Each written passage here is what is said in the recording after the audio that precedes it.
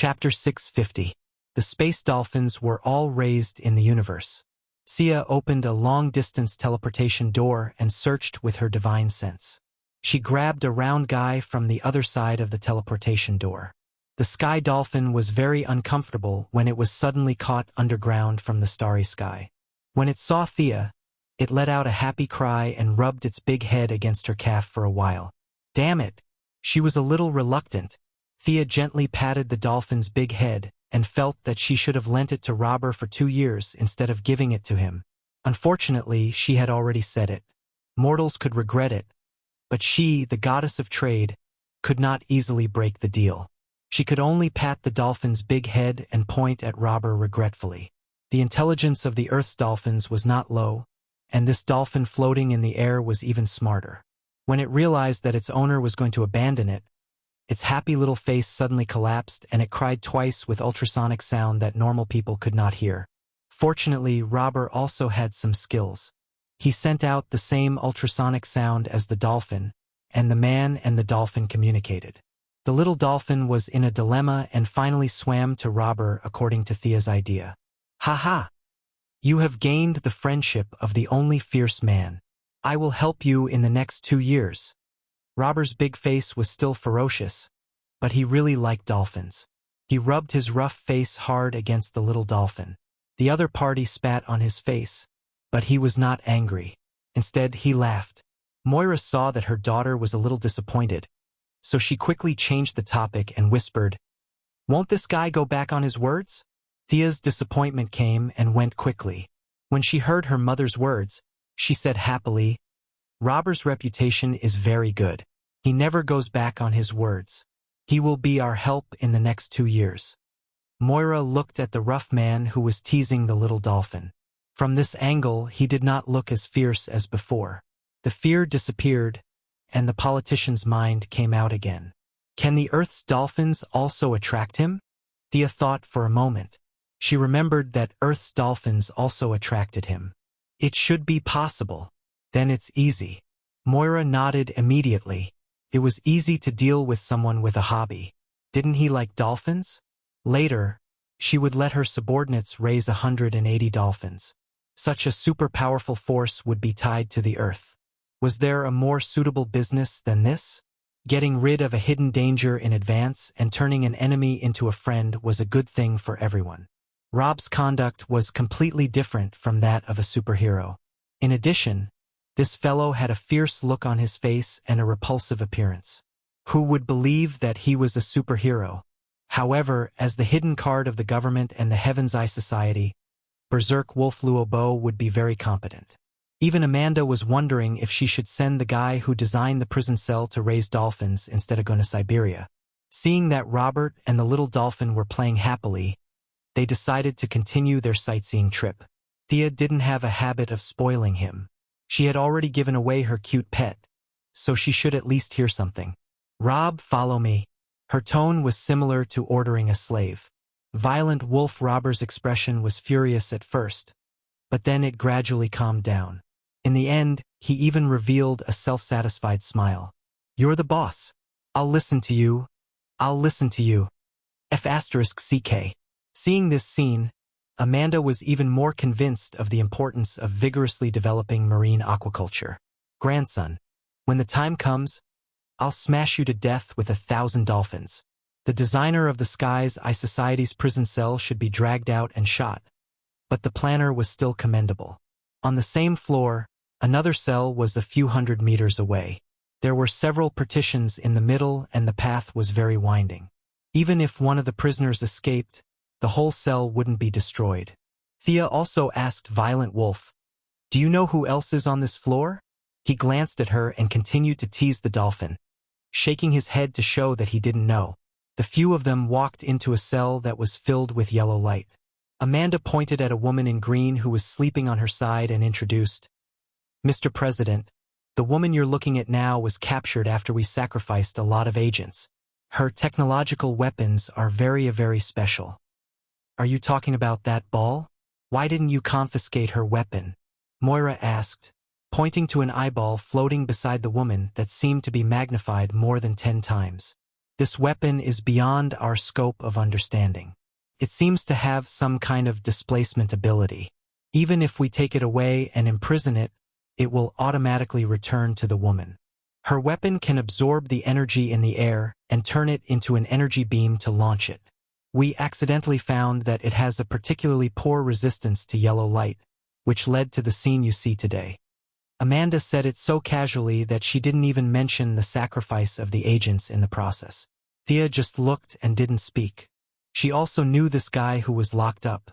She was the Queen of Emerald Eyes who came from the 31st century. Her weapon was the result of technological transformation of the eyes of an alien Green Lantern.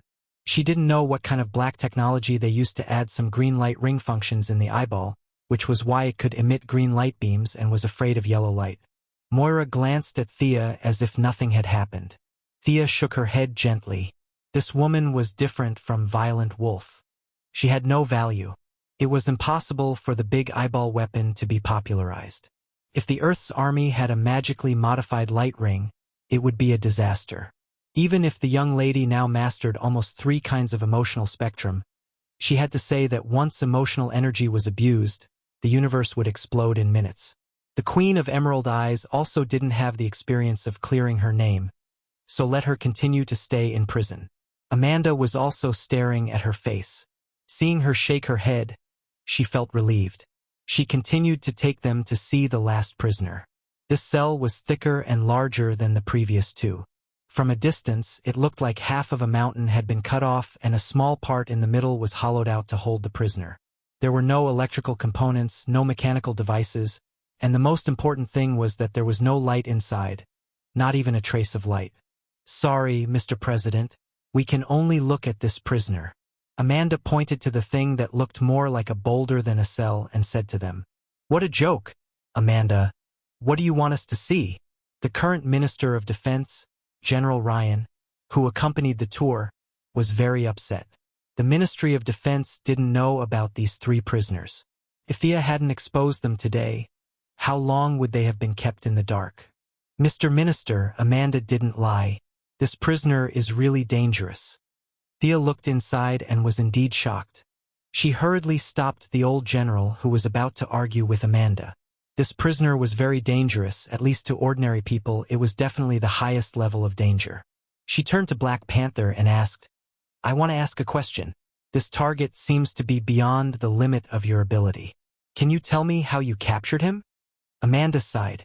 She had nothing better to do but offend the Ministry of Defense. She had no choice. This guy wasn't captured by us. He came here on his own accord. He called himself Johnny Solo. We've investigated him, and if his name isn't wrong, he used to be a mime. However, he disappeared due to an accident, and when he reappeared, his appearance had changed greatly. He claimed that he came here to surrender on the orders of a god called the King of Tears. Although we can't show you now, we still have the video from before. Amanda then handed Moira a tablet. Everyone, including Thea, came over to watch it. The video was very short. A well-dressed man walked into the Heaven's Eye Society's base calmly. Faced with several weapons aimed at him, he raised his hands and surrendered. Chapter 651. However, when the agents took off his hood, they were all shocked. He was glowing faintly, and there was a mask on his face. He didn't have the brain or hair that a normal person would have. There was only a mask on his face, and there was nothing behind it. After the agents of the Sky's Eye Society inspected him, an even more shocking fact was revealed. He was wearing human clothes, but there was no body. His suit, tie, and gloves were all just decorations. Other than calling himself Johnny Solo and surrendering to the Sky's Eye Society under the orders of someone called the King of Tears, he refused to reveal any information. When Amanda asked him to take off his mask, he said very seriously that anyone who saw his face would die. Seeing such a great danger to society, Amanda had no choice but to lock him up until today. Thea observed him for a long time. He wasn't lying. Anyone who saw his face would die. This guy's aura was undoubtedly that of a god's chosen. However, this King of Tears didn't seem to be a god from Earth. She wasn't surprised. There were very few gods, but there were also a lot of them. Earth had a bunch of gods, so there were naturally some on other planets as well. Hiromir, who was killed earlier, was a god from Mars. Rao, who Supergirl Fiora and the others always talked about, was also a god from Krypton. It wasn't surprising that there was a god that she didn't know. This King of Tears was different from the professional gods on Earth. He was more like a god of rules. The big rules such as time, space, life, and death. These were rules that even Darkseid was dumbfounded when he saw them. He couldn't understand anything else either. However, this god was different. He wrote a rule of his own, and that was to kill anyone who saw him. In Thea's opinion, this rule was too restrictive. One had to see him for it to take effect. According to this rule, the air would disappear when it saw him, and the stars would explode when they saw him. However, he couldn't withstand such a huge backlash, so he had to find a place to hide. This chosen completely followed his teachings. He usually wore a mask, but when he needed to, he would take it off. Wow, the world would be peaceful. This attack method was exactly the same as Diana's usual accumulation of power by wearing the Silver Guardian bracelet and the artificial spiritual talent that Thea had created for Cassandra. They both required daily accumulation. Seeing that Amanda was looking at her with hope, Black Panther couldn't wait for the Missy to quickly pull this bomb away and throw this planet at the edge of the universe as far away as possible. However, she was disappointed. Thea shrugged and said, "Sorry, I really don't know anything about this guy. I can only be sure that this god is not from Earth. This guy is a half-spirit. I don't think I can kill him with my current methods." As for the Tear King behind him, Thea frowned and racked her memory. She remembered that the King of Tears had come to Earth, but he was quickly defeated by the spirits and turned into a teardrop. Who is stronger between me and Ghost? Ghost has the problem of being strong at times and weak at other times, but overall he is still very strong. After all, he is the vengeful spirit of God. Just like the guardian of Oua planet, Ganthe once said that Ghost was not as strong as him, and he was pressed to the ground and called Daddy after 2 seconds. Thea was definitely stronger than Ganthe now, but she did not think that she could defeat the vengeful spirit of God. Among the people she had met so far, the strongest were the 3 demonic palaces, the Heavenly Father and Zeus, who had gone to create a Smurf. The only ones who were stronger than her were Hades, Mithrin, and a few others, but they weren't much stronger than her. The Heavenly Father should be on the same level as Zeus, and the 3 palace demons should be stronger than them. In general, the 3 palace demons were not as strong as Ghost. Thea felt that Ghost would not have any more trouble fighting her than fighting Ganthe. At most, she would last for 2 more moves. The conclusion made her unhappy. In the eyes of the real bosses, she was probably not much different from Amanda and the others. Ghost was not a suitable reference. It was hard to tell who was stronger between the King of Tears and Thea. She thought about it and decided to be more cautious. This King of Tears should be very strong, maybe stronger than me. I suggest that we keep him here. Amanda was speechless. Why would you keep such a dangerous person with me? Aren't you embarrassed? The young lady was very thick-skinned. She chose to ignore Amanda's resentful gaze. She pulled her mother out without saying anything. General Ryan did not dare to stay any longer when he saw that even a superhero like her was about to run away.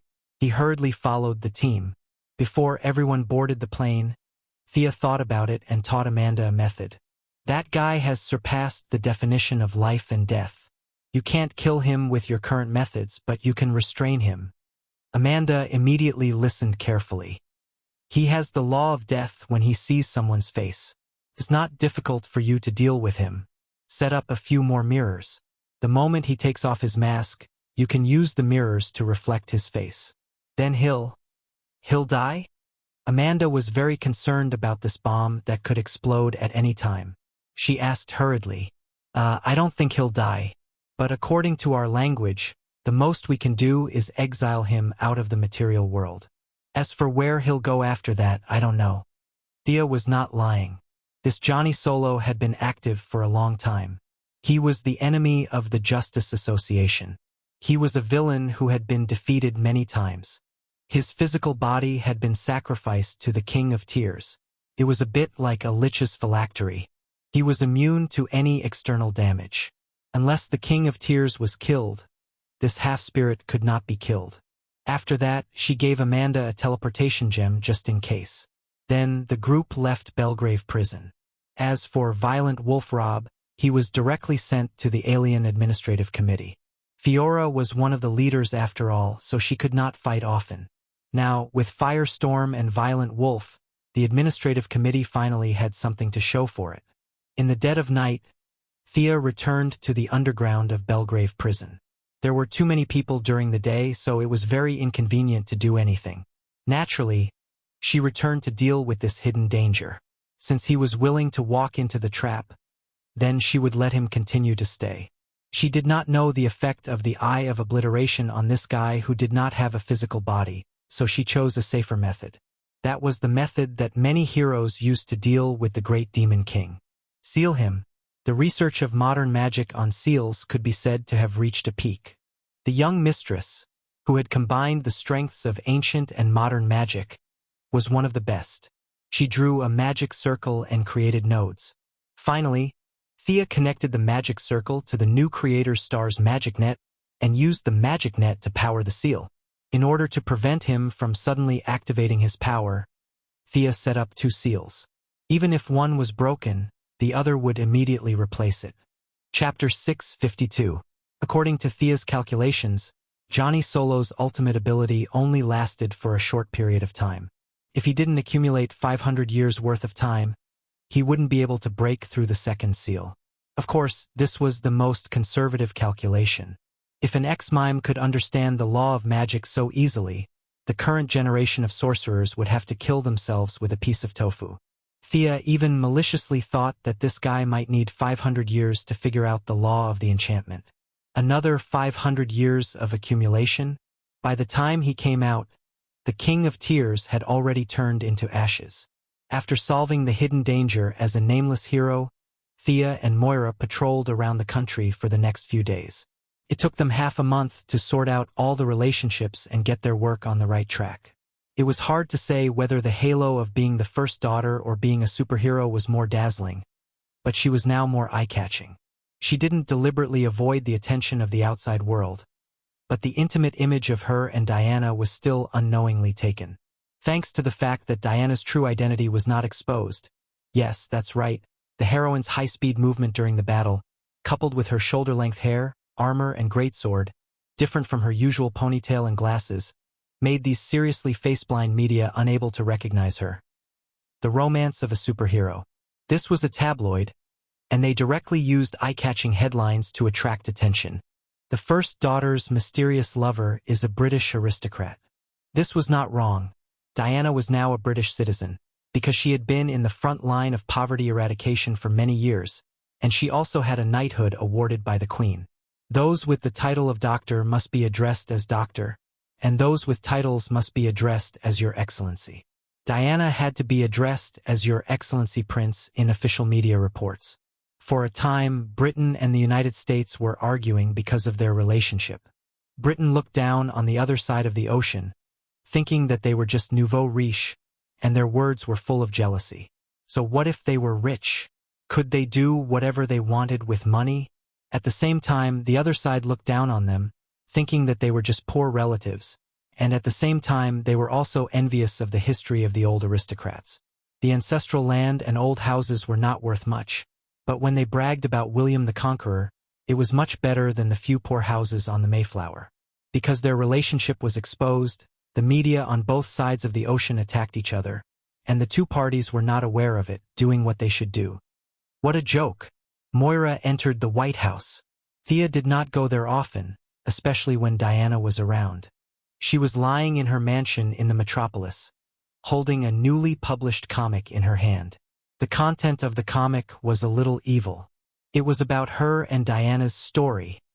The young mistress was engrossed in the painting. Her image was 70 to 80% similar to a certain Toria. The artist had most likely studied art at the foot of a basin, and the style of the painting was exquisite and beautiful. In order to show off the aura of a superpower and suppress the Englishman, a crown was added to her head, making her look even more alike. Because they did not know the true strength of the heroine, they made up a story about a queen rescuing a sick girl. The rest of the story was about the ancient aristocrats and the king of the new era meeting and getting to know each other, all the way to the end of the story where they fell in love. Valkyrie picked up the comic and flipped through it. The entire story was about how the young mistress was wise and mighty in fighting criminals, while she herself was a salted fish who only knew how to shout "Lulu, Lulu, Lulu." This made her very unhappy. How could they draw her so weak? Why am I so weak? This is too much. Looking at Diana's red face, Thea held her belly and laughed, causing Diana to chase after her. Diana's original purpose was to protect the Earth, and she did not want to expose her true identity. Although she was very unhappy, she did not run to the media to show her strength. However, 2 days later, she regretted it. A group of criminals somehow found out her whereabouts. In order to become famous, they avoided Thea, and more than 10 people with automatic weapons went to kidnap the sick girl, Diana Prince. Even with the wisdom of Athena, Diana was initially confused.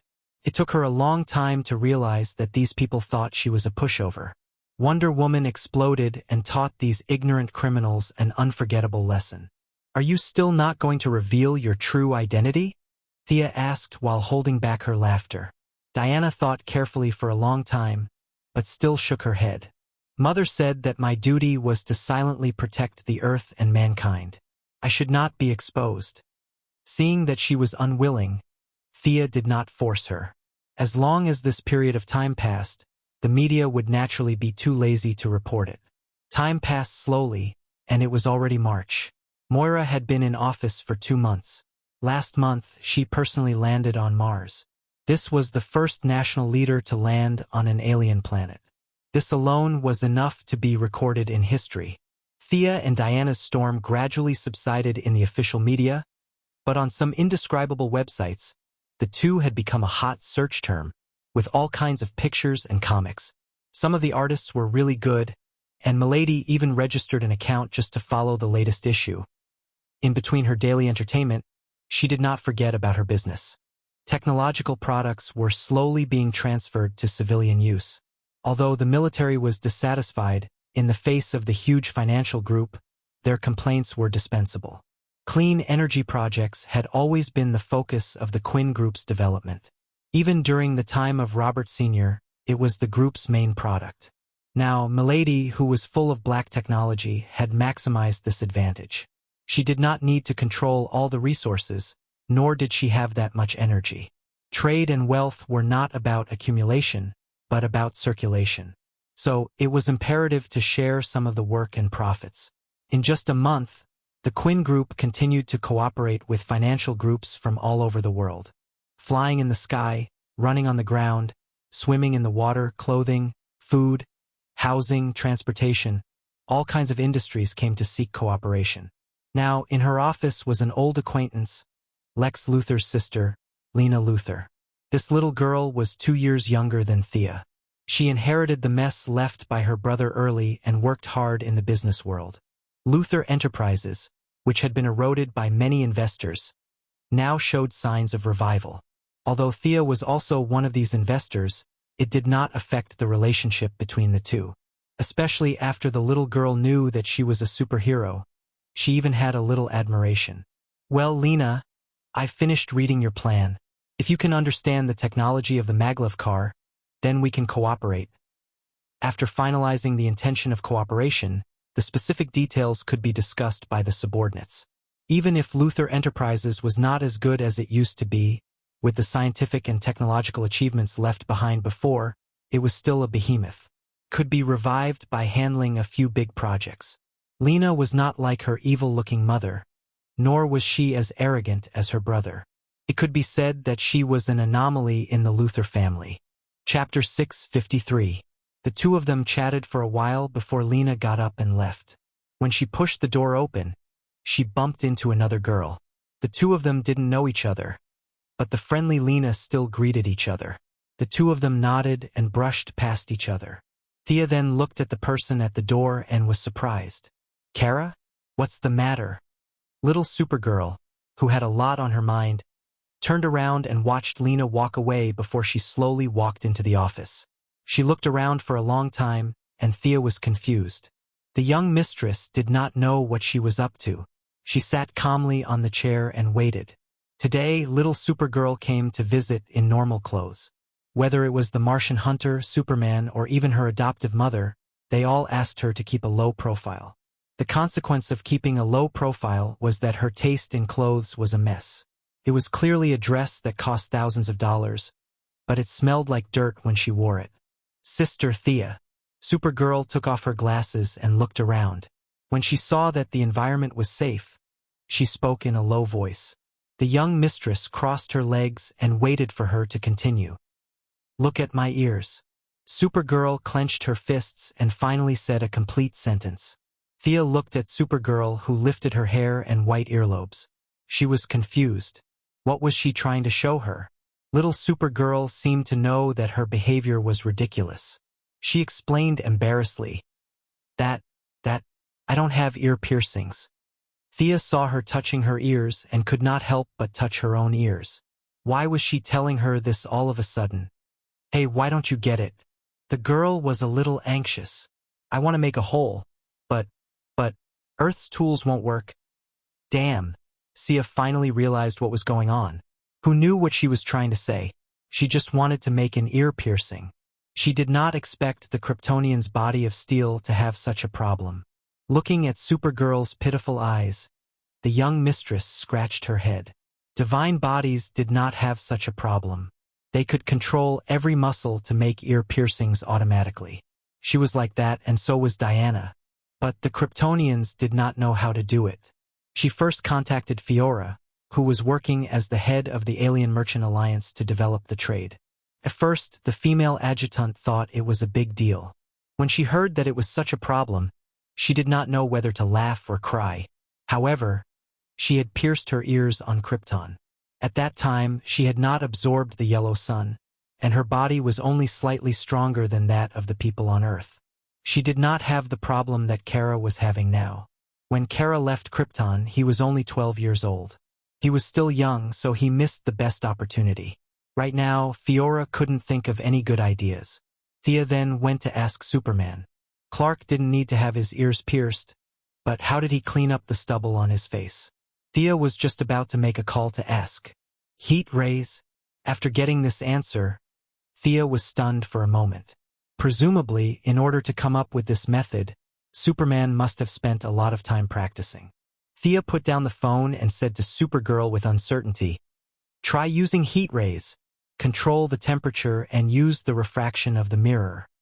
As it turned out, Supergirl was indeed an amazing warrior. She could learn all the skills related to combat in one go. Unfortunately, heat rays could only shave the stubble. If it was too much heat, the mirror would not be able to withstand it. If it was too little, it would be ineffective. Thea tried using her gaze again, but the effect was minimal. She was afraid that if she used too much force, Supergirl's ears would be destroyed. That would be a great sin. Let's do it the hard way. Follow me. The office could not do such a big job. Thea dragged Supergirl to Paradise Island. Diana also heard the news and came to watch the show. A fine gold drill paired with an electric drill that I added some speed. Come lie here. Let's try it. The young lady rolled up her sleeves, wore a hat, a mask, and a white lab coat. She held the electric drill like a mad scientist and gestured for Supergirl to lie down. Looking at the shiny electric drill in her hand, Supergirl would be lying if she said she was not afraid. However, when she thought about how others could wear earrings while she could not, she gritted her teeth and endured it. Kara lay on the rock as if she was going to be executed. Thea tied up Kara's hair, adjusted it, and pierced it into her ears. It had to be said that after being modified with advanced technology, her electric drill had a high conversion rate of speed. Paired with the fine gold drill, which was already hard to begin with, and added with toughness and sharpness enchantments, she had a 30% chance of piercing Kara's ears. However, reality gave her a slap in the face. The speed power she stole from reverse lightning ran wildly. The drill shattered into pieces and Supergirl screamed. Thea thought that something happened and hurriedly stopped. However, when she asked about the situation, she found out that it was too noisy. She sealed off Supergirl's 5 senses and ignored the bitterness on Supergirl's face. Thea took the electric drill and continued to strike. After drilling for 3 minutes, she stood up embarrassedly. The fine gold drill was ground to nothing. Under the high-speed rotation, it completely turned into powder. After pulling Kara up and blowing off the fine gold powder on her face, Diana and Thea looked at each other. Kara's earlobe was still small and clean. There was not even a mark on it. Maybe the fine gold isn't tough enough. Can we try a dragon tooth that is tougher and tougher? Forger Master Diana suggested. After a quarter of an hour, only half of the dragon tooth was left. However, Kara's ear was still nowhere to be seen. The little girl seemed to know that she had caused trouble for the two big sisters. She shrunk her neck and did not dare to say anything. Diana hugged her elbows and tilted her head. After thinking for a long time, she took out a dark green thin sword. Hermes' snake sword. It's one of the best even among the divine weapons. It contains a trace of space attribute. Okay. Thea happily took it. The two did not ask for the little girl's opinion. One sat on her, and the other pressed her feet. From afar, it looked like they were doing something bad. They gave Kara another round of punishment. The two big sisters were sweating from exhaustion. Perhaps the space attribute worked. They finally saw some effect. A small hole was made in Kara's ear. However, it was too early for them to be happy. Before the three girls could celebrate, they saw the hole in her ear closed instantly. Thea was so angry that her eyes were straight. She gasped for breath. You, forcing me to use kryptonite. Kara was also about to cry. Her healing ability was so strong. There was nothing she could do. Kryptonite could only be talked about. Unlike Superman, who had a complete outlook on the world and life, to a certain extent, he could rely on his willpower to resist the damage of kryptonite. Kara Danvers was just a little girl. She did not have willpower. As soon as Thea took out her kryptonite, she fell to the ground like a salted fish without even touching it. If there was direct skin contact, wouldn't the little girl die instantly? Why don't I use the holy sword? Can permanently damage Doomsday. It's easy to give you an ear, Thea said as she pulled out the holy sword. Did she have to make such a big fuss? Kara looked at the dazzling sword and felt his liver tremble. Diana looked at her lover in annoyance. You can't control that sword well, right? Do you have any technological means? Yes, technological means. Kara nodded like a chick pecking at rice. She was afraid that the holy sword would cut off her ear. Chapter 654. Technological means? If she had a choice, she would not have used the holy sword. It would be troublesome if she could not control such a powerful weapon. The young mistress went through the current technology and her own black technology in her mind, and she really thought of a way. When Luthor collected Superman's cells, he used a nano-level robot. Thea thought the robot's needle was kryptonite, but later she found out that Luthor used a fake kryptonite in order to not be discovered by Superman. Just like kryptonite, it could degrade Kryptonian cells, but the process was very subtle and unnoticeable. To be able to bypass Superman's super senses and blatantly harvest cells, one had to admit that Luthor was really powerful. The fake kryptonite should be able to solve Kara's current problem. It could even be used to shave Superman's beard and Fiora's hair and eyebrows. This technology was definitely not in the list of commercial acquisitions. Other than asking Luthor himself, she could only look at his records. Fortunately, Thea had a good relationship with Lena Luthor. She left Diana to accompany Kara and teleported to the Luthor group. Lena Luthor knew her intention. Of course, Thea would not say that she wanted to get her ears pierced. Her excuse was to deal with Kryptonian artificial weapons. Lena readily agreed to let her see Luthor's notes. Luthor was very knowledgeable and had deep knowledge in all walks of life. Thea stayed in Luthor's old house for half a day before she found the composition and manufacturing process of the fake kryptonite in the vast records. She did not need modern equipment to produce it. Firestorm had the ability to create inorganic materials out of thin air. She found the fat old man and told him about Luthor's notes in detail. She also consulted Berserk Wolf Rob's opinion and directly created a large piece of fake kryptonite. She returned to Paradise Island with this piece of kryptonite. This time it finally worked. Kara successfully pierced 2 ears and flew home happily. After a busy day, Thea was too lazy to go home. She decided to stay at Paradise Island for the night. The two rode their horses around the island twice. Thea saw that Diana was in high spirits, so she happily played with her. In the end, nothing happened to them. The two horses were so tired that they almost fainted. They had been staying at home with Hades every day, so there was no need for them to run like this. The two goddesses let go of the pitiful pony and strolled through the mountains. When they reached the top of the mountain, they happened to see the slowly descending sun. I really envy Kara. She's so carefree. She's so happy. The afterglow shone on the Valkyrie's face, accentuating her perfect cheeks and sharp nose. For a moment, she seemed to be enveloped by a sense of divinity. Thea didn't say anything. Instead, she sat on the ground. Diana also sat down. The two of them leaned closely together. You seem to be in a bit of a rush recently. I haven't seen this kind of emotion from you in a long time. Diana turned her face and looked into her lover's eyes. Thea did not mention that she suddenly felt a sense of crisis because of the King of Tears. She wasn't strong enough. So what if she was the King of Earth? It was just a matter of a finger in front of the real big shots, especially since she had sacrificed so much for this world. There were so many people who had ties with her. At first, she might have been able to run if she couldn't win. Now, could she still run? Even if she could run, how many people could she take with her? The Martian hunter was a good example. Although he didn't say it, Thea knew that he had always regretted that he didn't have the ability to save his people. In the face of a real catastrophe, how much stronger could she be compared to him? However, these words were not suitable for Diana to hear. The warrior god required more confidence. If Diana knew that there were so many big shots above her, it would be difficult for her to take another step forward. After thinking about it, she gave a reason.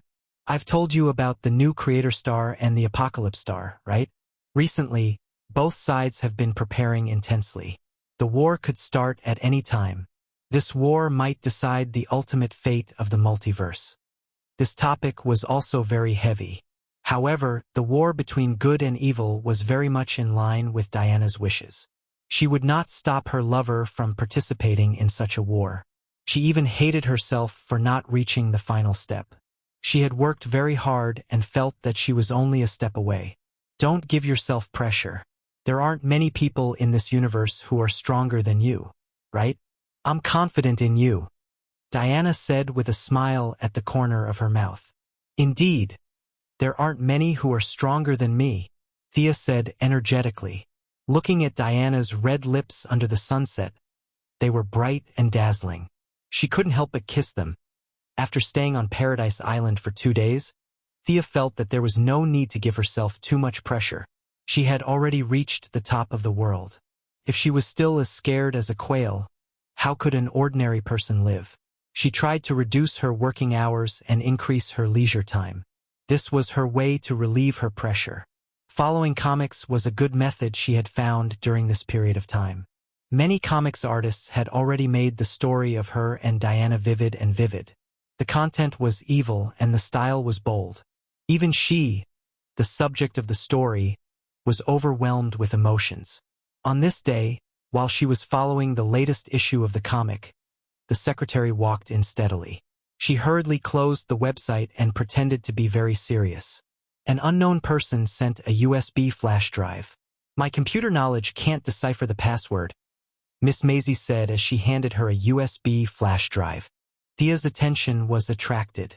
Miss Maisie had been by Luther's side for many years and could be considered a talent in various fields. There were not many things that she could not decipher.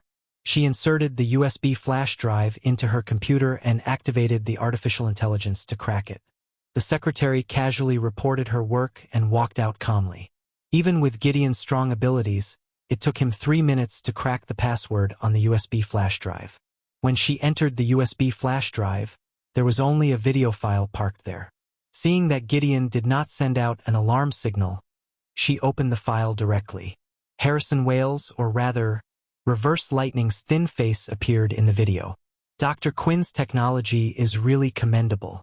This encryption is a technology from 500 years later. Your world is really scary. From the beginning to the end, I only have one goal, and that is to go home. When you see this video, I'm most likely no longer in this world. Oh no, I won't die. Reverse Lightning waved gently at the camera. I found the way home, but I want to say that I've been really happy in the 15 years I've been here. Reverse Lightning took off his glasses and rubbed his forehead. I hope you can help me pass the following video to Barry at the appropriate time. Hello, Barry. When you see this video, I'm probably no longer here, no longer in your world. As for whether I'm going home or going to another parallel universe, I can't say for sure. 15 years, I've silently watched you grow from a teenager to a young man. Although you'll hate me for killing your mother, I feel. Reverse Lightning was very uncertain when he said this. Chapter 655. In the end, Reverse Lightning didn't say what he didn't understand, so he vaguely missed the topic. Barry, we're not really enemies. I'm sorry about what happened to your mother. I'm here to give you what you need the most. Hand over what I'm about to say to the police.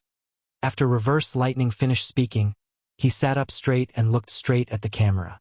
My name is Harrison Wales. My mind is intact and my body is healthy. I admit that on the night of March 18, 2000, I killed Nora Allen. I stabbed her chest with a dagger. Following that, Reverse Lightning described the events of that night, excluding the part about the power of speed, the time, the location, and the murder weapon. He described it as a normal murder case.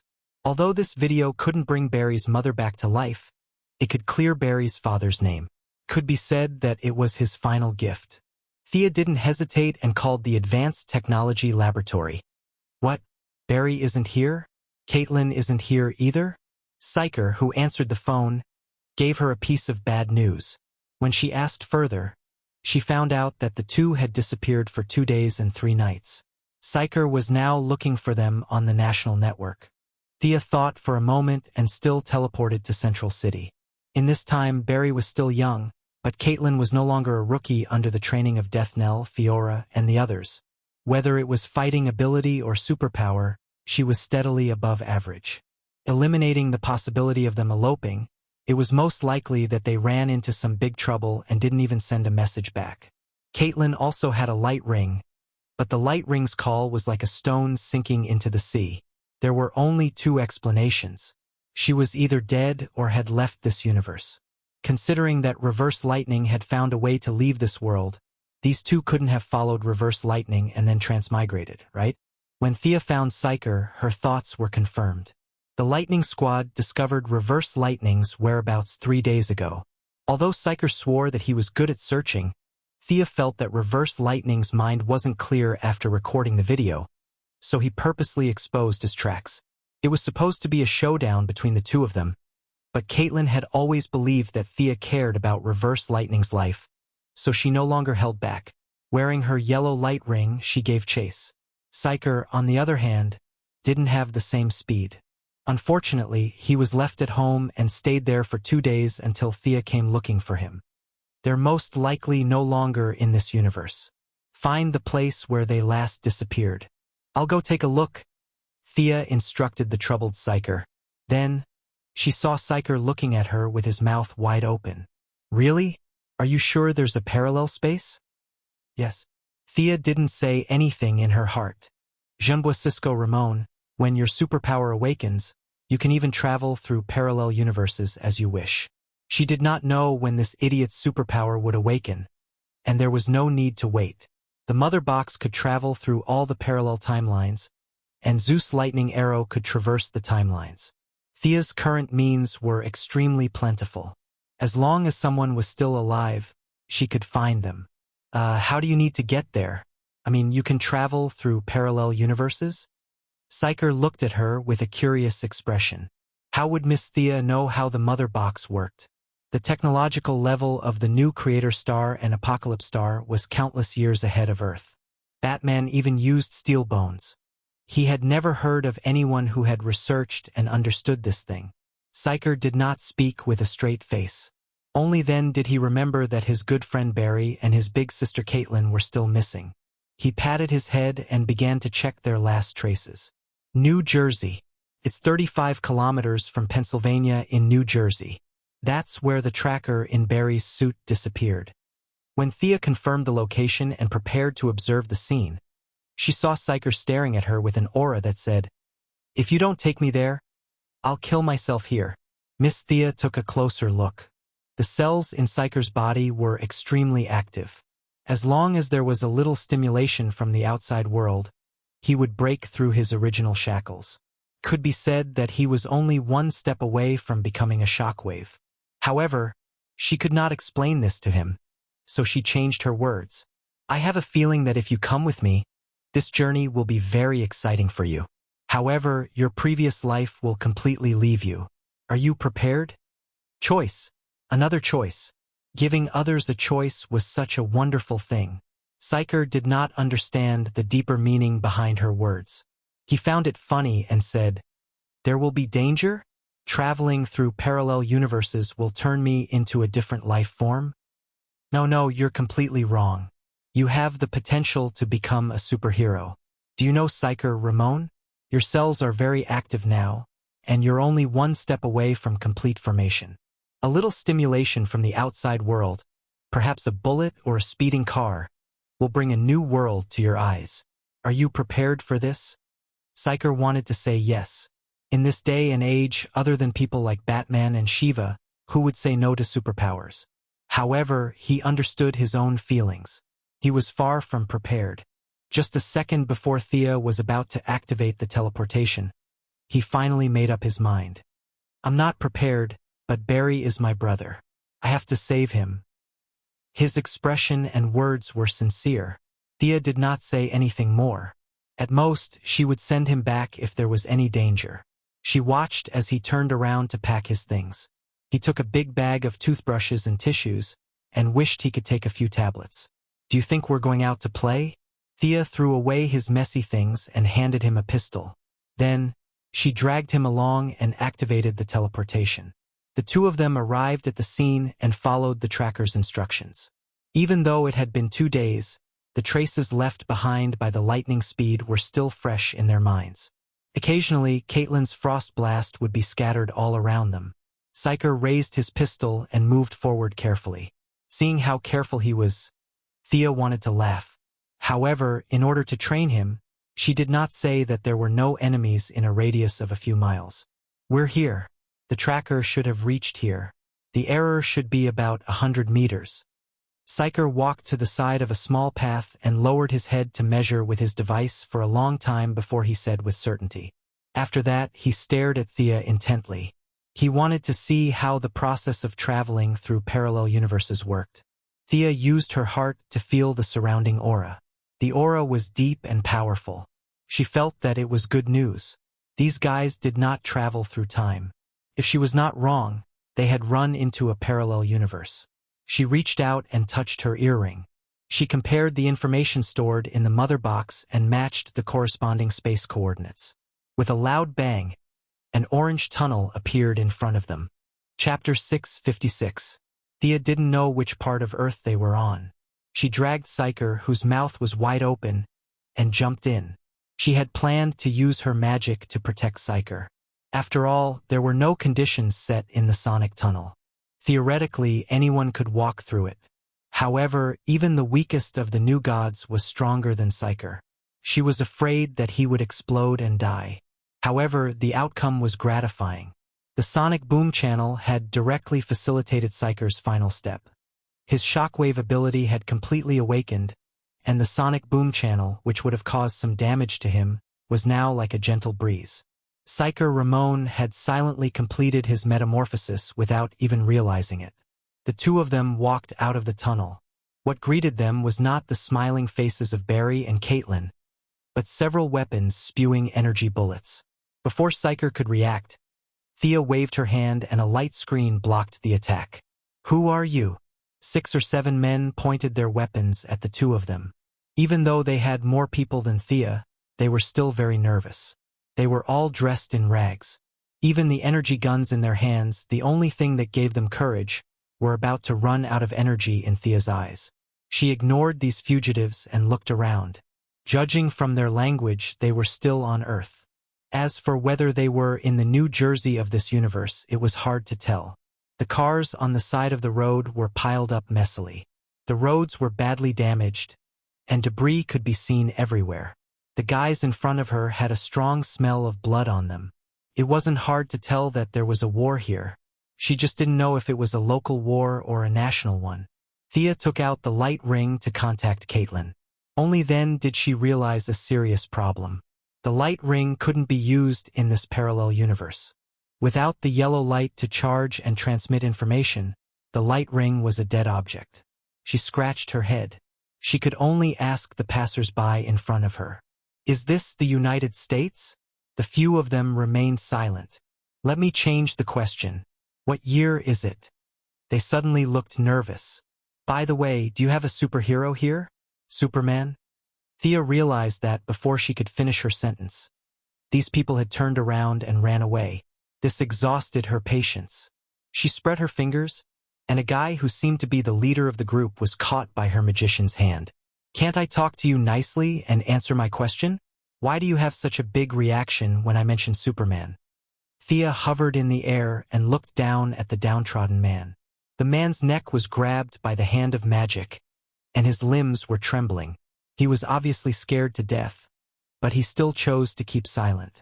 Thea, who had not used brainwashing for a long time, could only go back to her old profession. Now that she had become a god, the spell she was very familiar with was even more powerful. He tapped the man's forehead with his finger, and a large cluster of memories was quickly read. Thea frowned halfway through. There was something wrong with this world. At first, when she saw them gnashing their teeth at the mention of Superman, Thea thought that this was a superhuman world. However, after reading some of the memories, she knew that she had guessed wrong. The Superman here was still a good person, but he was invaded by the Apocalypse Star and was captured. Now, he had been transformed into the Apocalypse Devil Superman and was no longer the superhero he used to be. On the contrary, he had caused great damage to Earth. The Wasteland Wolf, the name of the Apocalypse Star's commander, was well known in this world. Even these ordinary people who were far away from the war knew this name because he was the conqueror of Earth. Countless superheroes fell at his feet, and now humans could only crawl at his feet and live on his grace. The man knew very little. He only knew that Superman was captured.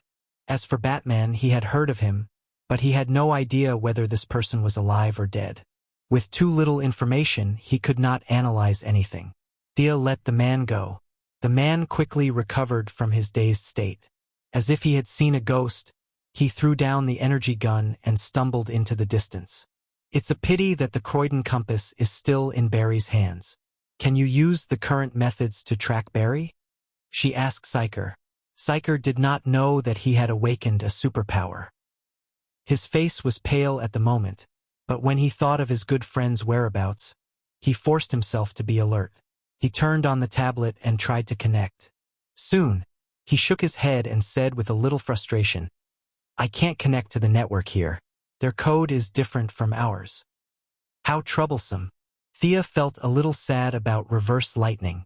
Everything was different in a new environment, and she had to adapt again. Fortunately, she was not reverse lightning who had lost all her speed.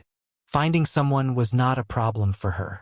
Divination was an important subject in both ancient and modern magic. Even if she had become a god, her attainments in divination were not as good as Madame Xanadu's. However, this did not mean that she did not know how to do it. It was just that she was not good at it. Under Psyker's confused gaze, she quickly drew a magic circle. After thinking for a while, she made a small figure of Barry out of the mud. With her attainments in magic, she did not need to add any hair or blood. She only needed to imitate Barry's spiritual characteristics. This nameless spell, which was a combination of divination and witchcraft, was instantly activated. Then, the small figure spun around a few times and finally pointed firmly to the south. She picked up the small figure and flew Psyker to the south. Along the way, it was a tragic sight. After killing 3 batches of apocalypse demons in a row, Thea had to cast a high-level invisibility spell on the 2 of them. These apocalypse demons were quite advanced in technology. They could see through ordinary invisibility spells. What happened to this world? Was it invaded by aliens? Initially, Psyker was scared out of his wits as he flew in the air. However, perhaps he was brave, or perhaps the tragic situation on the ground attracted his attention. When the two of them flew past the 9th human settlement that was destroyed by the apocalypse demons, the young mistress took out her whip and killed all the soldiers. After saving a dozen survivors, he finally could not help but ask Thea, "Everything is possible in a parallel world. I can only help where I can. First, find Barry. Believe me, I will make these bastards pay the price." The young mistress said firmly. Now that she was also a member of the new god tribe, it was her duty to attack the Apocalypse Star. It was just a Great Plains wolf. She could easily mobilize her magic army and crush him. Even the Heavenly Father might personally make a move. He had a deep-seated hatred for the Great Plains wolf for killing his wife.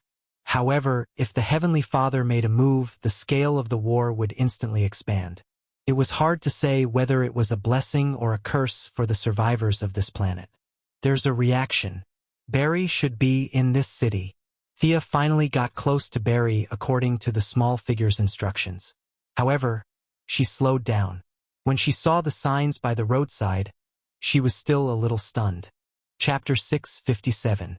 When Psyker saw her stop halfway through her sentence, he curiously followed her gaze. His eyesight was far inferior to the young lady's, but the awakening of his superpower had greatly improved his physical fitness. After squinting his eyes for a long time, he finally understood why Thea stopped talking. A rusty iron plate covered with blood and bullet holes was lying on the side of the road with the words, 15 kilometers away from Star City, written on it. Thinking that this world also had Superman and Star City, then a lot of things must also exist, he consciously shut his mouth. If he could think of something, the young lady would naturally be more clear about it. She also had this plate in her original world. The style of the plate and the font were exactly the same, making Thea feel that she had returned to her hometown. She laughed at herself and shook her head gently to get rid of this thought. This could not be her home was not here. It was just that the prosperous Star City in her impression overlapped with the dead city in front of her. She still felt a kind of anger that reached the depths of her soul. How many acquaintances of Star City were still alive in this world? Although those people theoretically had nothing to do with her, when she thought of Moira, Oliver, and even herself lying in a pool of blood here, she still could not be indifferent. Although she could not control her anger to the extent that she could use it casually, it was still a small achievement. Countless light red cyclones lingered around her body. Thea hurriedly withdrew her emotions, but a thought still formed in her mind. The wasteland wolves must die. The place that should be a holiday square in her impression was now full of corpses. There were apocalyptic demons but more ordinary citizens. No matter how rich or poor they were before, they were a group of pitiful humans in front of the enemy. The streets and alleys were full of chaos and depression. The city had been completely abandoned. Without using her supervision, she could sense that there were less than 100 survivors in the entire city. Psyker Ramon, do you regret coming here? At this time, Psyker was more agitated than she was. His lips were trembling. The tragic scene in front of him was really too different from his original idea. He usually only needed to hide behind the screen and watch Barry beat down the enemy. He did not experience any danger at all. He even had the leisure to give the enemy nicknames. This was too much of a joke in Thea's opinion. Now, facing the bloody situation, his beliefs were completely shaken. Superheroes not only bore the burden of glory, but also the burden in their hearts. Did he regret it? To be honest, Psyker didn't have as strong a conviction as Barry. He joined the Lightning Squad because he wanted to display his personal worth and not because he wanted to help others. This guy's neutral attribute was far greater than his righteous attribute. The reason he was able to get to where he was today was because of friendship. I have no regrets. With a bitter face to show that he is strong, Thea can only shake her head and sigh. This kid still has a long way to go before he becomes a superhero. She takes out the little man and continues to track Barry. The good news was that Barry didn't move from his position. The bad news was that he was hiding in an underground building. The building that was covered with a layer of lead seriously blocked her view. Psyker gripped his gun tightly and walked forward cautiously. Thea sensed that something was wrong and reached out to stop him. Immediately after, A sharp arrow pierced the ground 2 steps in front of his feet. Wow! Even though the other party didn't use any underhanded means and was clearly warning him, Psyker was still taken aback. This was the first time he had come so close to death. He quickly turned his head to look at Missy. He had a superhero that could move mountains and seas by his side. He wasn't afraid. However, his heart sank when he saw Thea staring at the man in black who jumped out from the opposite wall. The other party had his bow and arrow aimed at the 2 of them. He didn't know why Missy was in a daze. Psyker quickly raised his gun. It didn't matter if it was useful or not. This was the only thing he could rely on. Fortunately, at the crucial moment, his good brother Barry came out. Psyker never felt that the yellow lightning was so familiar. That guy?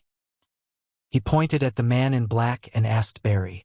Barry waved his hand to signal him to stop talking. Barry, who are they?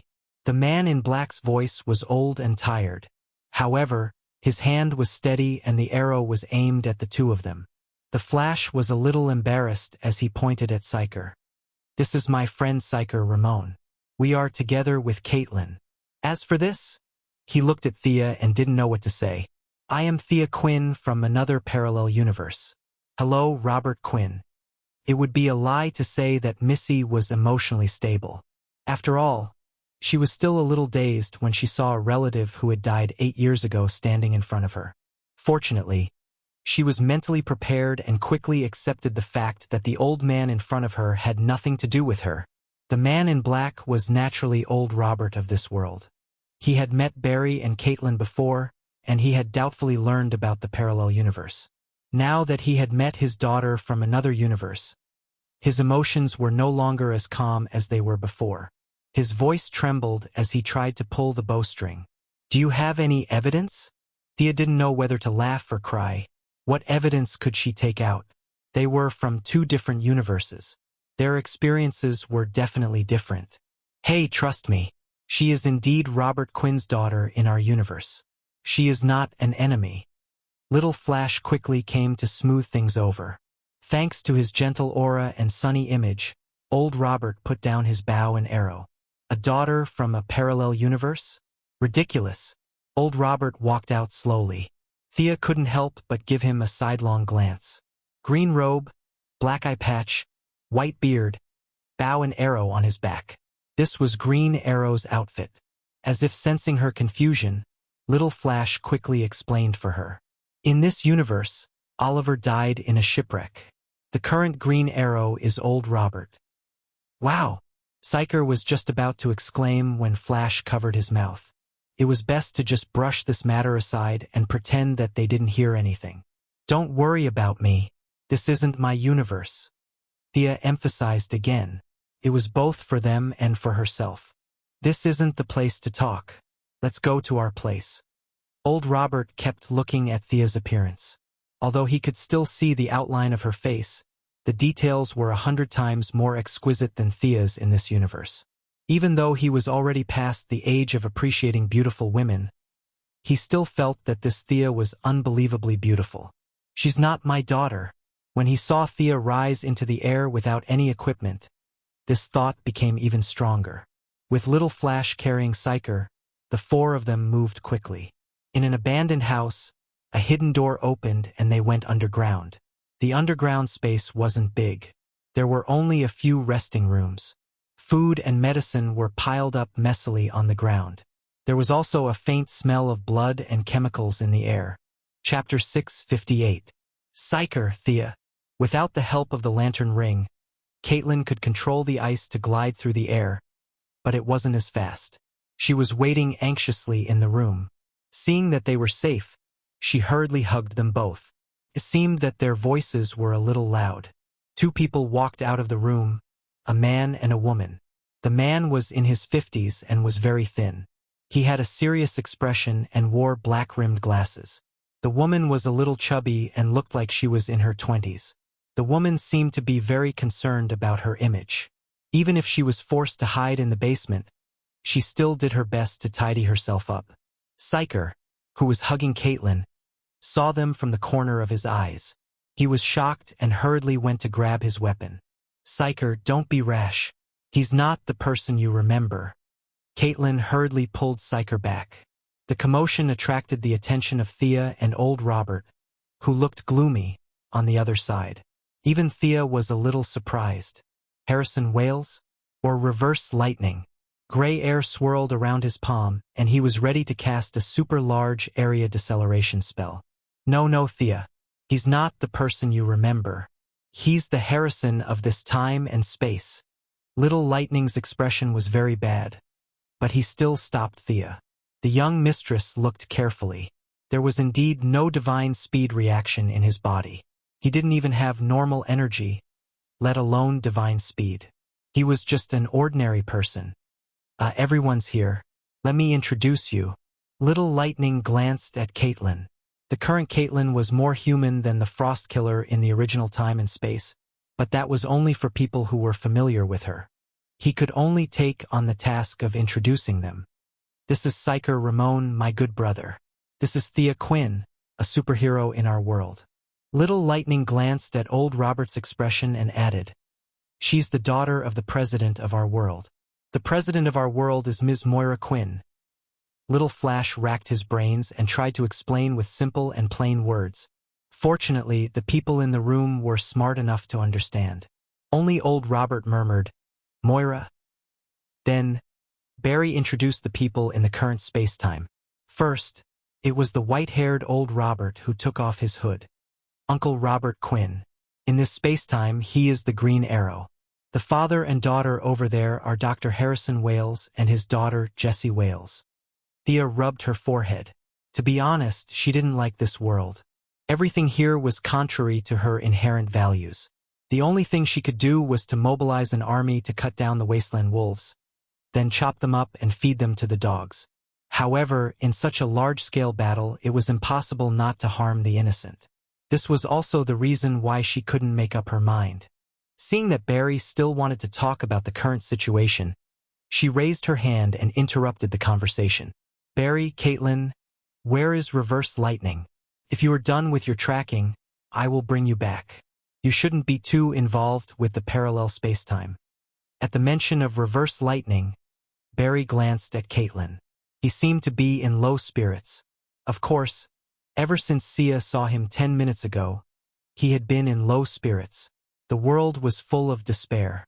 The decadence in the air and the rivers on the ground made him very unhappy. I saw it with my own eyes. Reverse Lightning was killed by another Extreme Speed. The superhero of this spacetime called that person Extreme Speed. Although he had avenged his mother, Barry wasn't happy at all.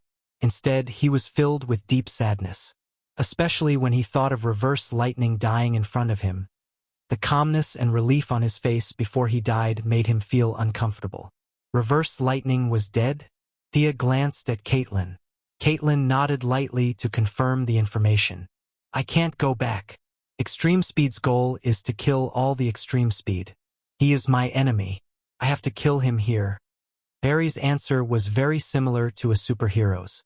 That was to kill whoever he saw. Thea felt that he was most likely doing the same. He didn't feel bad if someone else destroyed him.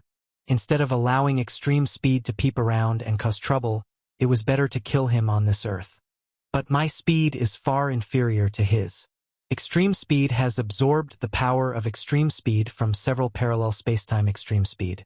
Now that he has obtained Reverse Lightning's part, he has far surpassed me," Barry said, a little depressed. Thea thought for a while. "That's easy.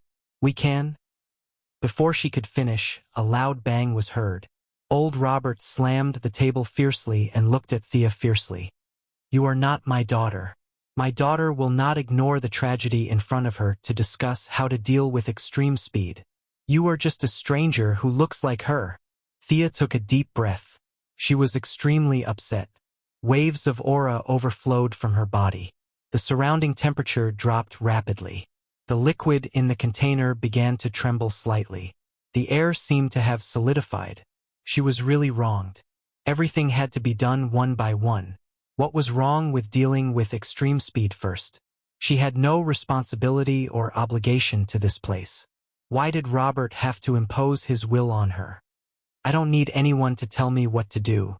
You're not my father either." He's kind and considerate of others. You just look like him. You're not him at all. The two of them were at loggerheads. Neither of them was willing to admit defeat. Don't fight. We can discuss. We don't have to deal with extreme speed. Little Flash saw that they were at daggers drawn because of him and hurriedly came out to smooth things over. Barry, you don't understand. I can feel that this old man is hostile to me. This hostility has been there since we met. Thea's understanding of emotions was unparalleled. Now that she was serious, she immediately noticed the abnormality. Barry listened and immediately stood beside Thea. If the other party was hostile, then there was nothing to talk about. He was ruthlessly played by reverse lightning. At this moment, Barry was weak and sensitive. He hated being lied to the most. Caitlin was even more so. Her palms were already filled with frost. She was ready to start a massacre here. The sudden change in the situation made Harrison and his daughter, who had been watching the show, a little confused. Are you guys so hot-tempered? Ignoring his weak body, he stood in front of them and signaled for them to stop. My feelings can't be wrong, Mr. Robert Quinn? Thea really wanted to understand where this hatred came from. Could it be that he knew that she was Old Ma's daughter in this world? The probability was not small. She could handle it calmly in the original timeline, but it was hard to say in this timeline. Old Robert hesitated for a long time. It was only when Harrison desperately signaled him with his eyes that he reluctantly said, "You are not my daughter at all. I noticed at first glance. You look exactly like the person who killed my daughter." Chapter 659. Thea heaved a sigh of relief when she heard that it was not an illegitimate daughter. As long as it was not an illegitimate daughter, she was confident that she could solve any problem. However, old Robert's words confused her. What did he mean? Someone who looked like her killed the Thea of this time and space? Was it someone from the Wasteland Wolves? The first thing that came to her mind was a spell. Her image must have been transmitted to the Apocalypse Star. Did the other party use a spell to kill someone using her appearance? This was the only answer that Thea could think of.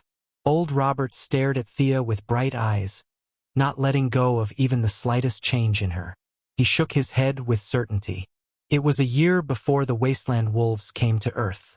That woman looked exactly like you. Thea's friends looked at each other. Barry understood. It should be someone from the parallel universe. Now that there are two parallel universes, it is normal to have one more. This answer could be deduced by anyone with a normal IQ. This was also the reason why old Robert did not make a move. He nodded. You are right. There is a third parallel universe. However, can Thea of that universe be as beautiful as her? That Thea can fly, release a kind of energy shockwave, hold a long sword, and have the same hairstyle as her. Oh, old Robert spoke with certainty. With so much evidence, Barry Sisko was a little hesitant. It was really difficult to have such a beautiful face. If Thea's current appearance was placed in the ancient times, she would be able to get tens of thousands of rough men to fight for her without using magic. Caitlin was also a little suspicious. Thea's secret power was not small. She was a part of it. Could it be that she was the one who killed the people? She began to secretly gather energy in her hands. If she failed, she would first freeze Barry's legs. Thea herself found it unbelievable. However, she insisted that it was some kind of illusion that bewitched these ordinary people. With a flick of her finger, a human figure as tall as her appeared beside her. To increase the recognition, she even made the illusion wear a big quilt and a holy sword. Is it this image? Robert shook his head. She then created an image wearing a long robe and holding a soft whip. If the Apocalypse Star used her image to do bad things, this image was the most likely. That's what it looks like? Robert Sr. continued to shake his head, indicating no. This time they realized that there was a problem. What did that person look like? Barry asked the question that was on everyone's minds. Old Robert began to describe with an ugly expression. She looks exactly the same as you. You both have blonde hair, but the color of your eyes is different. That woman has amber eyes. But his temperament was very cold, and he looked at us without any emotion, as if he was looking at ants. Looking at the image of Thea holding a holy sword, he had a look of disgust on his face. Her armor is similar to this one, but her armor is black. The sword in her hand is so black that it seems to be able to absorb light. There are blood-red inscriptions on the sword. I saw her plunge her sword into Thea's chest with my own eyes. After that, the sword emitted a thick red light. After that, her armor seemed to have absorbed Thea's blood, and there were many bright red lines on it. After that, the woman looked at me coldly and turned to leave. The room was silent. Everyone was a little confused, including Barry and Syker, who had known Thea for many years. They were all confused because Thea had always been like a cloud of fog. No one could tell what her specific ability was. How did she obtain her power? No one knew. Could it be that she obtained her power by slaughtering her parallel selves? I'm so angry. This was utter nonsense. There can't be anyone like me. Of course. Thea saw their confused expressions. If I'm not wrong, this woman should be a dark Thea. She's not me, and I'm not her. Thea was too lazy to explain the uniqueness of the goddess of wealth and trade to them. There might be a few Thea Quinn, but there was only one goddess of wealth and trade. Since we've come to this point, I'll tell you the truth.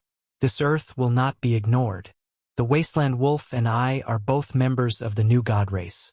He represents the evil side, and I represent the righteous side. My army can head to this universe at any time. There's only one Great Plains wolf, and there's only one me. Shocked by her resolute words, everyone's expressions became better. Of course, this might be because they heard that there were reinforcements. Thea had thought a lot. She didn't expect to receive such news when she came to look for Barry. There was a dark Thea Quinn in the multiverse. According to Robert's description, her weapon was similar to a holy sword. There was no possibility of a new god. All the new gods in the universe were in the new Creation Star and Revelation Star. Every time a new god was born, they would be recruited. However, the path to becoming stronger in this multiverse was not limited to the new gods. Not to mention others, once Zeus returned to his main body, he would be able to beat up the new gods apart from Uncle Da. Even existences like the 3 palace demons could fight Uncle Da head-on. It was hard to guess what the dark Thea had up her sleeves. Thea could only be sure of one thing. She didn't have the advantage of foresight. There were 52 parallel universes. It was impossible for 52 transmigrators to fall from 52 parallel universes, right? There was only one transmigrator who fused with her. The other party must have come this far without knowing anything about the world. Amazing. As expected, the dark state was 5 times stronger. She had spent so much effort to reach her current level. She was probably 100 times more hardworking than she was. In order to strengthen their impression, Thea took out the holy sword. Everyone was bathed in the warm fragrance of the holy sword. See? This is my sword. I don't know if there are any stories about King Arthur in your world, but this is the legendary sword of the lake. It turned out that this world wasn't much different from their original time and space. There was Christmas and King Arthur. Such a positive atmosphere couldn't be faked. Robert finally let down his guard. Thea asked about Robert's family in this time and space. After listening to his story, she was a little sad. Oliver didn't have any talent and died in a shipwreck. Old Luo went through a lot of hardships and learned a lot of skills before returning to Star City. The first one to bear the brunt was Malcolm. The 2 friends started a battle of life and death. In the final stage, Moira blocked Malcolm's arrow, and old Marco was shot to death by old Luo. Lying in her husband's arms, Moira redeemed herself and closed her eyes with a smile. Thea here didn't have the help of a transmigrator. It was still version 1.0. She skipped school and drank too much. Old Luo took care of his daughter. He managed the company during the day and fought criminals at night. After 2 years, he finally changed Thea's bad habits. Unfortunately, he was stabbed to death by the dark Thea from another world. Chapter 660. After the sadness, old Robert buried his beloved daughter and left Quinn's old house where his wife and daughter were in eternal rest. He guarded Star City alone for 2 years until the Wasteland Wolf arrived on Earth. Great. The young mistress was speechless. Her acquaintances from that space-time were all dead here, one after another. Other than you, are there any other superheroes in this world? Are they? Psyker couldn't help but ask. When this question was brought up, everyone in this time and space was in low spirits. Seeing that the two old men were unwilling to answer, Dr. Harrison's daughter, Thea, looked a little chubby. Jesse Wales answered, Batman, Superman, and Wonder Woman are our strongest heroes here. Oh, you have Wonder Woman here too? Thea's curiosity was instantly piqued. Jesse looked at her carefully. The Wasteland Wolf used a device to control the humans of the world. Batman sacrificed himself to blow up the enemy's command tower and control center, saving everyone. However, the price was still too high for humans to bear.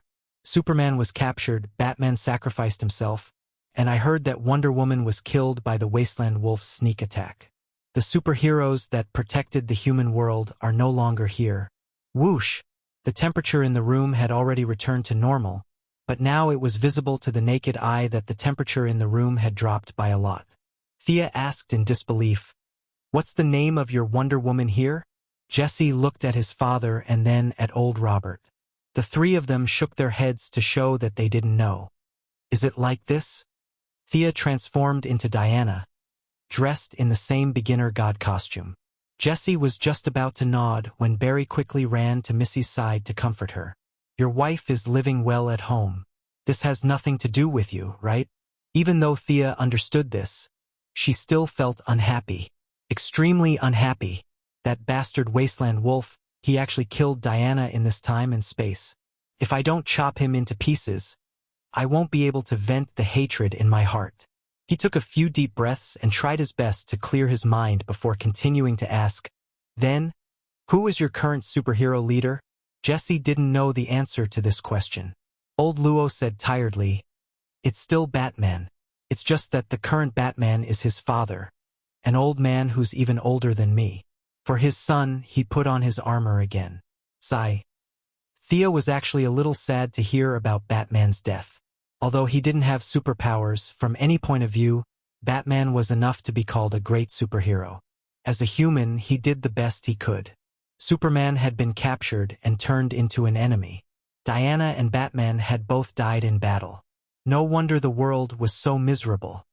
Are there no other heroes other than Batman? Thea did not expect much from old Batman.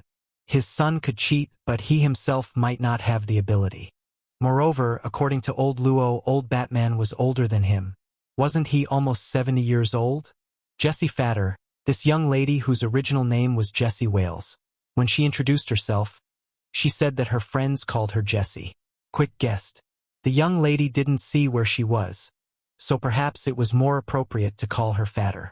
Of course, this Fatter was Sia's inner respect for her. This young lady wasn't too fat, just that her face was big, and her body was very well proportioned, with an extra layer of meat compared to ordinary people. The lady's face glowed as if she had mentioned her idol. She said excitedly, Hawkgirl. Hawkgirl is now the representative of the superheroes in our world. After the fat lady finished speaking, she glanced at Thea and Barry. She was a little surprised when she found that they were normal. Hawkgirl doesn't exist in your world? Barry directly said that he had never heard of it. Thea scratched her head. Horus was killed by her, so Hawkman and Hawkgirl should no longer exist. However, this was in her world and her timeline. The fusion of new gods was unique, but the old gods, especially the gods of faith, had different laws. There might be gods with the same name and divine title. Therefore, it was not surprising that there was a Hawkgirl in this time and space. However, Hawkgirl was actually the strongest superheroes in this world. This was simply a tragedy. That poor little bird that only knew how to swing a hammer. Thea felt that she could beat her when she was still skateboarding. Now that such a character was carrying the burden, it was no wonder that this world was filled with despair.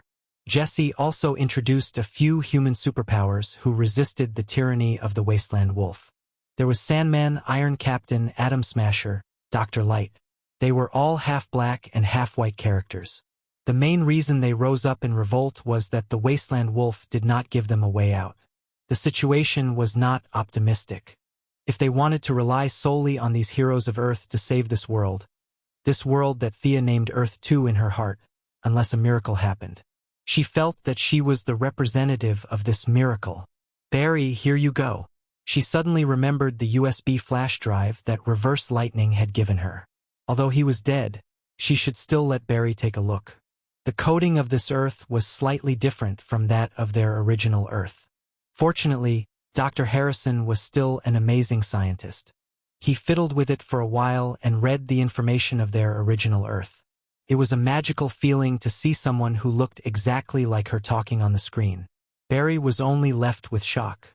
He did not expect Reverse Lightning to leave this video behind. Other things aside, at least his father could be cleared of his crimes and stand in the light of day again. Although Thea had secretly pushed for his father to be released for medical treatment, Barry was still very excited to be cleared of all his crimes. Psyker did not know how to persuade his good brother. The few of them had complicated feelings towards Reverse Lightning. They had trusted him so much before, but he had betrayed them and now he was dead. However, when they looked back, they did not know what to do. Do you want me to send you back to deal with your father's matter first? Thea felt that Barry's condition was very bad. He would not be able to provide much help in the upcoming army-level battle. However, just as she finished speaking, a low voice sounded around them. He's not going anywhere.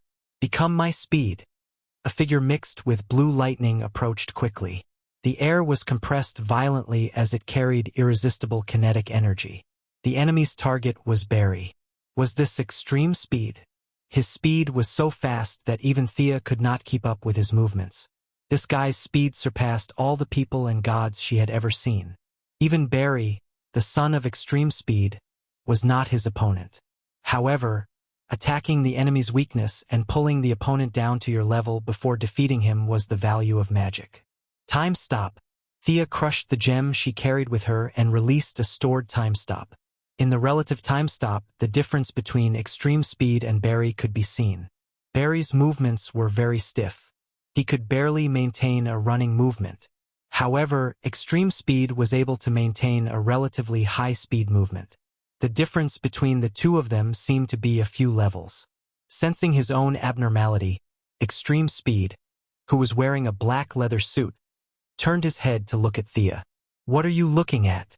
Ever since she came to this world, she had never been in a good mood. A truck full of acquaintances had died, and there was also a dark Thea causing trouble in the multiverse. No matter how she thought about it, she could not be happy. Now that there was a guy who was not afraid of death looking for a beating, she would send him on his way. Slap! She raised her soft whip and used the silver fire that was as bright as the stars.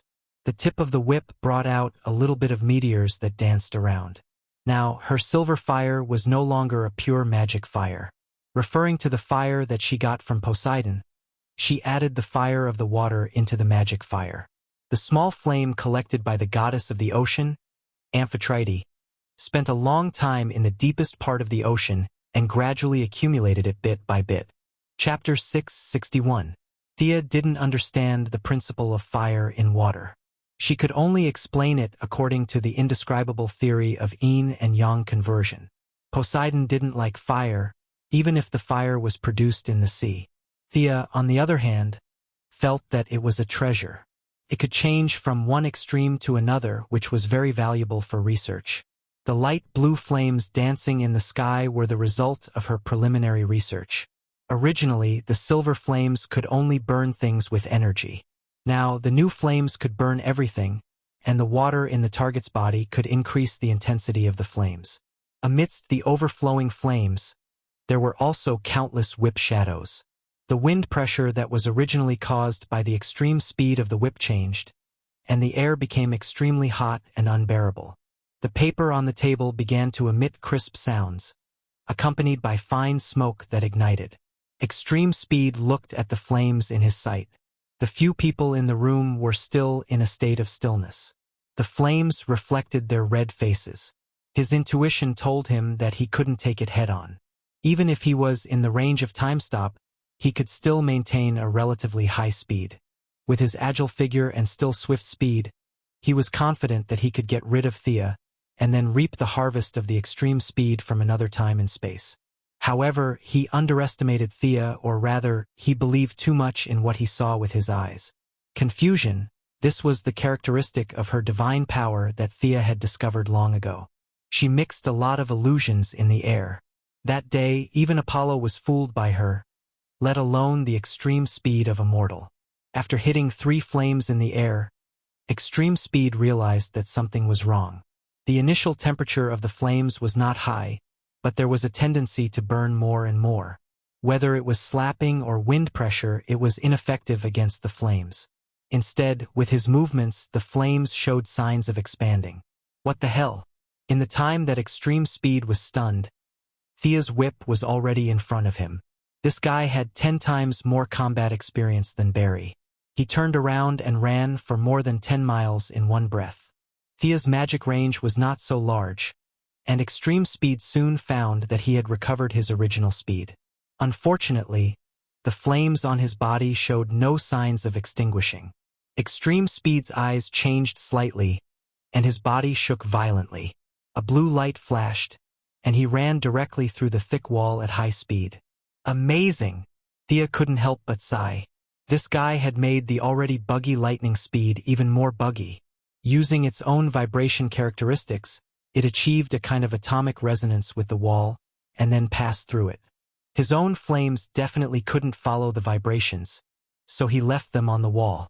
The principle behind this move wasn't difficult, but finding the frequency of the wall's vibrations and making his body resonate with it required a lot of time and experimentation. Thea put away her time stop and teleported them out of the basement. The cramped environment restricted the other party, but it also restricted her. "Caitlin!" she shouted. Frost Killer, who could be considered to have been trained for a long time, immediately activated a large spell around them. The heat within a radius of 100 meters was completely absorbed, and the temperature plummeted. This move was both offensive and defensive. It had been effective against reverse lightning back then, and it would be effective against Extreme Speed today as well. Caitlin had just unleashed her ultimate move when she was already in front of him from miles away. As soon as he entered the range of 100 meters, Extreme Speed's body began to lose heat rapidly, which greatly reduced his speed. Unwilling to give up, he once again widened the distance and rushed over from another angle. The result was disappointing. Caitlin's move was actually quite stupid, but he really didn't have a good way to break it. The freezing effect on Extreme Speed was too fatal. Even if he was the fastest in the world, he couldn't break through in a short time. "The Flash! Your speed is mine." After a few consecutive attempts, Extreme Speed knew that he would most likely return empty-handed today. His mouth was useless, but he still wanted to use a wave of words. Barry was just about to reply when Thea stopped him. "Physics? Magic can't be resisted like that." 5 fingers spread out, aiming at Extreme Speed from afar. Thea softly spat out a syllable. "Internal explosion." So what if Extreme Speed could shake off his flames? Magic was controlled by spiritual power, and it had directional properties. Temporarily changing the atomic structure could shake off the magic, but unless he maintained the resonance frequency of the wall forever, once he returned to his original state, the magic would entangle him like gangrene attached to the bone. Some wizards' curses could last for thousands of years with the bloodline. Now that Thea had hurriedly cast the spell, it didn't need to last that long, but it could still last for dozens of minutes. If Extreme Speed disappeared without a trace, his spiritual power wouldn't be able to detect it, and there would be nothing he could do. But Extreme Speed stopped and wanted to use his mouth to escape. How could Lady Caitlin let him run away after showing off? Relying on the connection of spiritual power, Thea directly transformed the contaminated water in Extreme Speed's body. A small ball of fire was born in his body, and then it was directly detonated by Thea. Extreme Speed could also be injured, and his internal organs were not much stronger than ordinary people. Extreme Speed was shocked when he felt the abnormality in his chest and lungs. He didn't have time to think carefully and turned around to run. In less than 1,000th of a second, an explosion occurred in his body. Although he had run more than 10 miles away, a bloody hole was blown out from his liver to his kidney to his entire abdomen. The explosion happened too suddenly and too strangely. Extreme Speed was not prepared at all, and he started to bleed profusely. He could no longer maintain his high speed and stumbled to the side of the road, vomiting mouthfuls of blood. His chest and abdomen were badly mutilated, and his special anti-wear suit was blown open. Blood flowed freely from the wound, and the whole ground was completely dyed red. "Kill him quickly.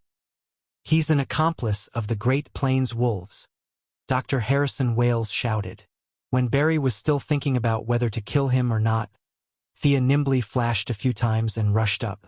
Taking advantage of his weakness to kill him, this guy would definitely be a disaster if he was left alive. While she was rushing, the soft whip in her hand did not stop. A large amount of flame was attached to the tip of the whip. As long as extreme speed was entangled, he would definitely be burned into ashes. Bang! The distance between the two was quickly shortened. Thea's speed was indeed not as fast as extreme speed, but when one of them stood still and the other ran, it was not even a tenth of a second. She raised her arms slightly, and the soft whip rolled towards extreme speed, who had no resistance. Her movements were considered fast in the eyes of ordinary people, but in the eyes of extreme speed it was still very slow. He knew that he had to dodge, but unfortunately his injuries were too severe. With this level of injury, even if he sped up the cell healing, it would still take him more than half a day to recover. He watched as the soft whip wrapped in flames drew a beautiful arc in the air and rolled towards his neck. His limbs were weak and he barely took half a step back. At the critical moment, bang! There was an explosion, and a portal rose up on his left. 3 people jumped out of the portal. The white-haired woman in the lead raised her hand and launched a fierce ice blast without thinking. The tip of the whip was blocked by her for a moment, and Thea could only shake her wrist to retrieve the soft whip. The remaining 2 people hurriedly pulled her back. Chapter 662. F***CK. Thea looked at these troublemakers and couldn't help but curse. The woman who blocked her attack first had white hair and black eyeshadow and was wearing a leather jacket. The man behind her had fire in his eyes, hair, and hands. The other was short and wore a long trench coat and sunglasses. "Haha! I'm dying of laughter. Psyker, Caitlin, look at your image in this world. Here, Extreme Speed is a bad guy. Psyker, Caitlin, and Ronnie are also bad guys." Thea held her stomach and laughed. Extreme Speed was the biggest threat. These guys looked scary, but she didn't take them seriously. With a whoosh, little Flash finally came to her side.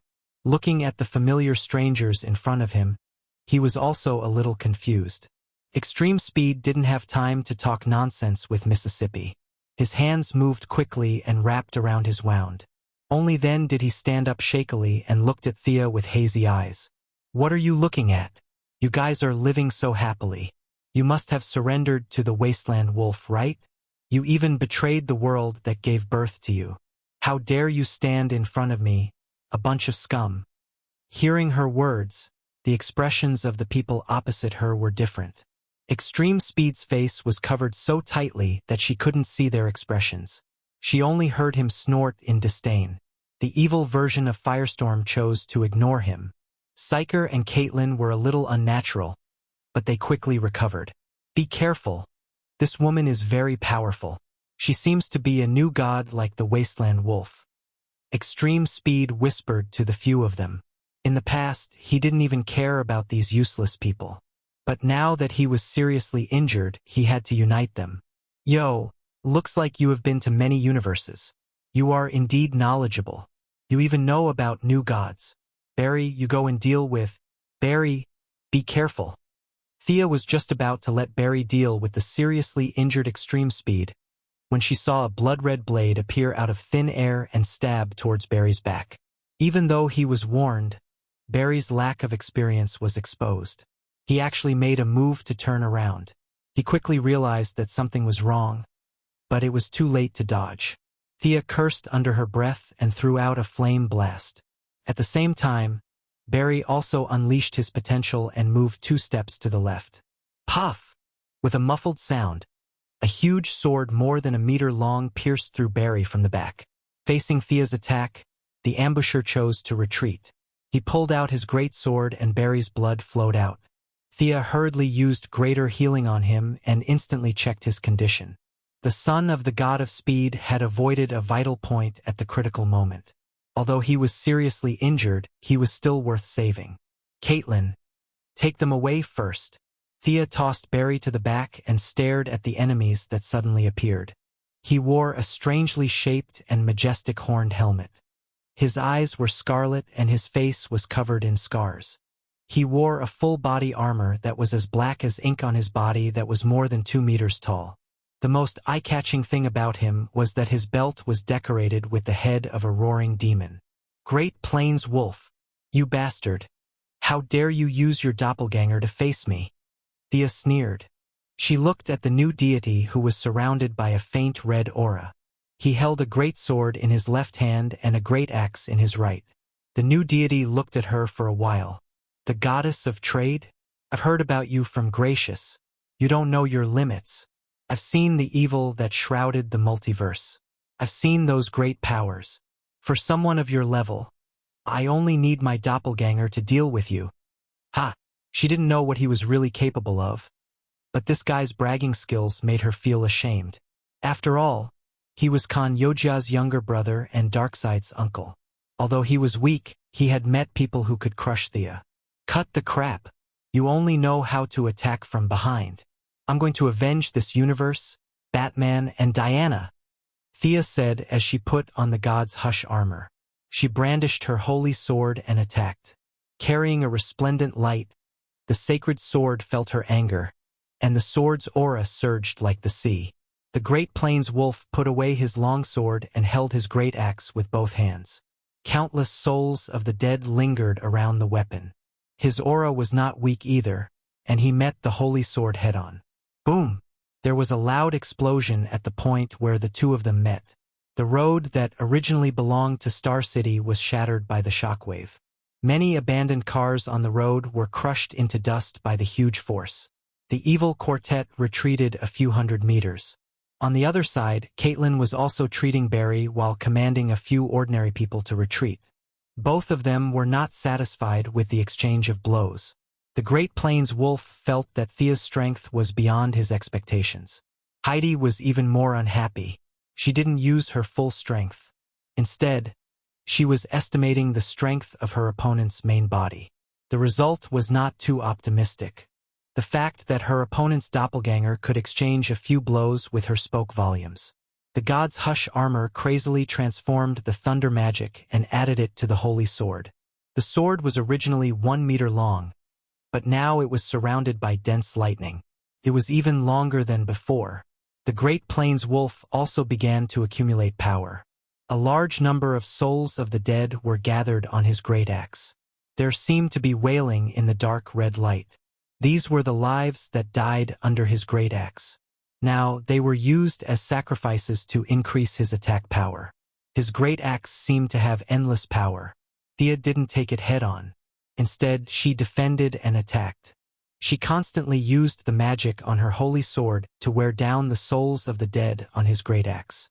The Great Plains Wolf saw through her intention and attacked even faster. The two of them exchanged 3 blows. When the Great Plains Wolf blocked Thea's attack and the two of them passed by each other, he directly took out his greatsword and turned around to stab at her. Clang! His greatsword was knocked away. Thea was already prepared for his sneak attack. She blocked his sneak attack with her holy sword and took advantage of the momentum to cut his waist. Ha! The Great Plains Wolf's lower abdomen shrank slightly. The evil ghost head that she thought was just a decoration suddenly came to life and bit at the holy sword. Although it was burned to ashes, it also bought time for the Great Plains Wolf to pull away. Although it was only one move, the Great Plains Wolf, who had rich battle experience, could see that Thea had been hiding her strength. She maintained a stalemate with the previous few moves just for this last move. She was really insidious.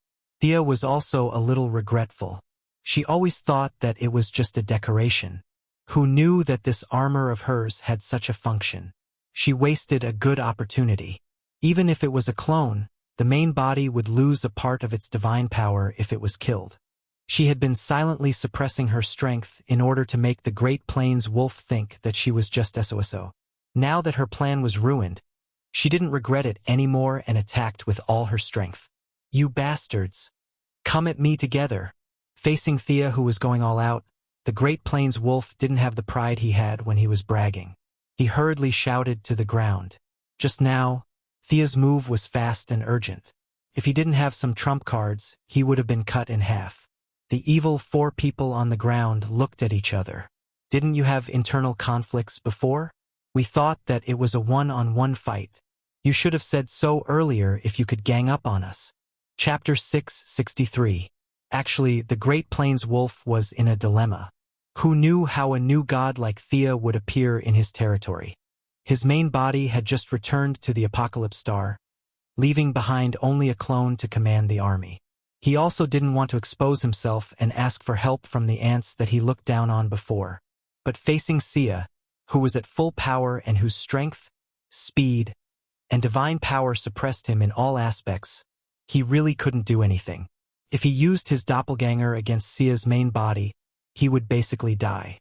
Helplessly, he revealed his true strength. Ignoring the others, extreme speed, who had always been unruly, stared at the Great Plains wolf thoughtfully.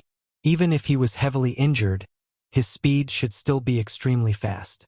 In the end, after hearing the order, the first one to rush up and attack Sia was Firestorm. Perhaps considering the pressure Thea would bring, extreme speed still joined in the attack. As for how much effort he put in, only the heavens knew. Firestorm wantonly unleashed raging flames, finally giving the Great Plains wolf some time to recover. The remaining Frost Killer and Evil Cisco, codenamed Echo, cursed silently. Are you stupid? Why are you working so hard? However, facing the Great Plains wolf's ferocious gaze, the two did not have extreme speed's confidence and did not dare to slack off. They braced themselves and surrounded Thea. Since you want to die, I'll send you on your way. The young mistress was so angry that she laughed. Did they think they could win with numbers? There was a qualitative difference. She was not afraid and charged towards the five with her holy sword. Extreme speed was slacking off and was instantly sensed by her. The Great Plains wolf was also conserving his strength. Frost Killer and Echo dealt with it reluctantly. The only one attacking fiercely was Evil Firestorm, who did not know what was going on. Thea secretly cursed him for being an idiot. Even if she was stronger than them, it was not that easy to take them down. The Great Plains wolf and Extreme Speed were both very good at sneak attacks. She had to split more than half of her attention on the two of them. Firestorm's strength was also not to be underestimated. He was like a human-shaped nuclear reactor, constantly releasing a large amount of energy. Moreover, as the battle dragged on, the nuclear energy in Firestorm's body also intensified. The external manifestation was that the power of his attacks was increasing, and the frequency of his attacks was increasing. Firestorm's strength was one of the best even among the first-rate heroes. Thea did not have an overwhelming advantage. Coupled with the support of the Frost Killer and Echo, she fell into a stalemate. With a slash of her sword, she slashed apart the energy impact of the Firestorm and dodged the sharp axe of the Wasteland Wolf. Flames and frost flew together, and shock waves and thrown lightning flew around her. Thea deeply felt the feelings of Hades when he was besieged by the Greek gods. These guys were not as good as her, but they relied on their numbers to beat her up. We have to break their formation. Thea switched her sword to her right hand and began to chant an incantation with her left hand. Interrupt her. The Great Plains wolf was a pure warrior, so it didn't understand what kind of spell it was, but it didn't need to think to know that it wasn't a good thing. Firestorm and Extreme Speed began to attack fiercely. Thea directly crushed a gem, activated a defensive spell, and focused on casting spells. She was preparing to cast a legendary spell. Even with her current strength, she still needed to make some necessary preparations with hand gestures. A faint golden barrier blocked their attacks. Firestorm and Extreme Speed clashed a few times. The barrier seemed thin, but it was abnormally sturdy. Extreme Speed shouted, "Echo, use your ability." Evil Psyker's eyes glowed with a faint blue light, and his hands released a high-frequency vibration wave. The barrier started to shake violently with the vibration wave, and finally shattered into powder like an eggshell. Extreme Speed's eyes showed a hint of mockery. Thea was also a little surprised. Psyker's ability was very strong. She was currently casting high-level spells, and the defensive spell just now was already the highest level spell that an ordinary wizard could cast. However, she was fearless. She had mastered the gem magic, and she had robbed Hades's treasury. She still had a few sacks of gems that stored such spells. Extreme Speed watched as Thea crushed another gem, and the same barrier as before reappeared. He signaled for Evil Psyker to continue. After shattering 3 of Thea's barriers, their expressions turned ugly. The other side's defensive barrier was endless, and Psyker was already exhausted to the point of exhaustion. High-frequency vibration wave required a lot of mental and physical strength, and it required a lot of physical strength. This was Evil Psyker, not Whitebeard, and his body was not that strong. When he sensed that something was wrong, he quickly turned around to take a look, and he almost spat out a mouthful of blood. That bastard Great Plains wolf wanted them to risk their lives for him, while he himself had ate Zhang away. Moreover, from the looks of it, he was preparing to retreat. There was no need to talk nonsense. He quickly noticed the joy on Sia's face and the energy flowing between her palms, so he also ran back without saying anything. Now you want to run? It's too late. Thea's hands glowed with a faint green light. This was a legendary undead spell called Torliton's Killing Cloud. As she raised her hands, the entire sky and earth were covered by countless acid clouds. Just looking at them would make one's eyes burn. Thea sensed that Barry, Caitlin, and the rest had already left the city, and no longer had any worries. Such a dilapidated star city should not exist in this world. Destroy it. A huge amount of mana was injected into the acid clouds, and the clouds quickly covered the surroundings. Regardless of whether it was the roads, houses, human remains, or abandoned industrial products, everything was engulfed by the acid clouds and dismembered into a puddle of green water. She saw many scenes through the acid cloud with her spiritual power. She saw the dilapidated Quinn's old house and her childhood school, Moira's grave, Oliver's cenotaph, and Thea Quinn's coffin that belonged to this world. She retracted her gaze. This Thea is not me. You want me to lie in a coffin? Let Darkseid do it himself. Everything was covered by the acid clouds. Large amounts of materials, regardless of their structure, purpose, or meaning, were all broken down by her and returned to the natural world. Thea could even feel the green of all things in this world cheering. The wasteland wolf had been hiding in the periphery at first, and now he was running away. His extreme speed was even more amazing. No one knew if he had recovered from his injuries or if he had great potential, but he was surrounded by electric arcs. He didn't even look at his companions as he ran away. Sia controlled the acid clouds to chase after him from several directions, but he managed to escape at the last moment several times. You can't run away from me. The acid cloud had already shrouded the whole city. Under the effect of magic power, everything in front of him was green. The sky was green and so was the ground. He was blocked by Sia several times and had to run back. His vision was blurred, and he was not familiar with the road. His sensitive perception had been warning him, but unfortunately, he could not run out. The 3 friends he had abandoned did not have super speed. In the face of the corrosive acid clouds, the 3 of them huddled together for warmth. The Frost Killer and Firestorm were desperately using their energy to buy some time for Echo to open a portal. As for where they would be teleported to, they did not care. They just wanted to escape. Evil Psyker was already at the end of his tether after continuously relying on the vibration waves to shatter Sia's protective shield. Vibrations were a double-edged sword. If one's physical fitness was not up to par, they would hurt themselves as well as the enemy. Evil Psyker's mind was a mess, and his vision was a little blurry. However, he knew that if he gave it his all, he could still live. The veins on his forehead were bulging, and his eyes were bloodshot. He was trying his best to communicate with the outside world, trying to find a way out. Chapter 664. Thea finally understood why Batman set up the anti-teleportation device. She had already set up an inescapable trap, but the enemy only needed to teleport to escape. This was just too annoying. Since the young mistress was unhappy, it was only natural that others would be even more unhappy. Her green eyes reflected Evil Psyker's figure as she lightly snorted. He's just a mortal. Her green eyes glowed brightly, and two sharp gazes shot towards evil Psyker, who was opening a teleportation gate. Thea wanted to eliminate him from the source.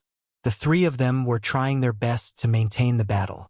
Previously, Thea's attention was focused on extreme speed, which was why they were barely able to survive until now. How could a legend-ranked undead spell be blocked so easily? Psyker, hurry up! The white-haired Frost Killer's expression was extremely ugly.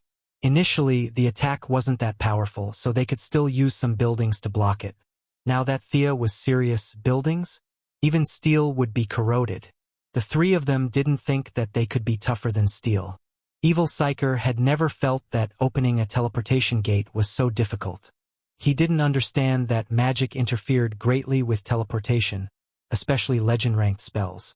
Ordinary mages wouldn't be able to cast a spell of this level without several hundred people preparing it for 2 months. Fortunately, he was powerful and had trained a lot.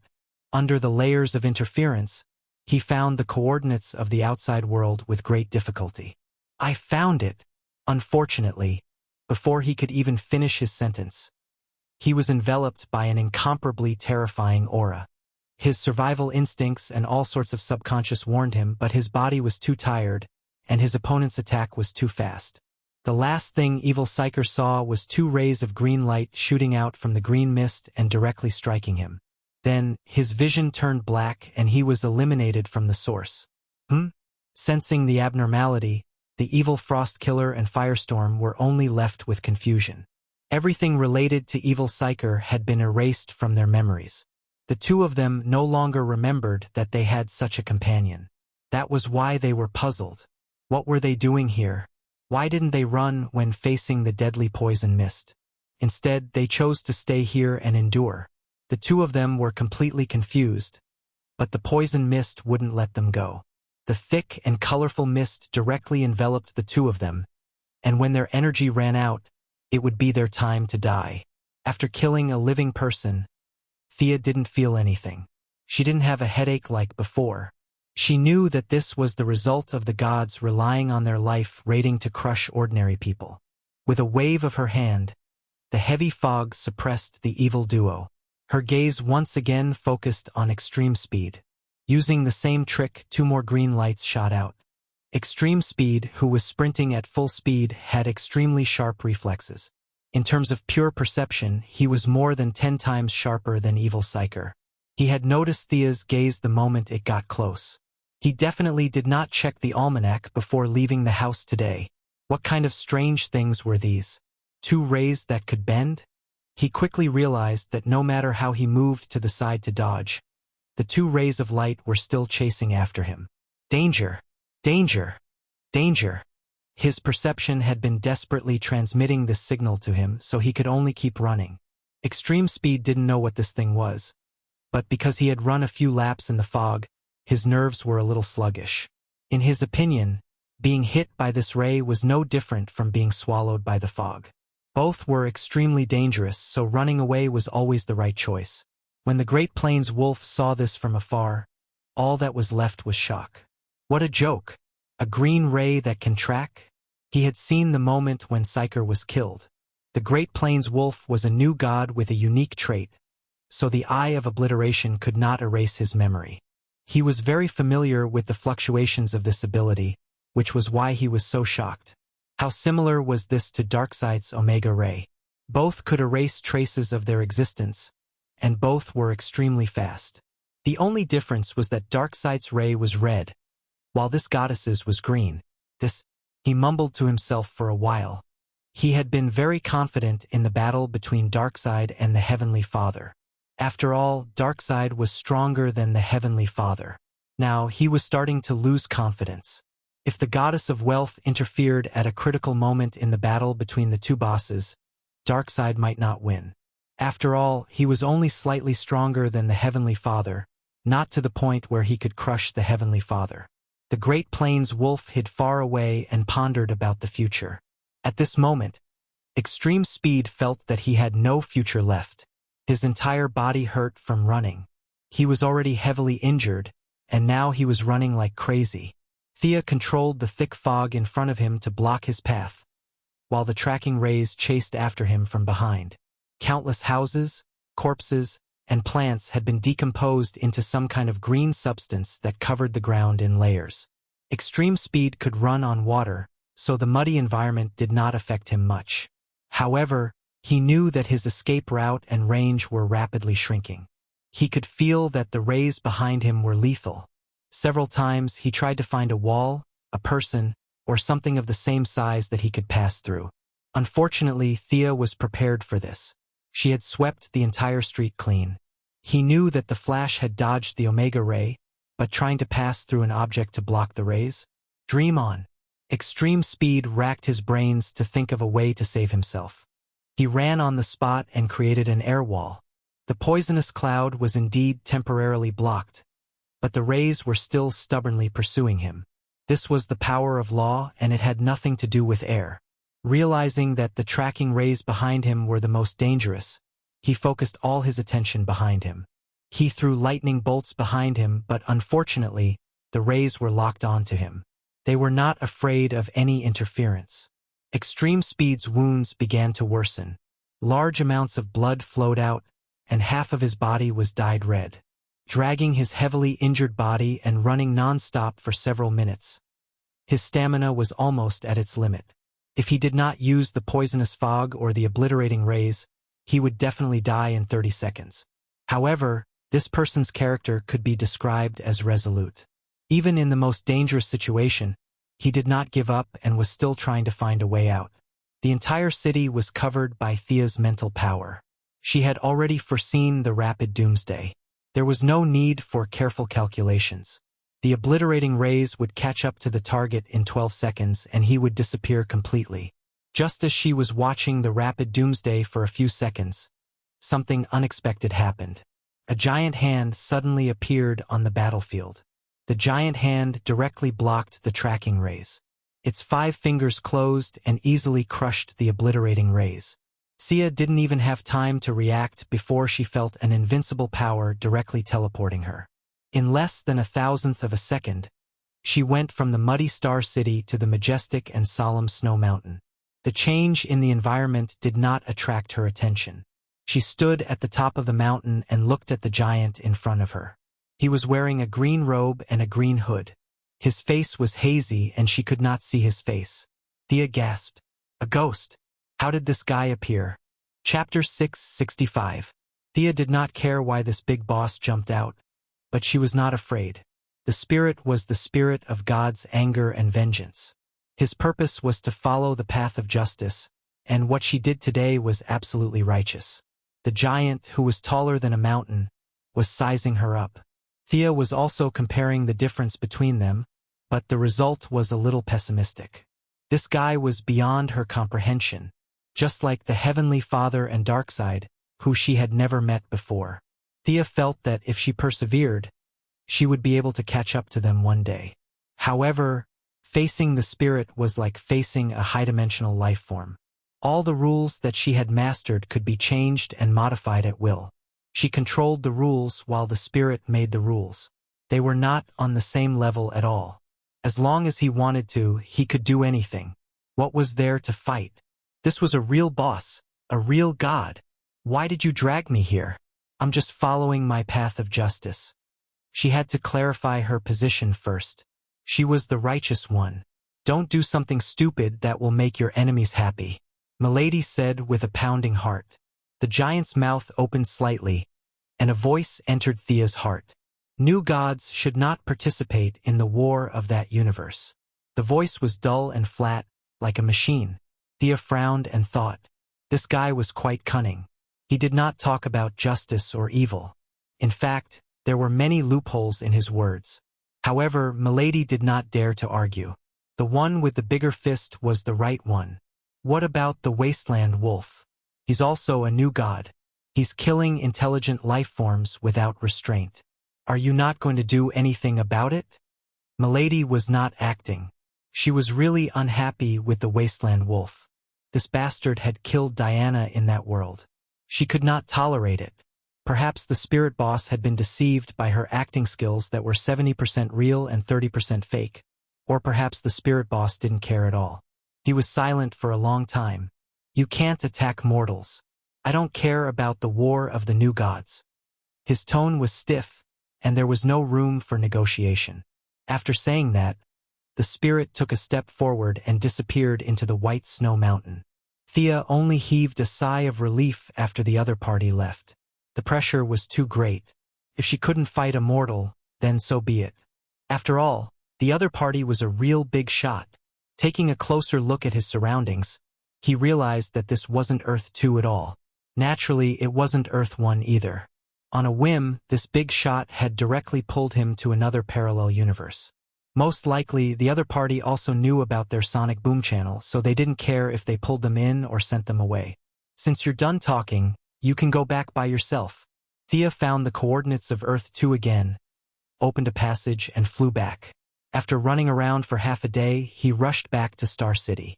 He found that the acid cloud was still shrouding the city, but the bad guys had all escaped.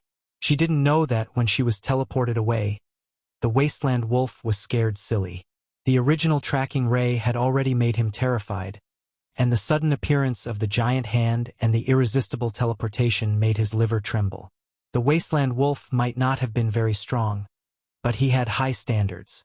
As the younger brother of Yoja Khan and Darkseid's uncle, he could proudly say that he had seen the ultimate power of the universe. From the great power that teleported Thea away, he felt a power that wasn't inferior to his brother Yoja Khan. Why would such a high level of power appear here? What did this mean? He didn't know the answers, but he knew that he had to contact his main body immediately to discuss the next step. Extreme Speed, who was saved at the moment of death, was also dumbfounded. He didn't know who saved him, but without Thea's control, he finally found a safe route. His wounds had worsened to the point where he would die if he didn't save him. He spent another 2 seconds to save Evil Firestorm and Frost, and used their powers to temporarily seal his wounds. The three of them escaped Star City in a sorry state. Thea caught up with Barry and Caitlin, and asked curiously, "Where are you guys going?" As if sensing her determination to defend justice, old Robert finally found her more pleasing to the eye. He replied in a low voice, "Gotham." They didn't speak a word along the way. Thea healed Barry from time to time. His wounds healed very quickly, and it was estimated that he would be back to normal in half a day. "Is Extreme Speed dead?" Barry asked. Speaking of this topic, Thea was also a little depressed. "I was just one step away, and he escaped." Also, she glanced at everyone's expression. "I can't attack Extreme Speed anymore." "You're injured?" Old Robert's expression was a little shaken, and Thea could vaguely see a trace of worry in his eyes. Thea sighed. "A big shot stopped me from continuing to deal with normal people. You can leave the Great Plains wolves to me, but those normal bad guys, you guys have to deal with them." Big shot? Everyone's head was filled with question marks. The thick fog had shrouded Star City, and they weren't blind. Could there be someone stronger than Thea, who had caused such a huge commotion? Everyone's heart was a little heavy. It was a sense of disappointment that no matter how hard they fought, they were always within the expectations of others. "Leave Extreme Speed to me," Barry said solemnly. Whether it was Reverse Lightning's hatred or the other party's extreme speed, it showed that the two of them were irreconcilable enemies. "But Extreme Speed is too fast. I can't catch up to him at all." Barry said another sentence, and everyone fell silent again. Thea had already realized that Extreme Speed was twice as fast as him, and Barry had no chance of winning against him. Her acceleration spell couldn't be used on Extreme Speed, and she didn't dare to create trouble for Extreme Speed. No matter how she thought about it, she couldn't think of a good way to help Barry increase his speed. They didn't speak along the way. They took old Robert's truck and rushed to Gotham. Barry needed to recuperate further, and Thea also needed to recover some of her divine power and spiritual energy. The burden of legendary spells wasn't small on her as well. "This is Gotham?" Psyker pointed at a place that looked more like a huge garbage dump than a city with dirty water flowing everywhere. Old Robert's expression was gloomy. He reached out and pressed a switch on his battle suit, and in a short while, a pitch-black shadow flew in front of them from afar. It was a familiar bat fighter, But the man who jumped out was no longer the vigorous middle-aged man. He was very old and tired, but in order to fulfill his son's last wish, he didn't care about his old age and body. He put on this battle suit and walked to the front line of resistance. The style of the battle suit was the same as Batman's. The only difference was the bat on the chest. Bruce's bat was black, and his was blood red. "You shouldn't have brought so many people to my place." The other party ignored Thea and the others, and looked at old Robert with a gloomy expression. Old Robert was also helpless. He wanted to go back, but the city had been corroded into a wasteland. There wasn't even a tree. There was nowhere to hide. Old Robert glanced at the young mistress who was daydreaming. He didn't know how much of what she said before about not attacking extreme speed was true. He pointed at Barry and said to the old bat with an ugly expression, "Do you see that kid in red clothes? He's an extreme speed from another world.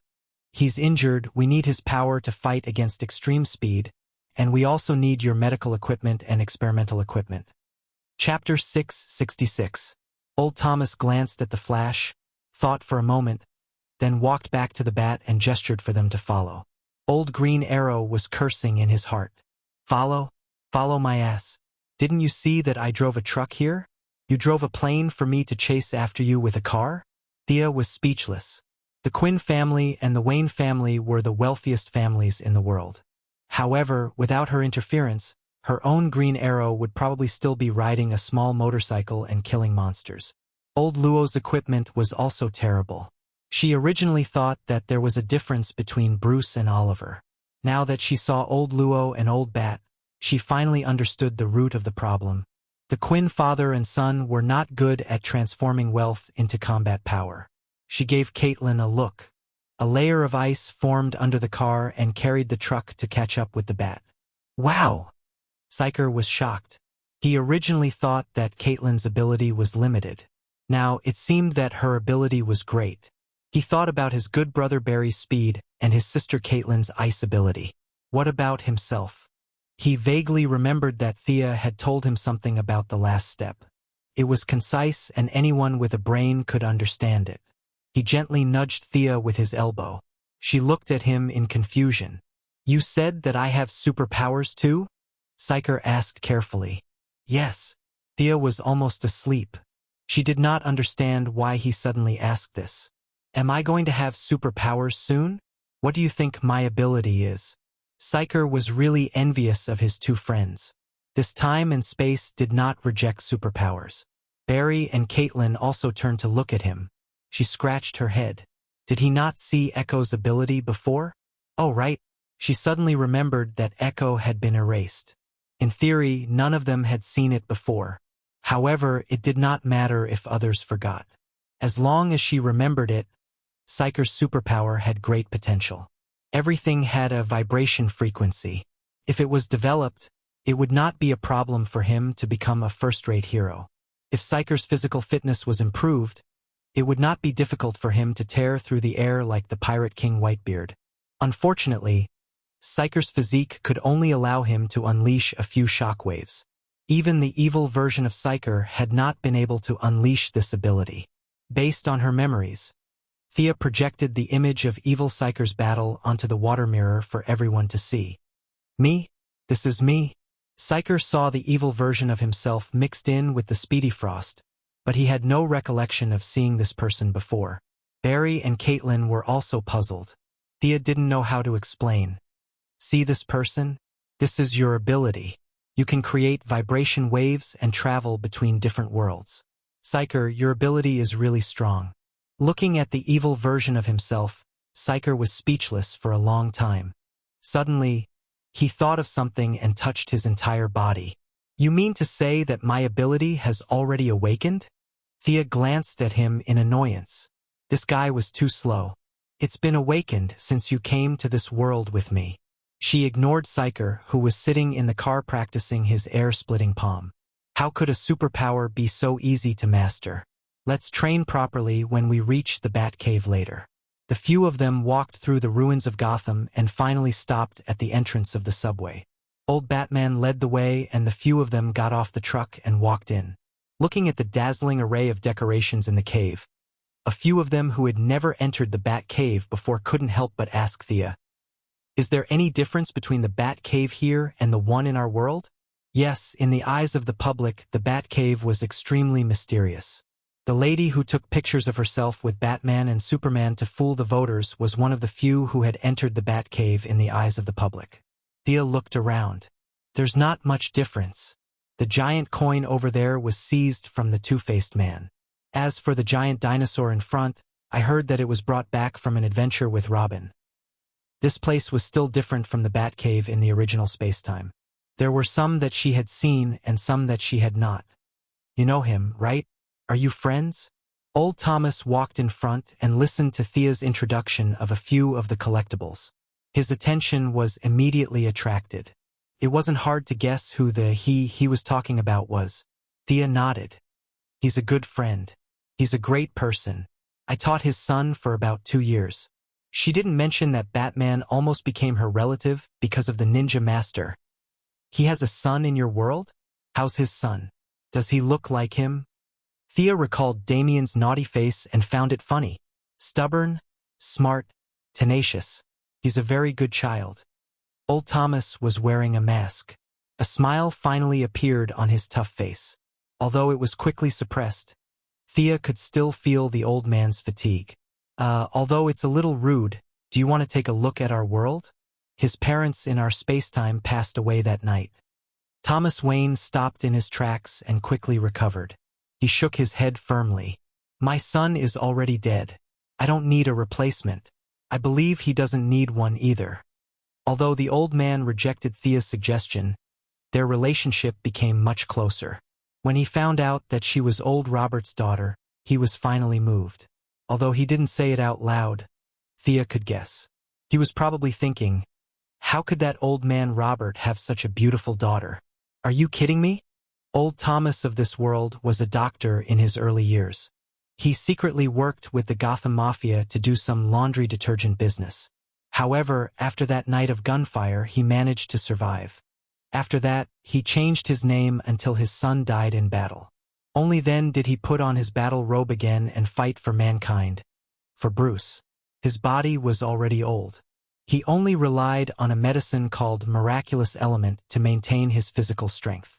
The price was his lifespan. Thea wanted to talk about his body later. The few of them checked Barry first. Even if the Wasteland Wolf's knife didn't hit any vital parts, this kind of penetrating wound would require further treatment. Who is this guy? There was another patient in old Thomas's infirmary. He was lying on the operating table in pain. If it wasn't for his weak breathing, Thea would have thought that this guy was dead. A pitiful guy. He was seriously injured and collapsed under the bridge in a train accident. I saw a strange power in his body, so I picked him up. He has been in this state for a few days now. Old Thomas took off all the bandages on Barry's body. He checked the wound while answering Thea's questions. After that, he applied medicine and changed the bandages. Thea could only express her displeasure in this way. She definitely didn't know this guy who was on his last breath. However, she had experienced this kind of similar experience many times. Dead people, poison ivy, Jared, all kinds of people that shouldn't have happened and shouldn't have survived.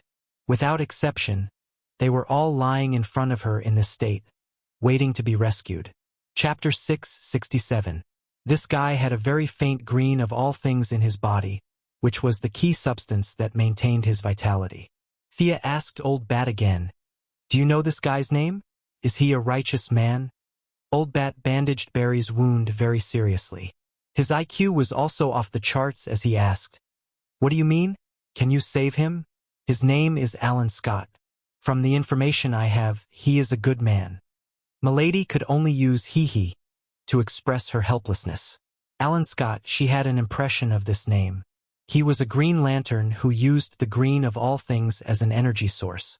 Of course, he was also the only one. This universe didn't have a Green Lantern hero who traveled back thousands of years to teach the Guardians how to make the lantern ring. From the 31st century, the Queen of Emerald Eyes could only use a little of the Green Lantern ring. Even after 1,000 years, the technological level contained in the lantern ring was still beyond the reach of humans. This was definitely a technological crystallization of the future. But this universe didn't have any guardians. No green lanterns, no yellow or green lanterns. In other words, no one knew how to make the lantern ring. No one taught it. She couldn't make it herself, Batman couldn't, and old Batman couldn't either. This was a craft that only a few people knew how to make. But Milady was one of those few people, and she had studied the green of all things. In the entire multiverse, how many people knew how to make the lantern ring and had come into contact with the green of all things? Thea felt that she was probably the only one. Was it her who created Alan Scott, the unique Green Lantern? She used to think it was ridiculous, but now she was very calm. This was fate. There was nothing wrong with the silk thread. This person's future was in her hands. She could live if she helped him make the lantern ring. If she pretended not to see it, he would die. Are you sure he is a good man? I will reshape the vitality in his body and he will get new abilities. If he is a bad guy, Thea didn't quite believe in her memory now, so she asked Old Bat for confirmation. Old Bat didn't dare to make a decision, so he pulled Old Rollo over. The two of them were more than 100 years old together. They recorded Alan Scott's birth to his love life. Well, this person has a boyfriend. After studying for a long time, they finally made a decision. He is a good man. Thea immediately lowered her head and injected her spiritual power into the green of all things. So weak, the green of all things here was too weak. Thea's spiritual body looked at the saplings that were not even as tall as her calf and clicked her tongue. He had seen the tree council in the original spacetime, and any one of those tree spirits could burst the small space in front of him. Perhaps it was because Thea had dissolved Star City, allowing countless nutrients to return to the natural world, but the green of all things was very friendly towards her. However, being friendly did not change the fact that they were very weak. Thea could not extract the material needed to condense the lantern ring. She could not make bricks without straw. Remember to compensate me when the time comes. I'm the goddess of wealth. Thea didn't care whether these saplings understood or not. She took out a small ball of green of all things from her own spacetime. These were all parts that he had taken when he was helping the swamp monster split its soul. It was rich in the extremely pure green of all things, and the saplings instantly felt a power of the same origin. They let out an emotion similar to howling at Thea, and the Missy directly threw the green essence in her hand to them. Although the amount was not much, the quality was strong enough. The saplings began to grow until they reached Thea's waist before stopping. You guys should also want to choose that guy outside to be your spokesperson, right? The saplings transmitted information to Thea. She scanned them with her spiritual sense and instantly understood the situation. Similar to the swamp monsters on Earth, they also wanted to find a hired thug. Unfortunately, they were too weak, and the wasteland wolves outside were destroying the planet's environment. If Thea did not come today, they would only get weaker. You can't be my spokesperson. You guys don't have enough energy. Make a ring for fun. Thea comforted the saplings and began to extract the green of all things here to make a green lantern ring. In the process of making it, he realized that there seemed to be more energy than he expected. He might as well make 2 rings. One for Brother Alan, and the other for the Missy to kindly accept. After all, she was the one who provided the green of all things in the beginning. Now that it had blossomed and he took it back, they probably wouldn't mind. She had been thinking about the Green Lantern ring in the original timeline, but she did not want to be controlled by the Guardian, so she did not take action. Now that the green of all things in this world was mixed with Brother Alan's characteristics, it produced a kind of courage that was neither right nor wrong. This ring was very valuable for the Missy to master courage. He familiarly made the ring. This was a unique item in this universe. Without any oath, he left Thea's control and began to heal Alan Scott's dying body. A faint green light began to surround his body. The ring also flew up and began the initial transformation of his body. Thea silently retreated, waiting for the birth of the first and probably the last Green Lantern in this universe. He did not care about the strength of the Green Lantern. It was completely dependent on external objects, flashy but useless. But for this universe, it needed the 2 old men to work hard and the Eagle Girl to carry the burden. This was already a super combat power, right? Alan Scott woke up very quickly. Thanks to the high reputation of Batman in various worlds, he quickly understood his situation and decided to join the Justice faction without much hesitation. But he was confused about how to use his ability. The old Bat looked at Thea. The look in his eyes was similar to his son's. Thea reached out her hand, and a large section of the way to use the Green Lantern ring was poured into Alan's mind. The usage of the Green Lantern ring and the introduction to magic were all teaching materials that she prepared at any time. If she had to teach any random cat or dog, she would be exhausted. She organized a set of teaching materials with pictures and text and transmitted them to her brain with her spiritual power. She needed to deal with the Great Plains Wolf, and the Earth's villains needed to be killed. Thea felt that her time was very tight. She needed to improve the abilities of these people first, and then pull in the army of the new star of creation to determine the outcome of the battle. You want to gather the remaining superheroes in this world? To be honest, the old Bat did not like to risk everything like this. He was very hesitant. How many people do you have? The army of the Great Plains Wolf is boundless. Now the Earth's resistance army can't provide much help. Old Robert changed his green robe into a red battle suit. She did not know if it was because the Star City had completely disappeared. My direct army has millions of people, and each of them is a powerful sorcerer, Thea said in her heart. Although it was the accelerated version, even if the Great Plains Wolf reinforcements, we can still do it. But if the scale of the battle is too big, I'm afraid this Earth can't withstand it. The two old men looked at each other and looked at each other's clothes that represented revenge. They were already so old, and their children were all dead. So what if they died? The goal of life was revenge. They did not care whether the Earth exploded or not, as long as they could kill their enemies. Chapter 668. Seeing that the two old men had agreed to her deployment, Thea handed over the contact work to them. Due to the interference of the spirit boss, she still needed to train Barry Allen to deal with extreme speed. The equipment in the Batcave was still sharp. Even though it was the third year after the outbreak of the war, the various technological equipment was still more advanced than Thea's original world. Dr. Harrison Wells was helping Barry to measure his speed. The result was clear just by looking at his unusually serious old face. He can't outrun extreme speed. The doctor's tone was calm and firm, leaving no room for doubt. Facing his affirmation, Barry, who was running so fast that his tongue was about to fall out, was very depressed. Why is his extreme speed so fast? Is it because he absorbed the abilities of other extreme speed users? And why is the color of his lightning blue? Barry's brain felt a little inadequate as he complained casually. He didn't think that anyone would answer him. Dr. Harrison glanced at Barry expressionlessly. I once created a speed serum. You! Little Sean glared at him angrily, but the old man acted as if he didn't see it. Thea covered her face a little. How frank. Even if you tried to hide it a little, you still dared to say it so openly. You must have never been beaten before, right? Seeing that Barry was about to take the drug to chase after extreme speed, she hurriedly stopped this impulsive child. I've done some research on your seraphic speed. It's a very mysterious ability. You might like to use science to explain it, but I have a new view from the perspective of magic. Seraphic speed is a concept that represents the word speed. It's a product of the consciousness of the universe. The young lady's speech was so vague that the few scientists were confused. Dr. Harrison glanced at her from the corner of his eyes. He wanted to say that she was talking nonsense, but he was stopped by his daughter.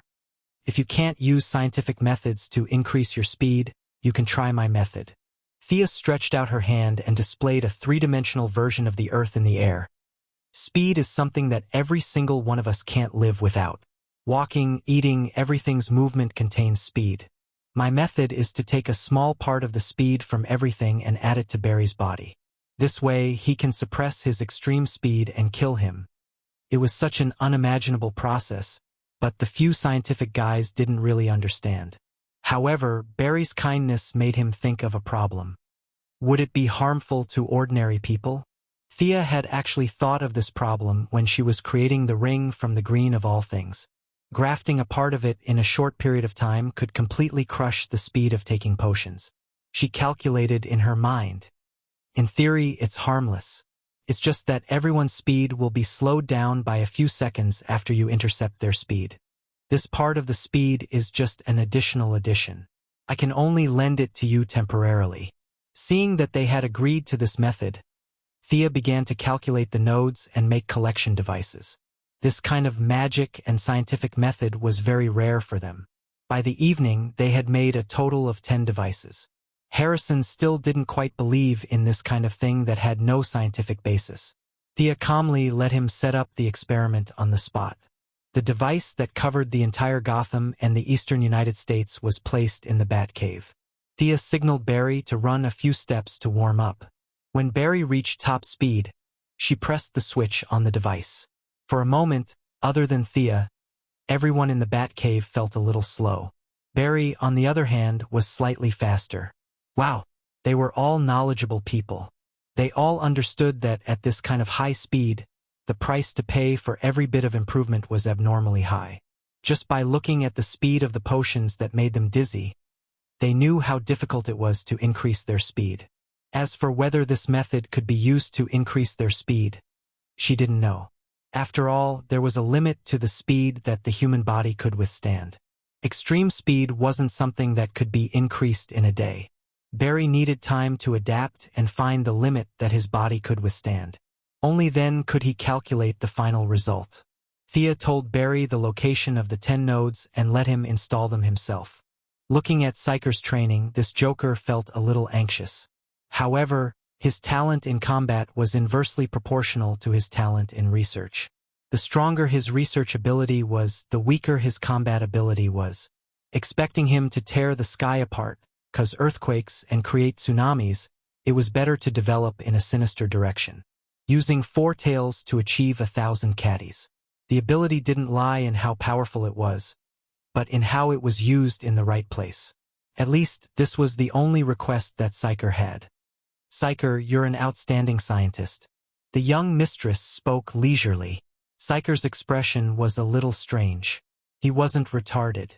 He knew how to praise someone before scolding them. Thea conjured an image of Bane and continued, your body can't withstand greater vibrations. At the very least, you have to be strong to this extent to be able to unleash 50% of your ability. As Batman's nemesis, Bane's name was widely known. Psyker looked at Bane's huge body and then looked at himself. His smile was ugly. Even if he ate and trained hard every day, he wouldn't be able to reach the level of Bane's 2 meters tall and 300 caddies of muscle. However, you have your advantages. You have a scientific mind. The ability to vibrate is a kind of blessing. It will let you feel the beauty of the multiverse. Barry's ability comes from an unknown space that we can't observe. Extreme speed should be the same. If you can find this space, then I'll go in. Psyker's emotions were fluctuating as he spoke without thinking. Thea narrowed her eyes and looked at him as if he was an idiot. Time was tight and she couldn't be bothered to play riddles with him. You can seal the entrance of this space. Even if it's just for a millisecond, in the battle between Barry and Extreme Speed, Barry will win. Oh! Psyker had a look of realization as he stared blankly at the young mistress. You're so cunning. She left Psyker to figure out how to seal the connection between Extreme Speed and Extreme Speed. With this guy's intelligence, after Barry finished installing the nodes, the two of them would try a few times and he would be able to figure out a solution. If it was used unexpectedly, it would be useless no matter how fast Extreme Speed ran. Thea even felt that with such a huge inertia, there would be a delay of 1 or 2 milliseconds. Without the help of Extreme Speed, he would fall to his death. On the other side, Alan Scott was trying his best to learn how to use the lantern ring. Caitlin couldn't use the lantern ring in this dimension, but with her experience, she could give some guidance. Poo-loo sounds were heard. A white figure drew an arc in the air and flew into the Batcave nimbly. Thea glanced sideways. Slender figure, slightly tanned face, and a pair of huge wings. Was this the Hawk Girl with the highest combat power in this world? What a sad story. This Hawk Girl looked better than the one in her memory. She didn't seem to be so dumb. She seemed to be smart and capable. At least she looked. Chapter 669. Eagle Helmet, Silver Half-Body Armor. Unlike the eagle girl Thea had seen before, this eagle girl from Earth 2 did not hold a small hammer but a crossbow. In Thea's perception, this crossbow was also a magic weapon. However, the energy in her body was very strange. It was not the divine power of Horus, but a very strange magic power. The young lady did not speak. She stood there and watched with a very standard expression. The eagle girl anxiously said to the old bat, "Khalid's situation is getting worse and worse. He doesn't recognize me anymore." The old bat and his son had a lot in common. Whenever something big happened, they would have a poker face. Did I use up my sedative? Is his blood pressure and heartbeat normal? The eagle girl took off her helmet. Compared with the thick-lipped Kendra from Thea's time and space, she was a black beauty. Her voice was a little impatient. His physical indicators are normal, but Neb's erosion is getting worse and worse. Neb? There was also Neb here? She must be talking about Dr. Fate. Thea was a little surprised. Although she did not speak, the old bat noticed her eyes. "Do you have a way? This seems to be the field of magic?" As the old bat spoke, everyone's eyes focused on the young lady. Who is she? The eagle girl who took off her mask thought that her real identity would be exposed and hurriedly raised her crossbow. Thea just glanced at her casually, and the eagle girl Kendra felt weak all over and extremely tired mentally. The crossbow in her hand almost fell to the ground. She used all her strength to hold the crossbow with trembling hands. Her footsteps were weak and she did not let herself fall. She was still a weakling who could not withstand a little mental suppression. She was a little stronger than the eagle girl from Earth's time and space, but there was a limit to her strength. She rolled her eyes and canceled the mental suppression. Only then did the eagle girl stand up, panting. "I am not your enemy, little bird." Thea looked into the eagle girl's eyes and said word by word. The eagle girl felt a little scared, but as the strongest combat power in this world, her willpower was still passable. She gritted her teeth and did not speak. Old Bat and Old Green Arrow had no intention of stopping him. Superheroes were all prideful. When they met, they would fight to see who had the bigger fist. The bigger fist was the truth. Thea had no interest in subduing a weak chicken. She was just curious that there was a hawk girl in this world but no hawkman. Who is this Neb you mentioned before? Did he possess Khalid? From Thea's point of view, this should be a story of Neb's helmet's rebirth. However, unlike her original spacetime, Neb here was a little unscrupulous. Eagle Girl did not know what had happened to her just now. She was not even sure if it was Thea who had done it. But when it came to her lover, she didn't refuse. Neb was an ancient sorcerer. He might even be the strongest one. Khalid and I accidentally entered his tomb. After that, I obtained this pair of wings and Khalid. Not a god? Instead, he was a mage. Thea felt that this universe Nabu was like the old Shazan from her world. Was it because he had yet to ascend to godhood, so his humanity was still there, and now that he had caught a sucker, he had begun to possess him? There might be some discrepancies in reality, but it seemed to be close. No matter if it was divine power, magic power, or witchcraft power, once the process of possession began, the two souls would begin to merge. Unless reality was changed, it would be irreversible. Khalid prophesied that a god and yellow lightning would come to save this world. Eagle Girl looked at the young lady after she finished speaking. This woman was so beautiful that even if she was just standing there casually, Eagle Girl felt oppressed. Ordinary people could not sense the young lady's reality. Eagle Girl had some magic power in her body. Although it was not much, she was half a sorcerer. Her crossbow was powered by magic power. Compared to Old Bat and Old Green Arrow, she was more aware of the boundless sea of magic power in Thea's body. Could this woman be the savior in Khalid's prophecy? She wanted to drag her to see Khalid, but the two of them were not on good terms before. Fortunately, Thea took the initiative to offer an olive branch. "I am quite proficient in magic. Maybe I can help your friend?" The young lady's thoughts were simple. This world was too weak. It was always a good thing to have a magic-type hero. If Neb was not a bad guy, then possession was fine. "Do you want to come too?" Thea asked the two old men. Old Bat refused directly. He had a lot of things to settle. Old Robert had nothing to do and was ready to go with her. Where does Khalid live? Thea asked Eagle Girl. Eagle Girl put on her helmet again, but she saw Thea and old Luo standing there calmly. They did not look like they were going to fly a plane. She was puzzled but still answered, New Orleans. Thea knew the destination and began to use her spiritual power to locate it. Her spiritual power was now much faster than her supervision. Soon, she found the magic power of the same origin as Eagle Girl. The magic power was very turbid, which was good news. It meant that the assimilation was not complete yet. She pulled Eagle Girl and Old Luo and teleported there. In the previous battle, Old Luo had seen this kind of teleportation several times, so he was not too surprised. Eagle Girl was shocked. They were home in the blink of an eye. I only said New Orleans. How did you find my house? She was very polite and did not teleport directly into the house. Instead, she set the coordinates outside the door and asked Eagle Girl to open the door. The surroundings were barren, and there was only a lone wooden house that stood in the middle of the wilderness. Eagle Girl looked left and right, and finally confirmed that this was indeed her home, and not some kind of trick. She gently pushed the door open and invited the two in. The interior of the house was very unconventional. One wall was full of weapons, including several bows, machetes, giant axes, rocket launchers, energy guns, and so on.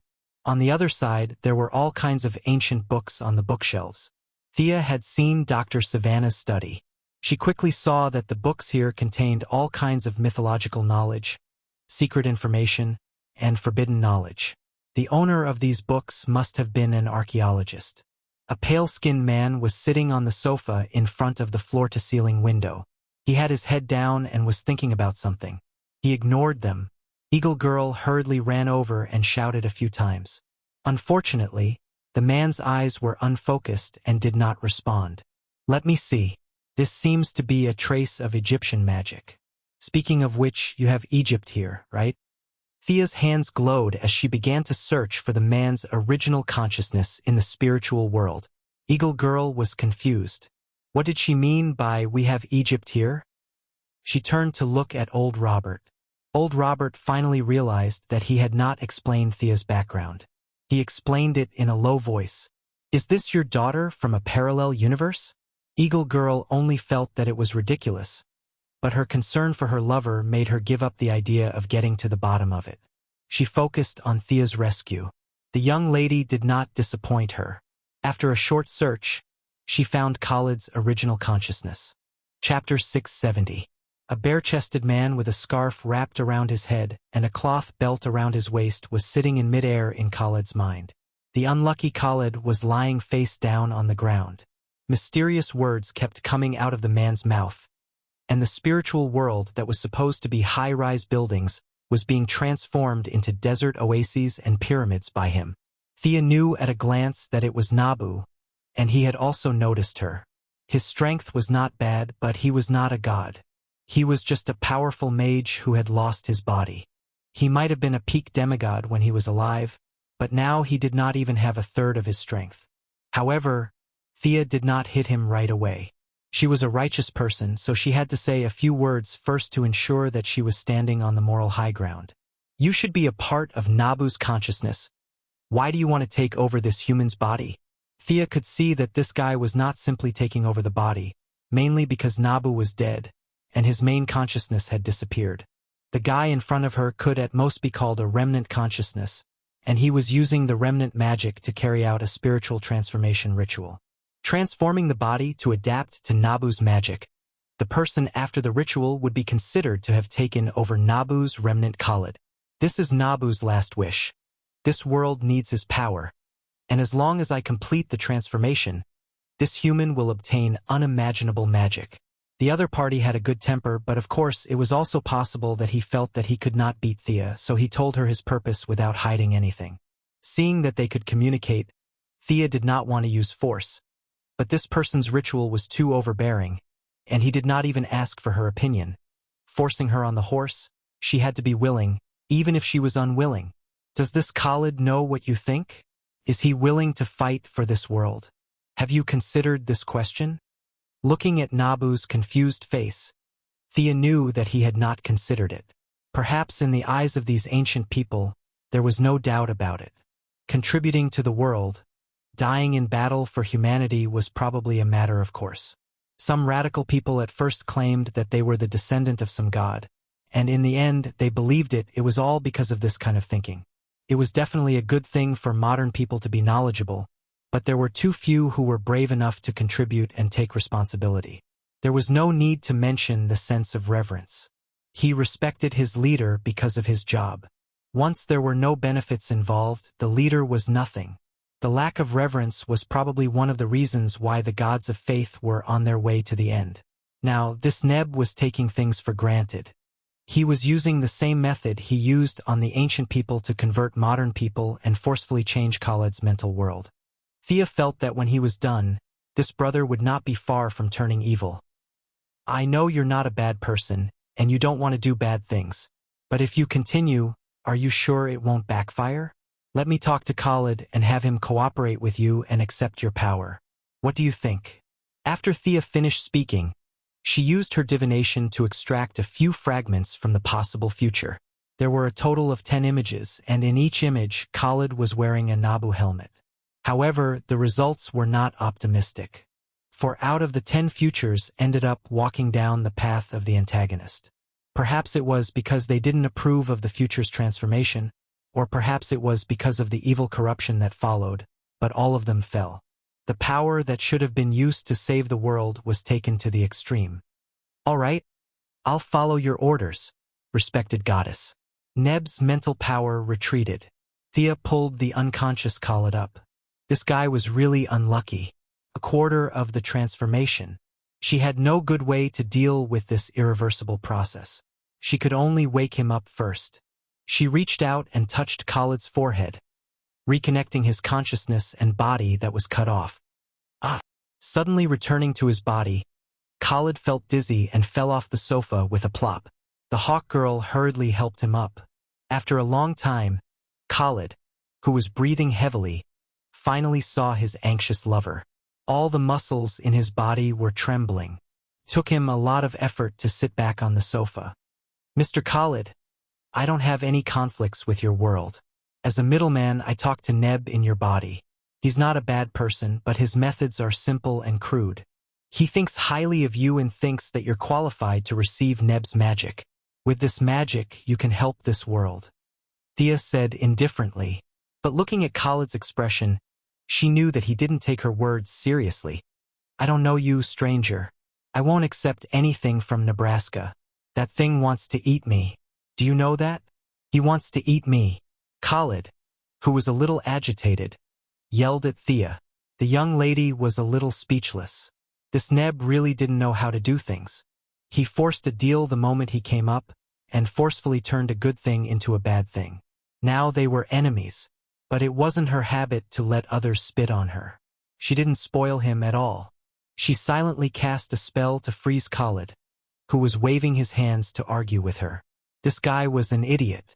When others tried to stop a fight, he actually wanted to beat them up. She couldn't talk nicely to him. She had to use force. Suddenly, Khalid, who had lost all his senses, didn't know what happened. He tried to move his hands and feet, but no matter how hard his brain ordered, no matter how hard he tried, the muscles in his body seemed to be dead. He couldn't even move his head. He wanted to call his lover for help, but he saw that the eagle girl was looking at him with concern. She didn't notice his abnormality. Come help me. Come help me. No matter how hard he tried, he couldn't shout. The eagle girl's expression didn't change at all. It was as if time had stopped. Khalid looked up at the clock on the wall. He stared at the second hand without blinking. His eyes were sore. The second hand didn't show any signs of moving. What's going on? Time seemed to be. The young lady clapped her hands lightly. Mr. Khalid, no wonder Neb chose you. You have the potential to become a mage. Your observation, reasoning, and analysis skills are excellent. Only then did Khalid, who still couldn't speak, notice that there was a moving object in the room. He automatically filtered out Thea's praise, and his eyes revealed a trace of fear towards the unknown. Thea snapped her fingers, and he regained his mobility. He rubbed his stiff limbs and looked at the Eagle Girl and old Robert, who were still standing still. Even if he was stupid, he knew where the problem was. "You, what do you want?" His voice was a little hoarse. He didn't understand. Wasn't the person the Eagle Girl brought back a friend? Thea was even more helpless than him. This guy was too cautious. "What do you have that I covet?" Chapter 671. I promised Neb that I would persuade you, but I didn't expect you to react so violently.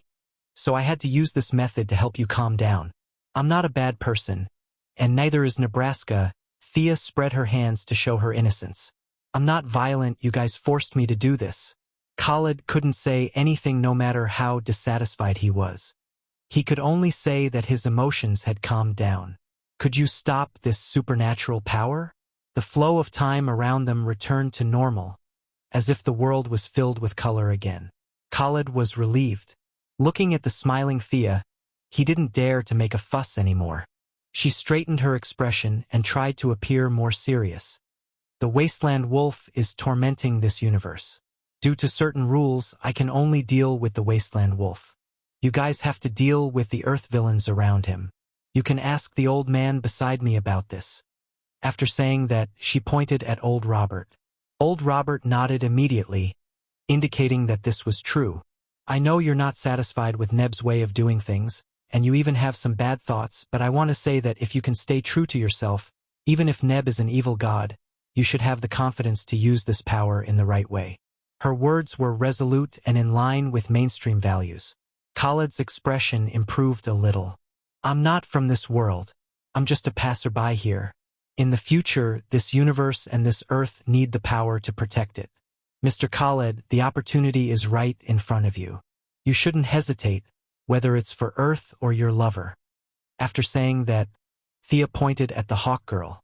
Although there was no Hawkman in this world, as the Hawk Girl's spouse, Khaled was also quite stubborn. She had to break down the logic.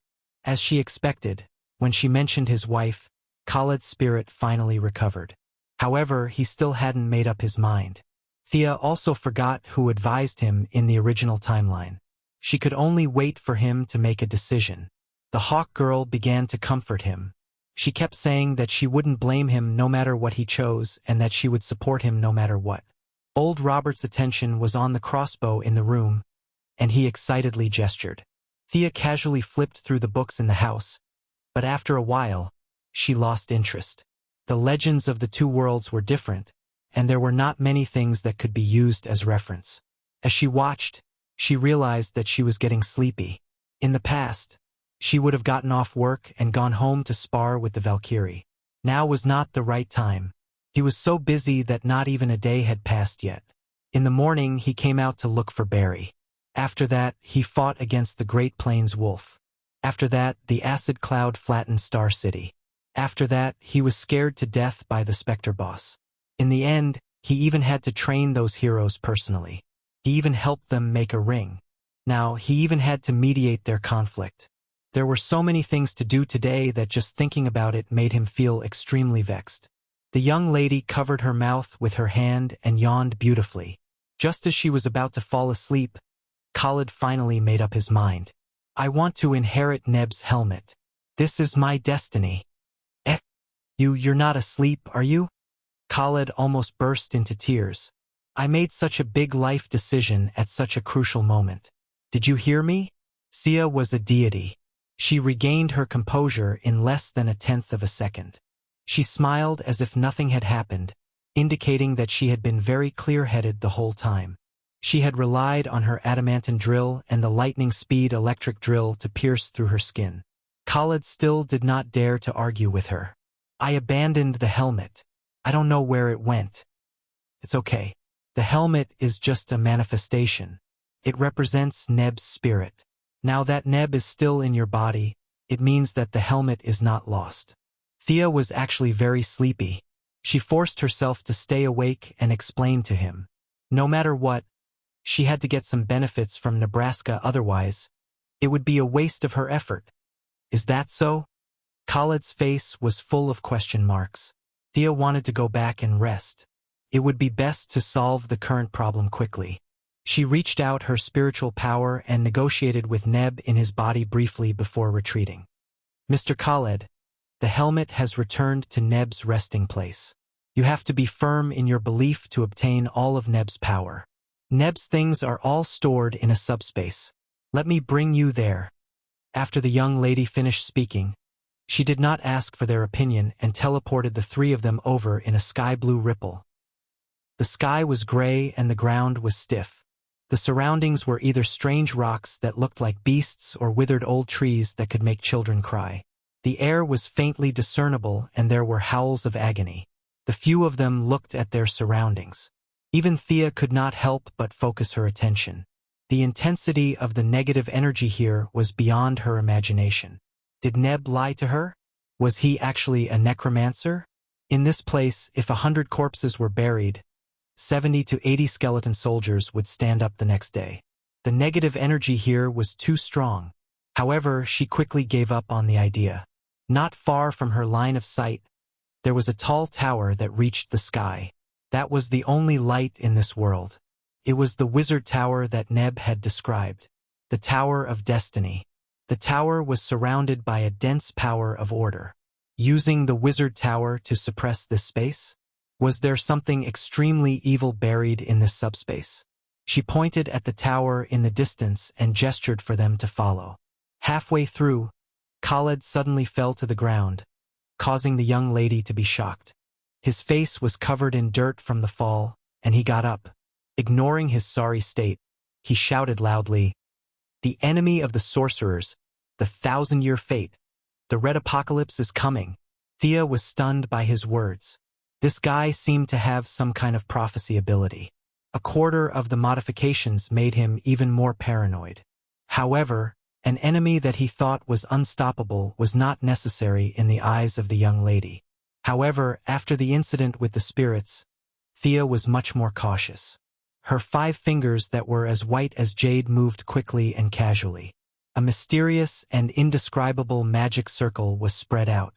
This subspace and the outside world were originally one, but it was later separated by people. All kinds of laws were applied. Thea consecutively arranged 3 protective magic circles and 2 spatial magic circles. This time, even the spirits would not be able to teleport her silently. These magic circles could at least buy her a few seconds. She was confident. After waiting for a few minutes, she was a little confused. There was no warning in her mind. Then there were only 2 possibilities. The enemy was far stronger than her, or the enemy was far weaker than her. This was very awkward. The young lady felt that she was most likely a frightened bird. How could there be so many people in the multiverse who were stronger than her, and who had nothing better to do than to stare at Earth 2 every day? Divination could not predict her future, especially when she was a powerful god.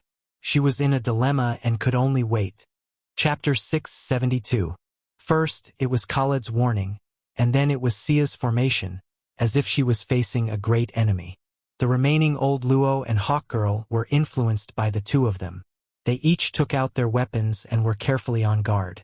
Just when Thea was tired from waiting, a blood-red teleportation wave appeared in front of them. Thea laughed dryly and pointed at the red wave to Khaled. "Is this the enemy of 1,000 years that you warned us about?" Khaled sensed it and nodded. Thea cursed, "Weakling." Amidst the blood-red energy fluctuations, a handsome man wearing a red cloak and dark green leather clothes walked out, as if there was no one else around. He looked at Khaled with the help of his senses. "Khaled bin Hussein, you shouldn't have come to Nabu's territory. The power of the greatest sorcerer is not a small fry like you." The man was showing off proudly. When he saw Thea, he was stunned and could not continue.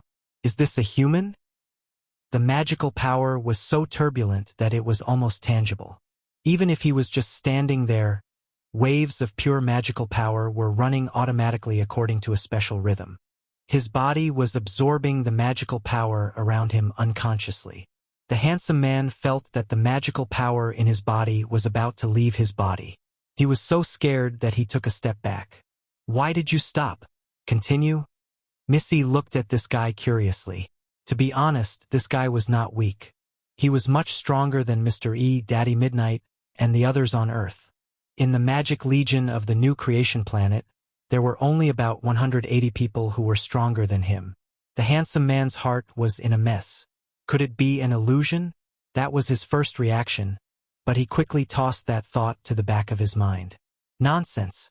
The magical power in his body was about to go out of control. Whose illusion could be so powerful? She was the embodiment of magical power.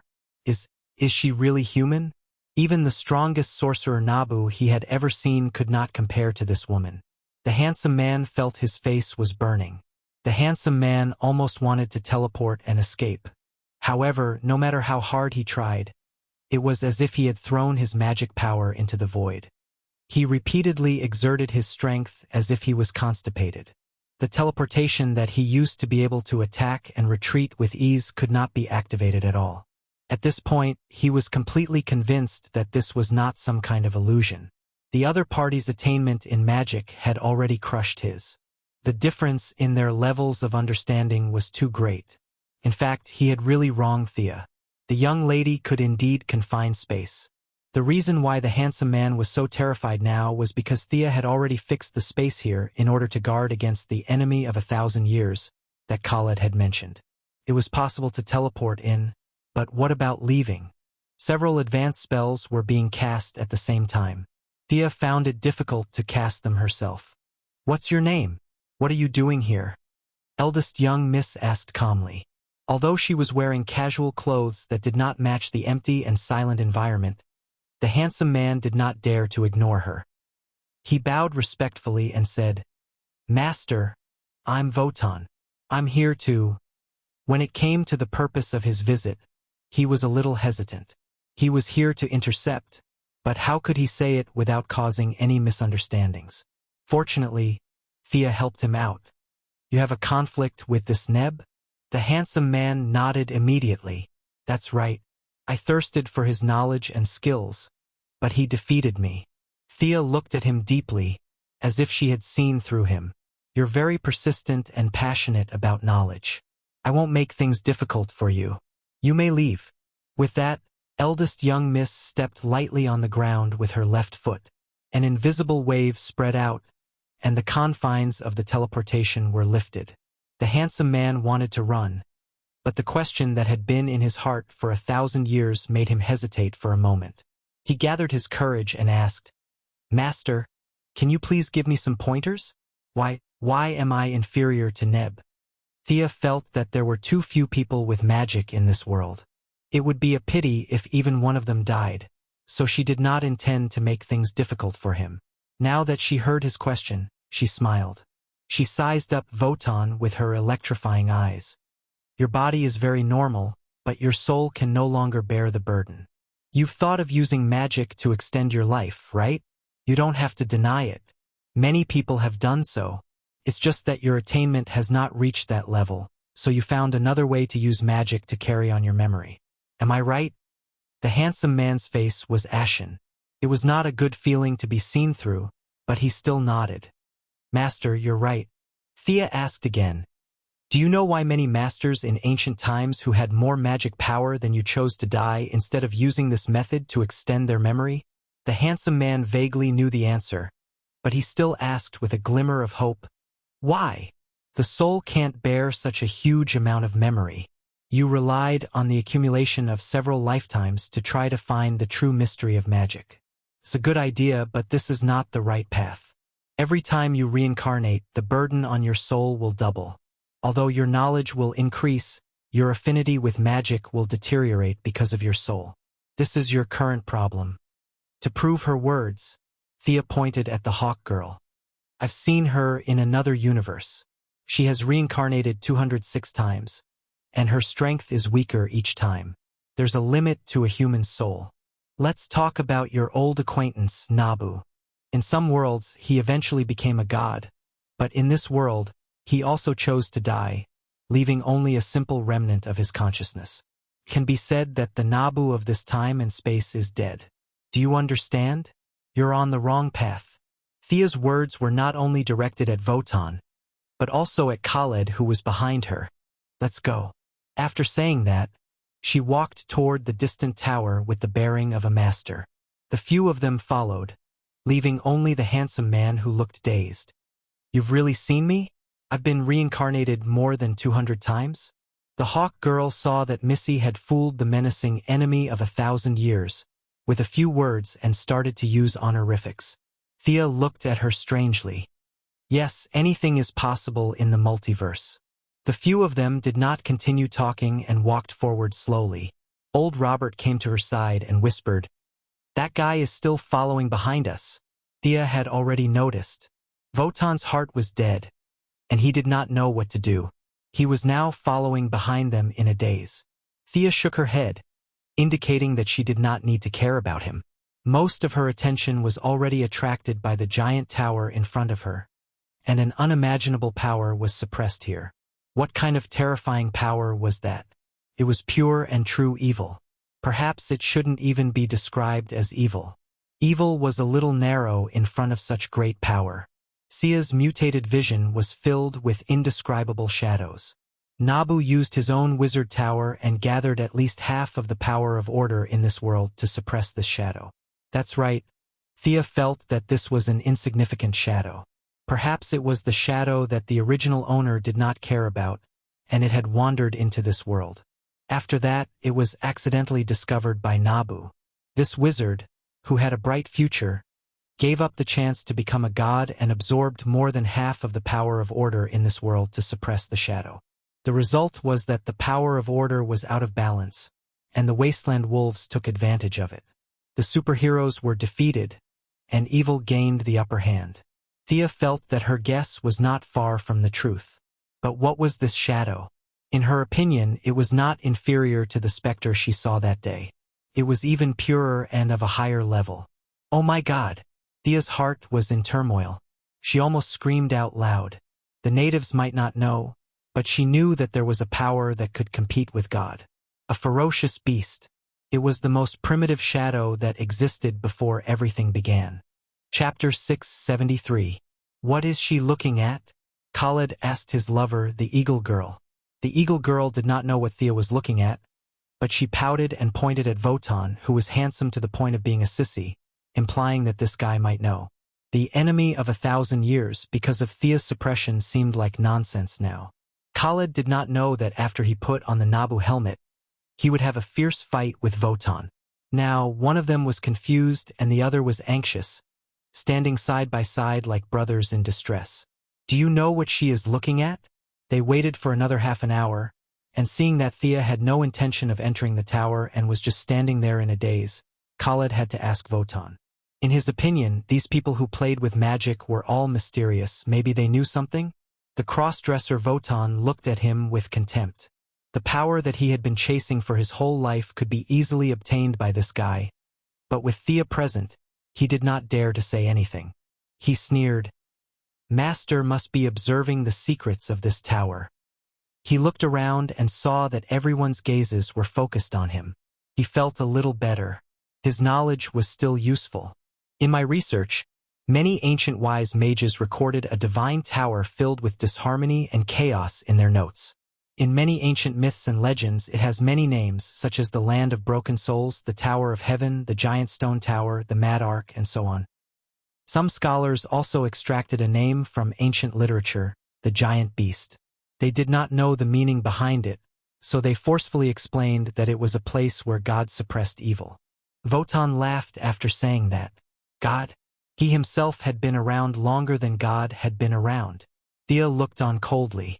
Wotan's first few sentences were nonsense, only the last sentence was slightly related, but she was not prepared to explain the difference between this God and that God. She had been looking forward to this supreme power for a long time, and now was the time to take a look. Absorbing it was impossible. Even spirits made her tremble, not to mention the giant beast.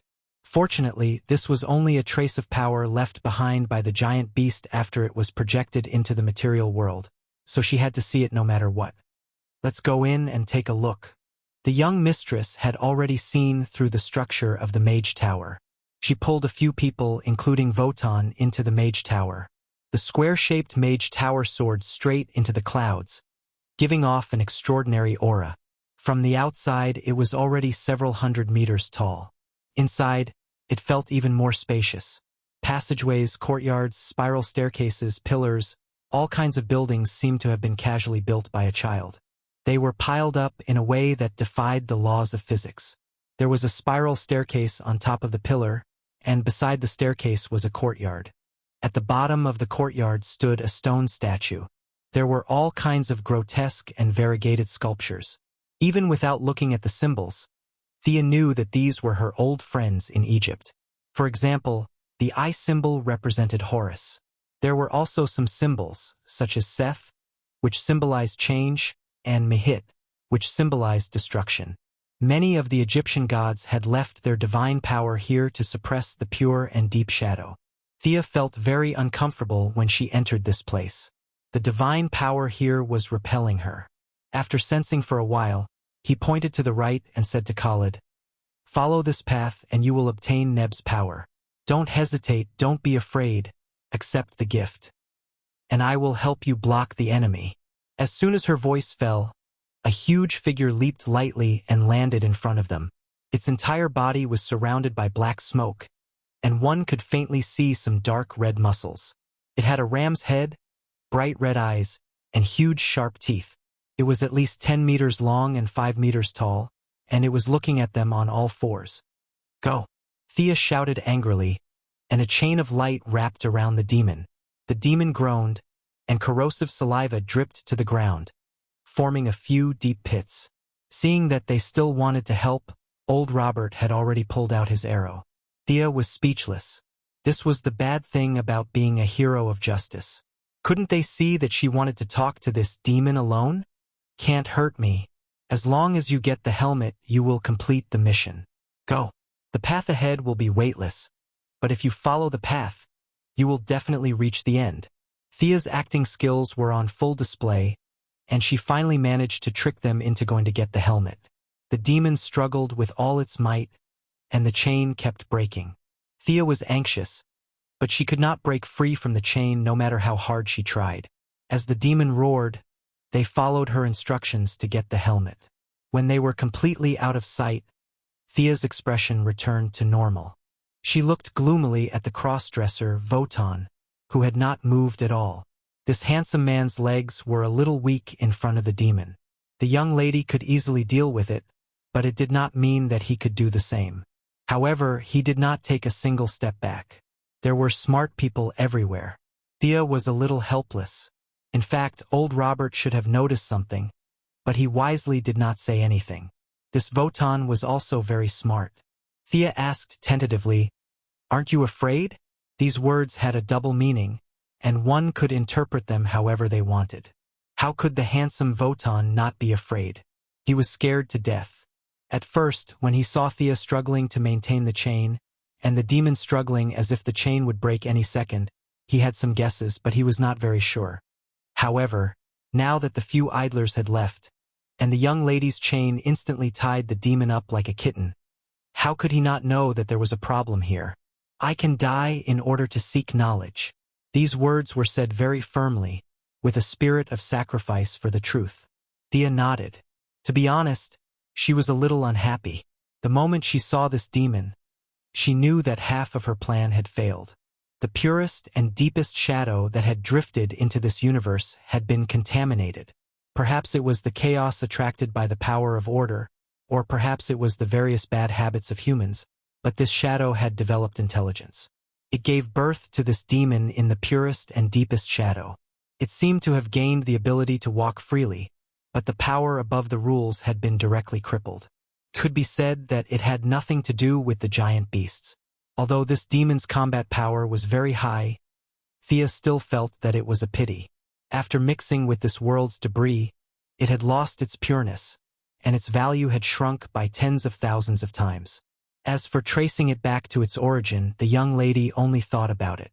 Even if she had the combat power of a ghost, she did not dare to trace the origin of this demon. Who knew what it would trace back to? She sighed.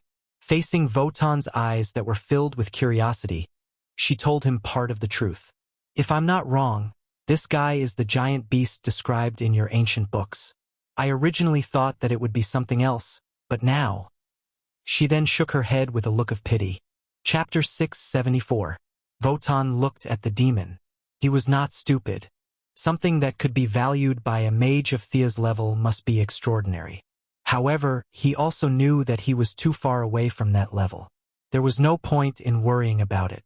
He wanted to ask Thea a few more questions about himself, but seeing how stubborn she was, did he have any other bargaining chips that could move her? He tried to recall all the information he knew about this mage tower. Which part of it mentioned the giant beast that this master valued? Suddenly he slapped his head. Master, there is a record that there was a room in this tower where this giant beast was locked up. If I'm not mistaken, it escaped from there. Wotan purposely raised his voice to emphasize that this was important information. In fact, he did not think that this information was that important. He just wanted to give it a try. However, when these words reached Thea's ears, they automatically had a new meaning. Perhaps there were still some remnants of the shadow in the room where this guy was born? Even if nothing was left, she would still be able to learn a lot from observing the traces left behind in the past. When the gods walked on the ground, they would leave behind miracles. For an existence like this giant beast, even if it was just a trace of its shadow, it would still leave behind a heavy mark in the material world. What do you want? Milady knocked out the giant beast with a blow and asked the fake man with a calm gaze. There was a hint of threat in her words, which made Wotan's heart beat faster. The consequences of asking for a sky-high price would be disastrous. After a slight hesitation, he told her what he wanted. The memory continuation magic from back then is irreversible. Can you solve the problem of my body? I don't want to sink into this state again and again. Thea looked at him coldly. Wotan was afraid that she would turn hostile, but he was also afraid that she would say that she could not do it. After what seemed like a long time, Thea nodded slightly. Your magic is nothing. I can help you remove it. In this life, I will split your soul and let you choose what memory you want to carry into the next life. If there are no problems, lead the way. It was not difficult for her. To her, splitting the soul was just a matter of slashing with the holy sword. However, to Wotan it was tantamount to giving him a new life. He led the way like a lackey. Thea thought for a moment and decided that it was best to keep this demon alive. She shook the chain and brought the giant demon with her as if it was a dead dog. The two of them walked and stopped. Wotan was under a lot of pressure. According to the description in the book, he repeatedly checked the road signs, afraid that if he walked into a dead end, the person behind him would tie him together with the demonic behemoth in a rage. When he pushed open a stone door, Wotan was distracted and did not see what was behind the door. He stepped out and saw nothing. Just as he was about to save himself, Thea pulled him back. Just as he was about to thank this big shot, Thea covered her mouth at first, then laughed heartily. Ha ha! His voice was loud and clear, as if he had discovered a rare treasure. The young mistress laughed so hard that Wotan almost fainted. Come on. Those who laughed and prepared to kill after discovering the treasure were all villains. You're a hero, right? You dare to deprive us villains of our patent? Thea did not have the time to care about his little thoughts. She had been a little disappointed at first, but the result was better than she had expected. The self-consciousness in the shadow of the demonic behemoth had become the demonic behemoth, which meant that the void in front of her that could absorb all light had no consciousness. Although she could not absorb it directly, she had no problem learning it through simulation. God was righteous, and the demonic behemoth was evil? She did not see it that way. That kind of big shot had long surpassed the definition of good and evil. It was more appropriate to describe the Heavenly Father and Darkseid as righteous and evil, but it was nonsense to describe the other two big shots. She could feel that she had gained a lot of knowledge just by looking at the void in front of her. This knowledge was beyond the limits of what words could describe. It represented the power to create a world. She resisted the temptation and stopped looking. There were too many idle people in the tower, and it was not suitable for her to study it. She did not intend to be courteous with such an unparalleled treasure buried in the tower. After all, she had reconciled the conflict between Nabu and Khalid. He probably would not mind if she changed the name of the Tower Master to herself. Thea was surrounded by indescribable joy, and Wotan could not help but take a few more glances. What did this master gain? Why is she so happy? He turned to look at the void, but he did not gain anything. However, he also knew that this thing was not meant for him. It was better to grab what he deserved. He looked at Thea pitifully. Please don't go back on your words. The goddess of trade naturally would not take advantage of him. She pulled him directly out of the tower. She reached out and took out a light blue substance from the depths of his soul. This was the memory continuation magic that he cast on himself in his first life. She closed her fingers and crushed it lightly. She then took out the holy sword and slashed it a few times. Before Wotan could understand what was going on, she had already finished. I'll split 2 souls for you. You can store all the necessary knowledge in 1 soul. The other 2 souls will dissipate automatically after 3 days. Splitting souls was not much more difficult for her than partitioning a hard disk. She explained the memory transfer method again. Thea thought about it and felt that the benefits she gained this time were simply too great. The guy who led the way had contributed a lot. She only slashed a few times, which seemed a little perfunctory. She scanned the tower with her spiritual power and searched for a moment. She then flew back with a small ball of spiritual power. Since you are looking forward to Nabu's knowledge, I will fulfill this wish for you. After Khalid dies of old age, you will become the new owner of Nabu's helmet. I will stay in this universe for a few more days. I may need you later or I may not. That's it. She then handed the ball of spiritual power that represented Nabu to Wotan. She then opened the door and threw him out of the subspace. After chasing away the irrelevant people, she began to collect the tower. Although the tower master was Nabu, so what? If the goddess of wealth wanted to give him benefits, he could not refuse. It was not the first time that she forced people to buy and sell. She did not have any psychological burden at all. However, this time she did not use a single copper coin to buy the tower. Didn't you, Nabu, value your successor? I will give you a few spells. After all, knowledge is priceless. She transferred a few powerful spells from the Egyptian gods to the tower. It was meaningless for the tower to keep these spells, so they were naturally transferred to Nabu's helmet. A simple transaction was completed. She did not plan to move the tower. After all, the tower still carried half of the power of order from Earth. Whether it was to suppress the shadow or to stabilize it, it was not suitable to be moved. If Thea wanted to study it in the future, she could come to this subspace. What if Dr. Fate did not have the Tower of Fate? She did not care about that. Moreover, she felt that Khalid Hussein might not realize that the tower originally belonged to him. The reality was not far from what she expected. Khalid put on a fully enclosed helmet. When he came out again, he did not know that the tower was given to him. The 3 of them met up with Sia. At that time, she was meditating outside with her eyes closed about the knowledge she had just learned. The mysterious knowledge was intoxicating, and she only woke up when old Luo called her twice. There were a lot of things to do in the outside world. It was not a good time to think about it. She took them back to New Orleans. She used simple magic to exchange a few moves with Khalid, who now called himself Doctor of Fate. There were many hidden dangers in this kind of power transfer. His state of mind was unstable, arrogant, and his magic power was extremely crude. He thought that the heavens were his number 2. Sia gave him a solid beating, and only then did he realize that he was still a mortal, not a god. Nabu only gave you magic and experience. You still have a long way to go before you can use his knowledge freely, Mr. Khalid. Khalid, who was wearing a metal helmet, kept insisting that they call him Doctor of Fate. He wanted to separate the 2 identities. Thea was not going to tolerate his bad habit. You even forgot your own name?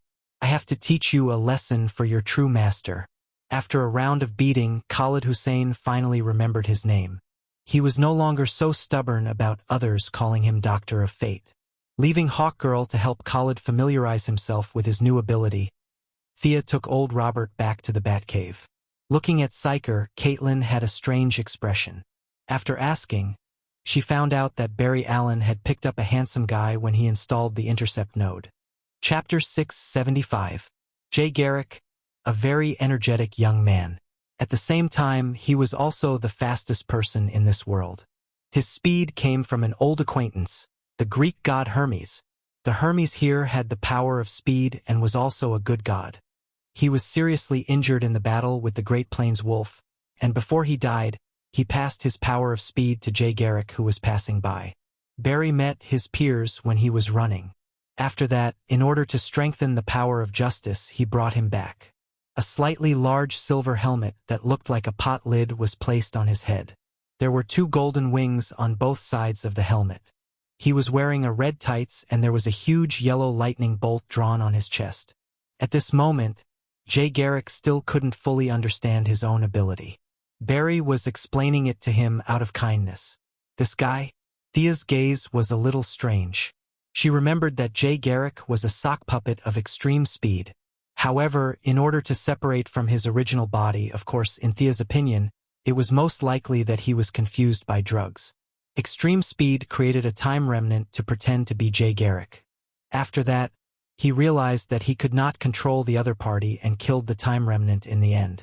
Thea's evaluation of extreme speed was that he was sick and had a hole in his head. But here came the question. Was there a problem with this Jay Garrick in front of her? After looking carefully for a long time, she did not see any problems. Whether it was the body or the soul, it was the same on the surface. This was a superhero who was willing to sacrifice for justice. The young mistress could only say that she did not know how to differentiate between the original body and the time remnant. If this guy was harmless, then let him be. Green Lantern Alan Scott, Flash Jay Garrick, and Eagle Girl Kendra Sanders. These were the new big 3 of Earth 2 after the sacrifice of Superman, Batman, and Wonder Woman. It had to be said that Nebra had taken away half of the world's power of order. These new heroes were too weak. Earth was fine for now. It was time for her to go back and mobilize the army. After greeting Old Bat, she directly opened the sonic tunnel and returned to the new creation planet. Your Majesty, the Great Plains Wolf is rampaging in that universe. Please allow me to lead the army to eliminate him. Thea went directly to see the Heavenly Father. She bowed slightly and directly explained her purpose of coming. Great Plains Wolf? Father, I'm willing to lead your guards into battle. The Heavenly Father didn't say anything, but the second-generation new god, Orion, couldn't help but ask to join the battle. Orion was Darkseid's son, and the Wasteland Wolf was Darkseid's uncle. The 2 of them were very close by blood. However, Orion had no intention of letting him go because the Great Plains Wolf's ability to attract hatred was superb. A long, long time ago, he had killed the Heavenly Father's wife, Avia. This caused Orion, who had always regarded the Heavenly Father as his own father, to be heartbroken. If there was a chance, even if he had to perish together with it, he would kill the Great Plains Wolf. But the Heavenly Father was clearly thinking more. Thea, we shouldn't interfere too much with the matters of that universe. The time for the final battle between good and evil has yet to arrive. But the Great Plains Wolf, speaking of this great hatred of killing his wife, even the usually dignified and solemn Heavenly Father had a slight hesitation. How could he not care? We'll mobilize an army to defeat the enemy. If we can kill the Great Plains Wolf, we'll kill him.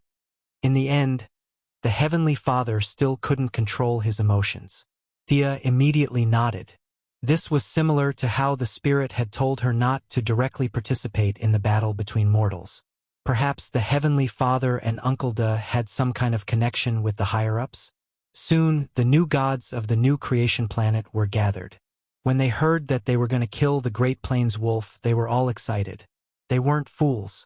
No one would easily give up on avenging their boss. Other than Thea's magic army, the other 3 army commanders all asked to join the battle.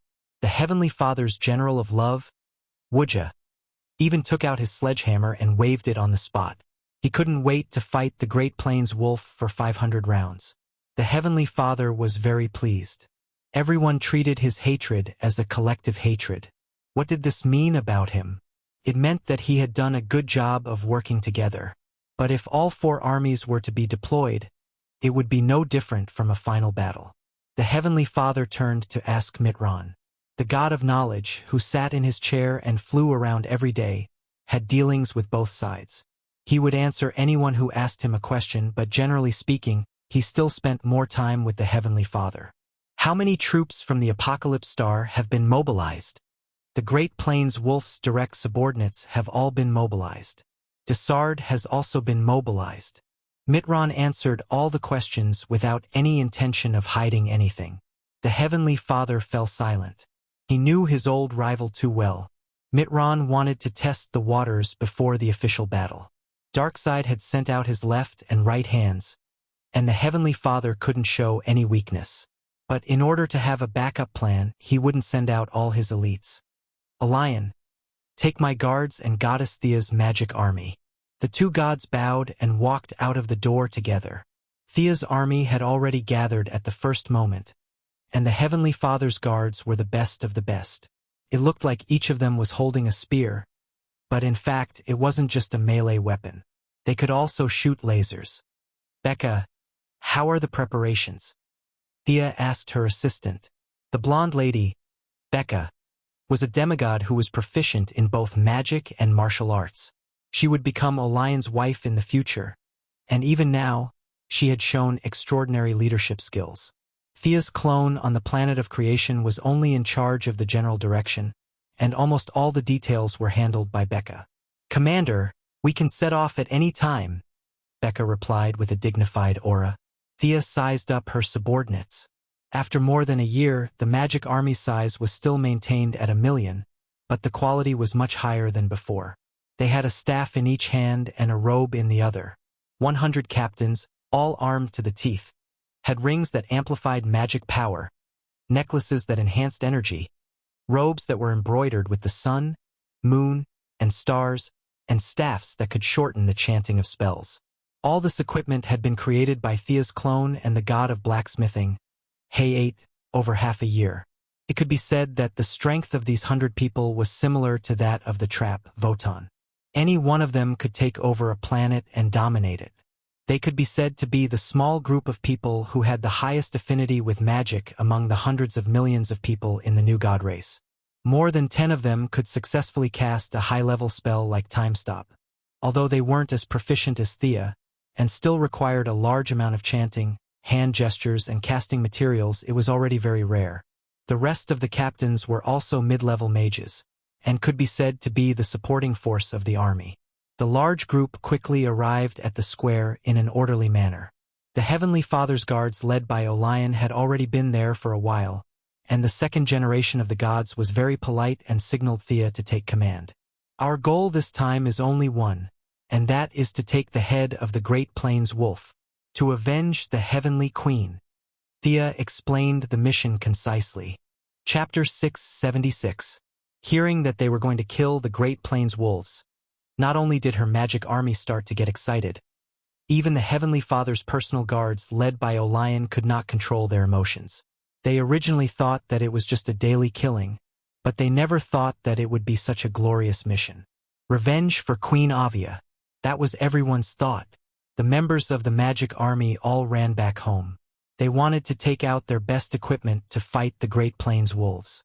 Gem magic was convenient and fast, saving time and energy. This magic was fully developed in the hands of Missy. She would then bring it to the magic army.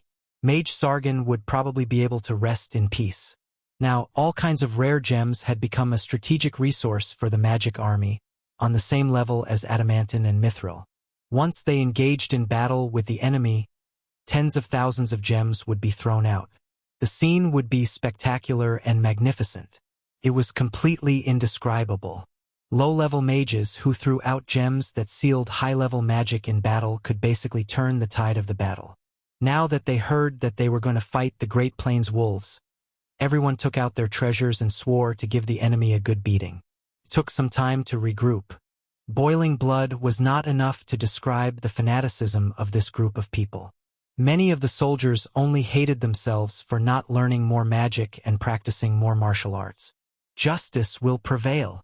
The young Miss shouted a few slogans before activating the sonic boom channel to head to Earth 2. The orange tunnel was opened for a whole day before the large army was sent over. The Great Plains Wolves troops were also deployed. Thea glanced over and was a little sad. The enemy had gathered all their troops in what was supposed to be the metropolis. The originally prosperous city, the City of Hope, was completely dead. The metropolis of this time and space suffered a devastating blow the moment the Great Plains Wolves descended. Louise Ryan died. Jimmy Olsen died. There was no Baldy Luther in this time and space, but Lena Luthor also died in this land. Superman, who once brought hope to the people, became a different kind of creature. He became one of the countless monsters that he destroyed in his lifetime. Fear, hesitation, trembling, all sorts of negative emotions surrounded this world, surrounding everyone. This world should not be so lonely. If there is no hope, then I will give you hope. Light blue, water blue, light blue. Her body emitted a faint blue light at first. As her faith grew stronger, the color of the light became darker. The light of hope. Thea only felt that her heart was calm. She never thought that in this universe, in this land of annihilation that had already been half destroyed by evil, the world will would actually help her ignite the flame of hope. He had thought that anger would be the third emotion he had mastered, but he had not expected that hope would be the first emotion he had mastered. The will of the world was begging her to save this land and save the intelligent life here. Thea agreed without any hesitation. Her mission was to eradicate evil and bring new hope to this land. The feeling of hope inspired all the righteous people.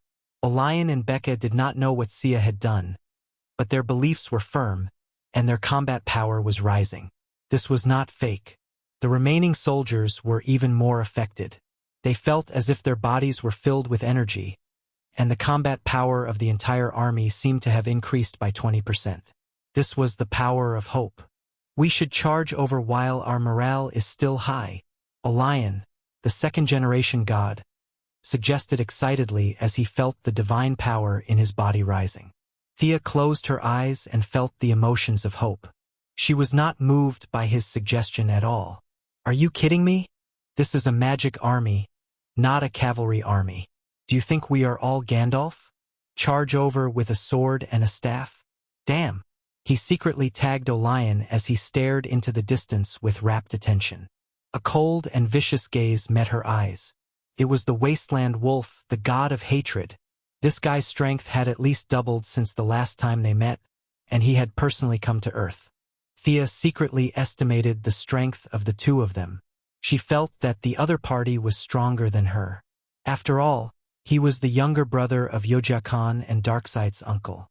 Even if he had not learned anything new, he had lived for so many years and should be stronger than her. However, now that the emotions of hope had gathered in her, it was hard to say who was stronger. At the same time, another guy with an evil aura entered her field of vision. He wore a red robe and seemed to feel Thea's gaze. He took off his hood and looked up. Disgusting. His face was cracked and distorted, and his exposed skin was green. His eyes were murderous. As if he felt Thea's scrutinizing gaze, he muttered some evil words and disappeared from Thea's field of vision. Oh, this guy was a magician. He was different from a traditional magician. He was more like a sorcerer or a warlock. He did not use the elements of earth, fire, water, or wind. Instead, he controlled the power of demons and hell. This was the fundamental difference between Thea and this guy. This was Darkseid's general, one of the members of the Dark Elite Guild, the god of pain, Dizzard, who was in charge of the internal affairs of the Apocalypse planet. He was slightly weaker than the Great Plains Wolf, but he had more tricks up his sleeve and was more difficult to deal with. Both sides had sent out two new gods, and each side chose an opponent. This was the inevitable outcome. Thea thought to herself. Should she deal with the Great Plains Wolf and let the weaker Orion deal with Desaad? Or would it be warrior versus warrior, mage versus mage? Should he take care of Desaad first before going to support Orion? Of the two choices, one was safe and the other was radical. Thea did not rush to start the battle. Instead, she commanded the army to set up camp in Gotham to set up a temporary magic net, organize the equipment, and set up teleportation nodes. The mage army needed to do a lot of work in the early stages before they could unleash their full power. The mighty army descended from the sky. The The citizens of Gotham who were still alive revealed themselves from the streets and alleys. They secretly observed this group of soldiers who were different from the current world. Tens of thousands of people would fill the mountains, not to mention 1,000,000. Dark robes, white staffs. The appearance of these magicians made the survivors feel like they were in a dream. Was this a movie? The new gods did not care about the feelings of these ordinary people. Thea began to set up a temporary magic net, and the group of people split up to take care of the camp. Leyline modification, wind storm, flame spell, disintegrate spell. Tall buildings were pushed down, dust was swept away, plants were burned, and trash was dissected. Becca was very experienced, and she methodically commanded the army to set up the camp. Her boyfriend Olion tried to talk to her a few times, but she coldly pushed him aside. "Can't you see that I'm busy?" Thea was also very busy. The magic net was indeed a powerful weapon, but the restrictions were too great. Even the Heavenly Father could not set up a magic net that covered the entire multiverse. This required them to set up a temporary magic net everywhere they went, and then connect the magic net of the new creator's planet. This work was dry and boring, and she was the only magic deity here. She could not slack off even if she wanted to. Eldest Miss was working helplessly when she accidentally heard someone calling her name not far away. She listened carefully and almost laughed out loud. Outside the camp, 2 old men were looking at them with binoculars. It was Old Bat and Old Green Arrow. "Did you see her power just now? That holy light. How could she be your daughter?" Old Bat did not know what the light of hope was. He only knew that when he looked at Thea, the pain that had troubled him for a long time seemed to be alleviated. Thea gave a few instructions to her adjutant, Becca, and she immediately brought people to invite the 2 old men into the camp. Chapter 677. Previously, Thea was dressed in casual clothes and looked like a fashionable girl. Now, in order to command the army, she naturally changed into the outfit of the new star of creation. She wore a colorful robe and a hood that covered her face. Her whole body was full of a mysterious aura. The 2 old men looked at each other. Was this person, who had her arms crossed and was mumbling to herself, really the same Sia from before? The difference was too big. Thea was racing against time to build the magic net. At this time, the Magic Legion was at its weakest. The new Protoss did not have the habit of sneak attacks, but it was hard to guarantee that the Wasteland Wolf and Disarod would take the wrong medicine and play a blitzkrieg. The work of the Magic Legion could not be slack, and the coordination work with Earth 2 also had to be done. Taking off the hood, the 2 old men were relieved when they saw the familiar face. "How much combat power does Earth have? My Legion can only deal with the Wasteland Wolf. You have to be responsible for the human army under his control," Thea said lightly. "About 200,000 troops will be dispatched. This is already the largest combat power of the World Military Committee. Several superheroes directly under the military will also participate in the battle." Being in the Magic Legion, Old Bat felt uncomfortable all over. He did not know that it was the powerful magic that was affecting his senses. To be honest, Thea was not optimistic about the few superpowered people controlled by the Earth Army. The Atom Man here could not shrink, but instead, he would become a big fool. In addition to looking fierce, he was completely a target. The rest of the Sandman team was a group of well-trained agents. What about Superman? Have you thought of how to deal with Superman? Thea threw out an earth-shattering question. Old Robert was a little surprised. Old Bat still had a poker face. He could see that he had thought about this problem. "Can't you save Superman with your means? He is a hero of mankind and should not fall into darkness." Thea still glanced at him and shook her head gently. "I don't want this to happen, but according to my observation, the Superman you know is dead. His soul has dissipated, and now the one occupying that body is an evil guy. There is also a Superman in your world, so you should know that he is an alien, right?" "Kryptonian, I know. We have a Kryptonian here." Thea was stunned for a second by Old Bat's words. She almost collapsed the weave. She hurriedly calmed herself down and asked doubtfully, "Who is it?" "He calls himself Fal Zod." The conversation between the two was very brief, but Thea was still shocked. She did not know much about Earth 2. She thought that the Kryptonian mentioned by the old bat was Kara, but she never expected that it was a Kryptonian she did not know. Listen to that last name, Zed. You and your father have such similar habits. You always have a backup plan, don't you? Can this Farzad deal with Superman? The old bat was silent for a while. I am working hard to train him. He is our only hope. Thea glanced at old Luo. Old Green Arrow had a confused look on his face. Clearly, he didn't know about this. The eldest miss still couldn't hold back her desire to ridicule him. You and your father both have the same problem. You're always on guard against this and that. You'll never reveal a single piece of information unless it's absolutely necessary. Right? What a fine tradition. The old bat did not seem to hear her sarcasm. He even had a smile on his face. It was as if he was proud of the fine tradition of the Wayne family. She could not say anything harsh to the old bat, who was not ashamed but proud of it.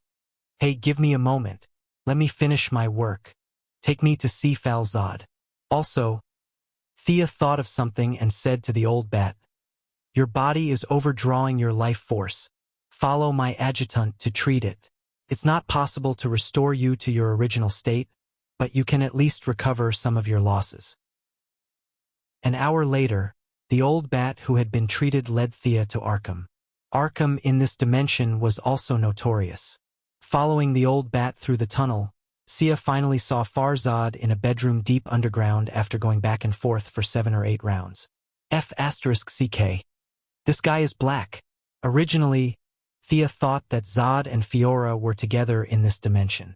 But looking at his skin color, Thea knew that it had nothing to do with Fiora. He had seen Batman before, but Thea was a stranger to him. Falzad seemed to be a little shy and took a step back. So weak. He is just an ordinary person. Thea looked at the old Batman. Why don't you let him bask in the sun? The old bat was still expressionless. He doesn't like to fight. He has no will to fight at all. That's why I keep him here. A Kryptonian who doesn't like to fight?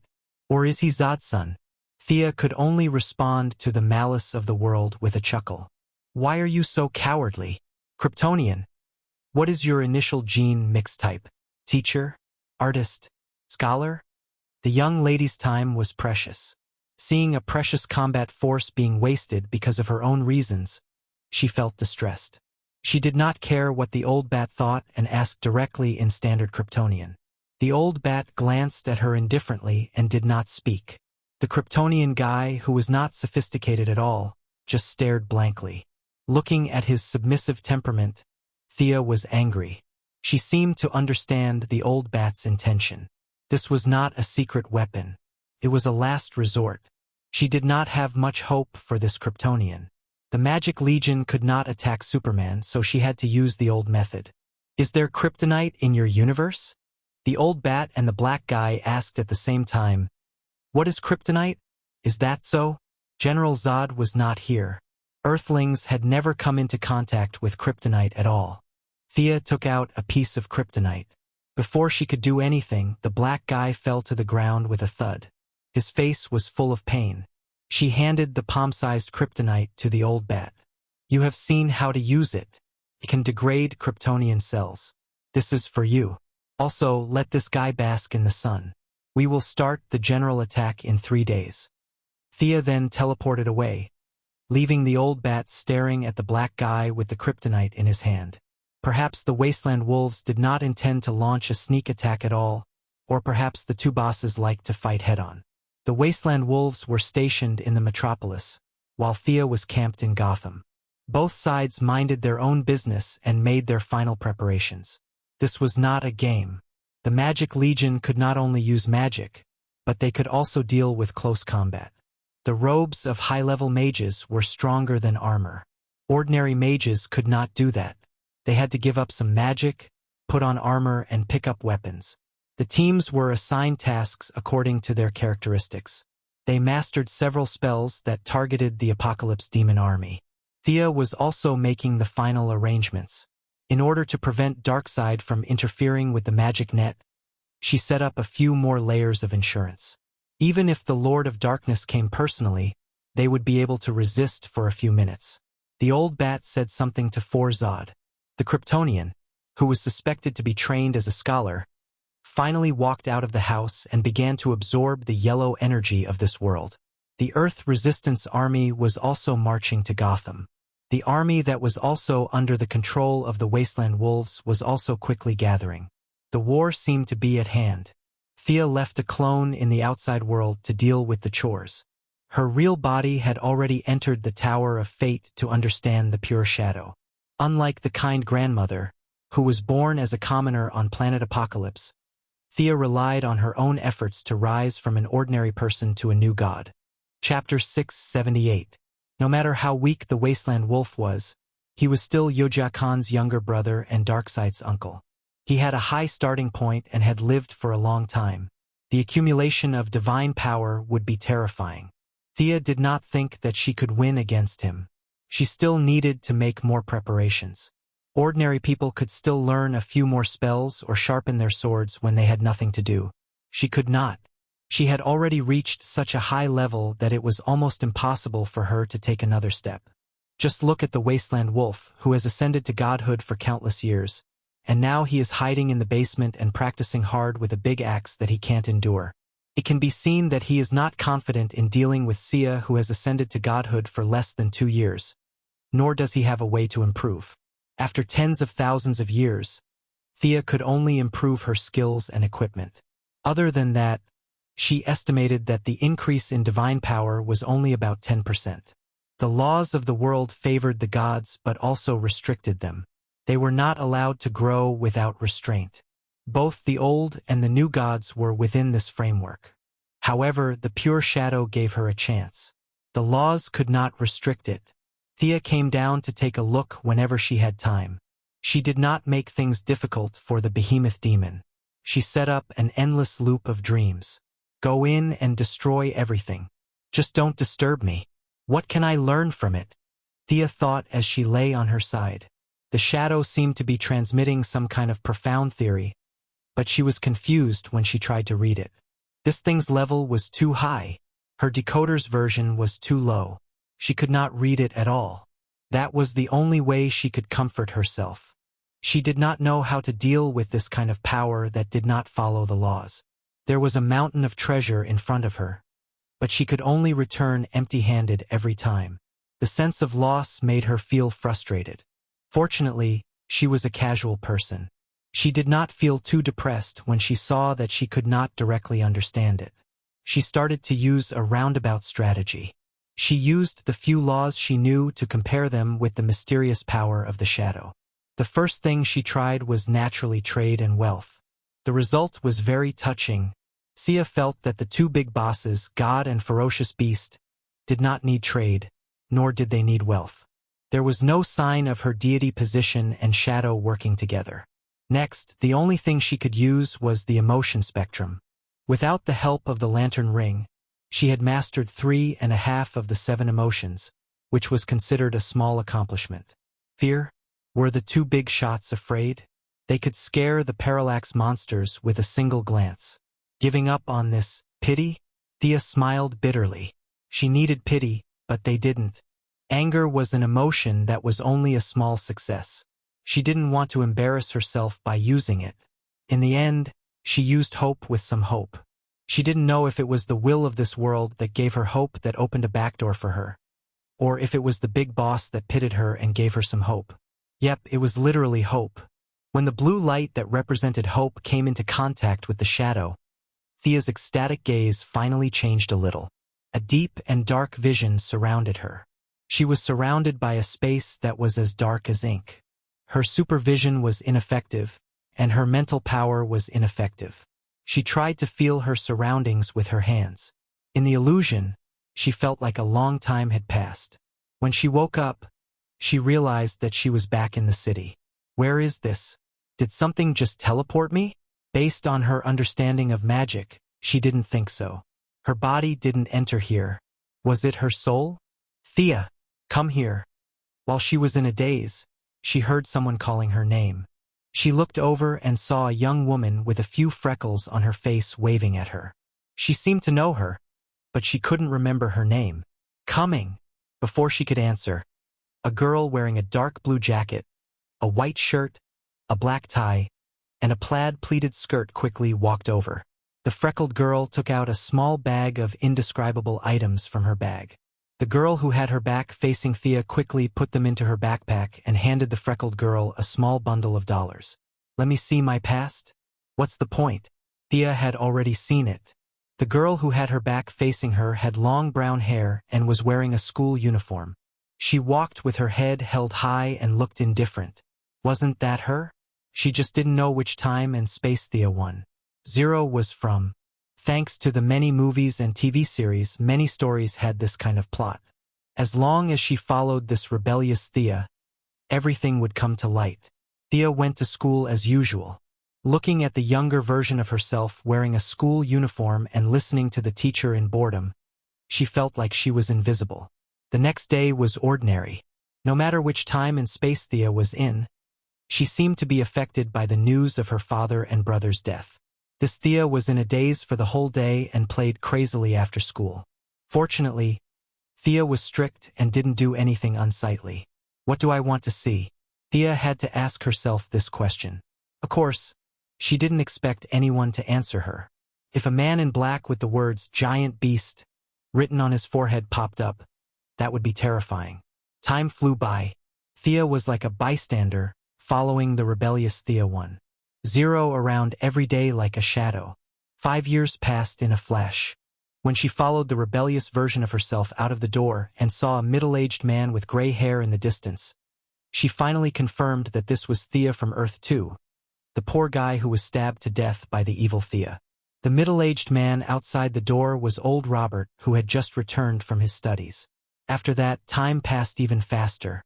Old Robert continued to fight criminals and launched a war of revenge against Malcolm. What he didn't know was that when he and Malcolm fought and killed Moira by mistake, the rebellious Thea had been watching not far away. After witnessing this tragedy in a short period of time, and learning about her past from Moira's confession before her death, the rebellious Thea suddenly collapsed. Old Robert still treated her as his own daughter, but the rebellious Thea couldn't bear this deep affection. After 2 years of awkwardness, just before the knot between father and daughter was about to be untied, a sharp sword as black as ink with blood-red runes drawn on it killed her. This was the first time that Sia had seen the dark version of herself. He had pitch-black armor and a cold gaze. If the image of her sacred sword was that of a certain Toria, then this guy was the dark version of my king. It seemed that she might not be able to defeat her. The dark version was definitely not a god. There was no doubt about it. However, Thea felt that her power was somewhat similar to that of a ghost. They both had the ability to manipulate the rules and rewrite the rules at will. The other party didn't pursue things like divine power and godhood. Instead, she went to an even more terrifying state. After eliminating a few impossible options and combining various plots, Thea had a rough guess. Eclipse. This dark version of her was possessed by Eclipse. Chapter 679. Tianshi was Spectre's predecessor. He was also God's vengeful spirit, but he was later sealed in the heart of darkness. This was something that very few ordinary people could come into contact with God's power when they were still young. It was easy to use. After finding the heart of darkness, the process was automatic. As for whether the person who possessed the heart of darkness or Tianshi, she didn't know.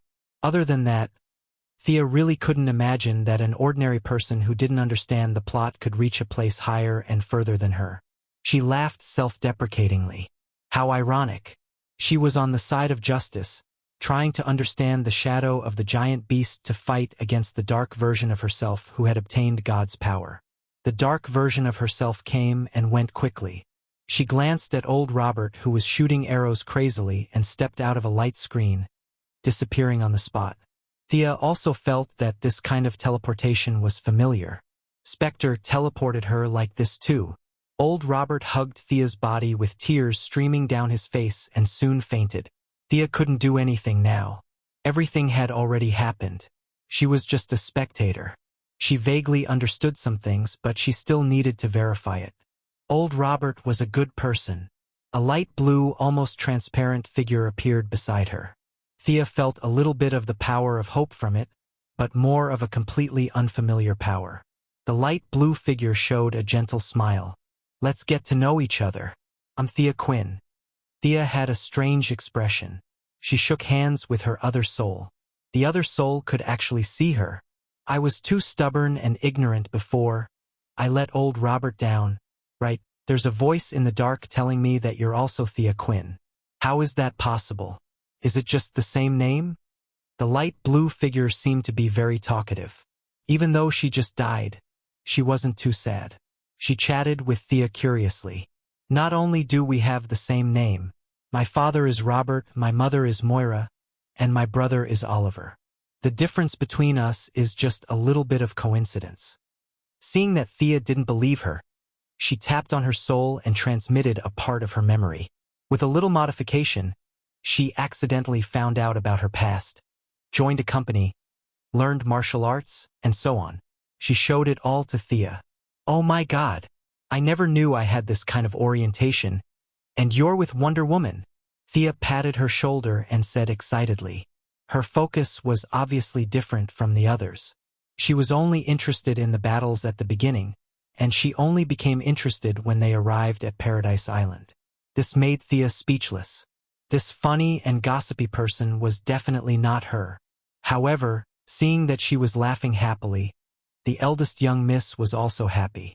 The two women who had 70 to 80 points of beauty were laughing cheerfully like two fools. Interesting. Your life is really wonderful. I admire you very much. The soul Thea looked at her happily, her eyes flashing with hope. It's a pity that I'm already dead. Thea Quinn from another time and space. Carry on bravely with this brilliance and your perseverance. Soul Thea said quietly. A few more figures appeared behind her. The gloomy Malcolm, Oliver who was still a playboy, Moira who was full of concern, and the few relatives who had passed away in this world were all silently looking at her. You're also our daughter, little sister. Our path has come to an end, but your world is still very far away. Carry on our expectations and live a wonderful life for us. The few souls had different expressions, but the concern in their eyes could not be faked. Thea, who was also a soul, did not know how to respond. Her usually quick-witted mind seemed to have stiffened. If she had a body now, she was afraid that she would cry. She calmed herself down and nodded firmly at the few souls. I will. I must reach the highest peak. Although you are not the few people I know, I will carry on your wishes. The few souls hugged her one by one and turned into nothingness under her gaze. Take care of old Robert for me, please. She hugged Thea tightly. The other party whispered softly in her ear and then disappeared completely. Was it sad? Actually, it was not very sad. The eldest young miss was very clear that if she invested too much emotion in this world, it would be unfair to her relatives in her own time and space. To a certain extent, the living could not be compared to the dead. But for her to smile indifferently, she really could not do it. Looking at old Robert, who had fainted not far away beside the rebellious Thea's corpse, she seemed to be saying to the air, but also to herself, I will take good care of him. Don't worry. The illusory world began to return to its original color.